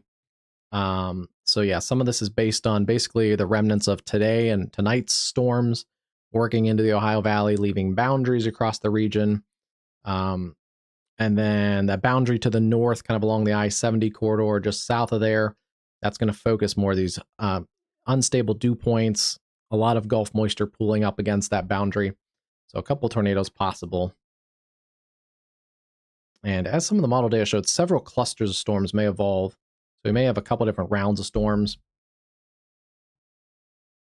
Looks like they're noting that as well. If we get more clustering, we could get less supercells. That would be a little bit more of a wind risk then. Some interesting notes here. This is basically comparing. There's a brief period where the day 2 and the day 1 don't link up, but this is the risk as of today. They've shifted it further south. So it's shifted from the I-70 corridor to a little bit south of there. And also stretched out, I think, a little bit to the east as well. Yeah, so it's shifted a little bit more into northern Kentucky, Madisonville, Leachfield, the Louisville area, centered more along the Ohio River, that tornado risk tomorrow.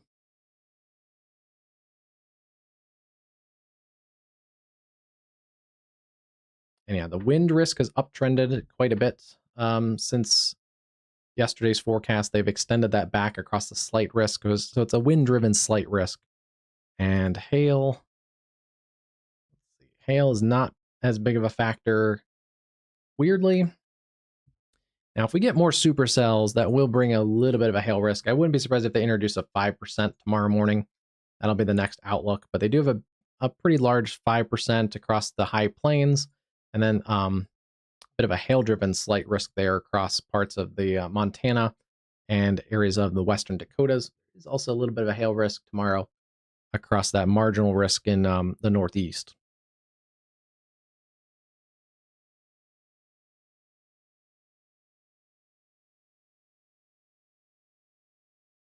So yeah, that's, I think, the biggest change right now.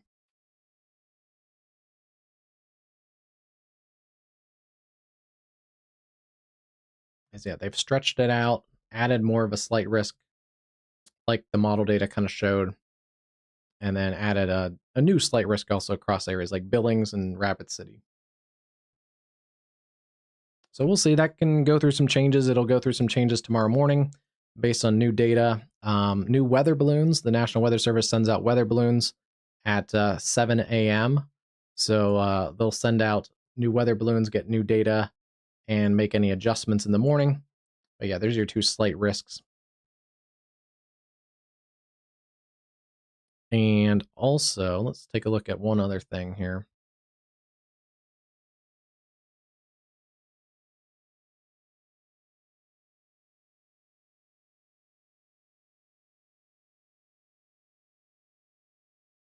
We talked about this earlier in the stream, but there is a extreme fire danger tomorrow in Utah, basically central Utah from Provo down through St. George and then into northern Arizona and areas like north or southeast parts of Nevada.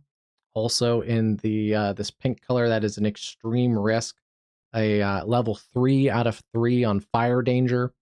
So please avoid burning. Follow local orders and local ordinances tomorrow. And also, I would strongly suggest avoiding fireworks tomorrow. We're getting into fireworks season with 4th of July coming up. So, yeah, please be cautious tomorrow doing any activity that could lead to a fire outside here. There is around that a much larger critical fire risk, and that extends down through Lake Havasu. It includes the Vegas area up to Eli. It does include Salt Lake City, and down towards Flagstaff. So a lot of population covered with a critical and extreme fire danger for tomorrow across the West.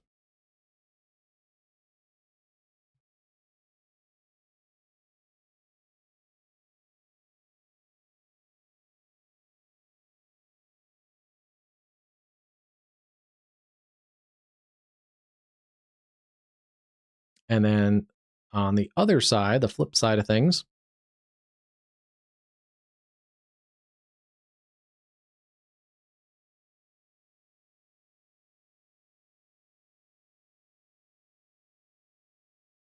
this is our Weather Prediction Center excessive rainfall risk. This is tonight with the level 3 out of 4 moderate risk, Wichita to Springfield. Tomorrow, let's go to this one. Yeah. Tomorrow that shifts eastward and also expands a little bit through much of the Ohio Valley. So we were talking about that with some viewers from West Virginia tomorrow. Flood threat across southern Ohio, southern Indiana, southern Illinois, much of southern Missouri, or about half of Missouri, and then across into the Ohio River Valley. Most of Kentucky is under a slight risk tomorrow for flash flooding. And that may continue also into Saturday across the Ohio Valley. So yeah, a dangerous day for flash flooding. And unfortunately, that may continue back into some of the areas that have had flash flooding tonight and today across western Missouri and southeast Kansas as well. So a pretty impactful severe weather day. We'll be live streaming probably like mid-afternoon, but if things get going earlier, I may shift that to earlier in the afternoon. But it looks like right now like some of the other severe events in this same area. The morning SCV will kind of clear out, maybe some isolated severe weather early, and then we'll look for boundary recovery, air mass recovery, and then see what kind of storm mode we get as we get air mass recovery, and then go from there. So probably tentatively, I don't know, 2, 3 o'clock, but maybe a little earlier, and that's Central Time. So that'd be about 3 to 4-ish on the Eastern Time zone. But tomorrow morning, I get up, I do forecasts, I look at timing, I look at new model data, I look at new weather data. And then I kind of check and see what the Storm Prediction Center thought of their new model data and see if I have differences or of opinion or differences of model data. So I go through that in the morning generally, and then also we'll put out a new forecast video tomorrow too on the big pattern change. But yeah, tomorrow's a busy day.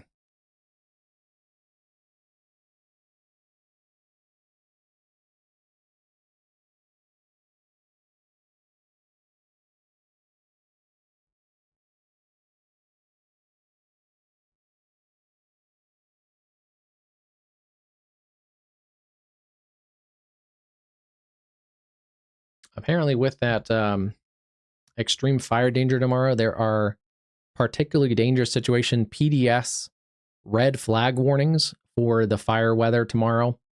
So that's fairly rare, but yeah, that's a dangerous situation too with fire weather tomorrow across Utah, particularly.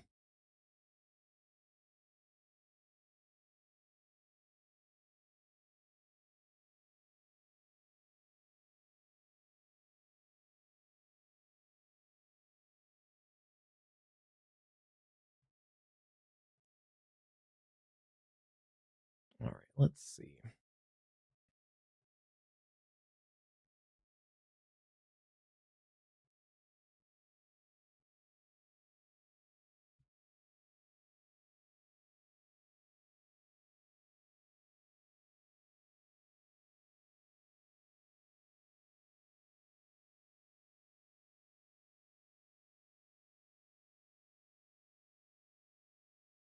All right, let's check the radar one more time here. Hobart, Godebo, Mountain View, still seeing these storms, 60-mile-an-hour winds. Not really a hail threat at the moment. There's some pockets in here of, I don't even see much wind anymore. Maybe some 40, 50-mile-an-hour gusts, but there's not much in there anymore. Lifting towards Mountain View, Godebo. The cell has also shrunk in size, so that is notable. It may work its way up towards Chickasha, potentially into some portions of the South Oklahoma City metro, Blanchard, Dibble, Amber, maybe those areas, but it's going to continue to weaken and it's going to move into rain-cooled air. Otherwise, things are calming down across western Oklahoma. Still a ton of lightning and heavy rain across eastern Kansas, southeast Kansas. A few of these storms could be feistier, especially I think this leading edge complex of storms. If it rides kind of the rain-cooled boundary, it could work through areas like Coffeyville, Veneta, Grove, Jay, Anderson, potentially Bentonville, Springdale. Have to kind of see if it holds together that far. It may also start to ride the boundary a little further towards the east and head towards southern Missouri. It's kind of a wait and see, but either way, some areas here may get some strong storms. Potentially, we'll kind of put question marks on that. At least in the near term, though. Independence, Sedan, Coffeyville, probably stronger storms. Flash flooding, I wouldn't be surprised if we get more flash flood warnings in these areas. And then we still have our flash flood emergency going on most of the overnight. Goes another almost 3 hours. They could always extend that too, especially if there's more rain that comes in. But yeah, dangerous flash flooding across the Wichita metro with more flash flood warnings outside of the Wichita metro in south central Kansas. Please, please, please turn around, don't drown, and just take the long way to work in the morning or take the long way home from your night shift. It is much more worth it to get home safely and your car also in one piece than having to deal with the mess of the car, the insurance, but also your personal health and safety is the most important thing. And yeah, please don't travel through the flooded roadways. It's even more dangerous at night. You can't tell if the road's washed out. You can't tell how deep the water is. So it's extra dangerous at night. And yeah, we'll keep an eye on that, get some updates on that in the morning. You can see all the other flood watches cover most of Missouri, a lot of southern Illinois, Indiana, and even into Ohio along the Ohio River Valley for more heavy rain tomorrow and even into Saturday. So yeah, more flash flooding potential across these whole areas in addition to the severe risk. But yeah, we've hit it hard tonight. We'll hit it hard again tomorrow. If you're new here, like and subscribe, hit the bell icon, get notified when we go live. Let me link the subscribe link. You can click the link here that should pop up in just a second. Let's see, where'd it go?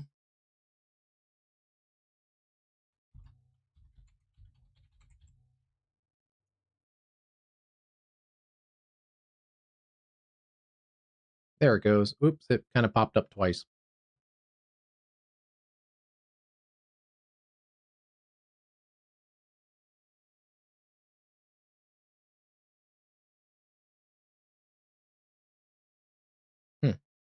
Did I miss a bunch of stuff in chat? Did chat just not update?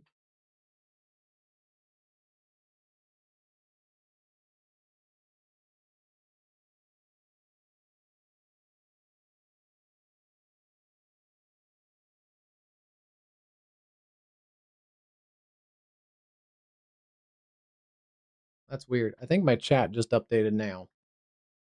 I may have missed a bunch of comments.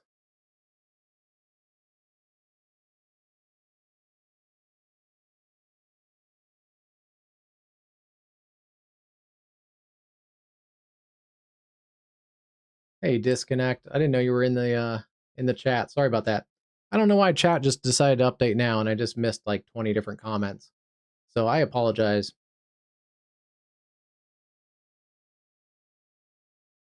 Yeah, the slight risk has changed. We'll follow that. Yeah, those areas need a break. I assume that's talking about either the severe weather or the flooding or both.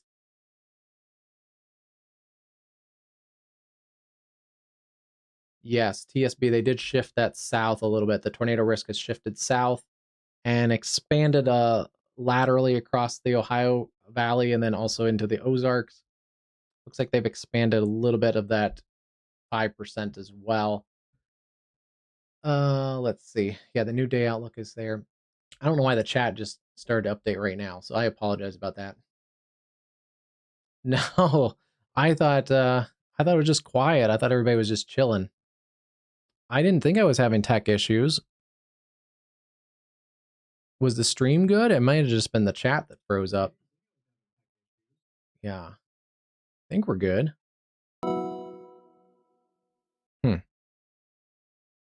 Okay, stream was fine. Yeah, somehow the chat just didn't update. So yeah, as soon as I put in the subscribe link, it just updated like 20 or 30 comments. Wichita, Comanche, Caddo, Kiowa County, severe thunderstorm warning. They're going to continue that northern segment. Carnegie, Fort Cobb. This may get up to the Oklahoma City area, but it's not anything you guys have dealt with like Monday and Tuesday. It's kind of lifting a little bit further north and northeast, but Anadarko, Gracemont, potentially some marginal severe weather. Otherwise, yeah, I think we're going to call it a night, regroup for tomorrow. I got some forecasting to do in the morning, and then I'll put out a forecasting video as well on the pattern change, and then we'll get prepped for severe weather live stream tomorrow afternoon. So that's kind of the plan. And I guess Noah, I'll see if Jim's out tomorrow too. No biggie if he's not, but if he is, I'll make sure we promo him too. So yeah, I'll look and see if he's headed out, then we'll make sure we promo him too. But all right, everyone, have a good night. Stay safe, stay dry, turn around, don't drown.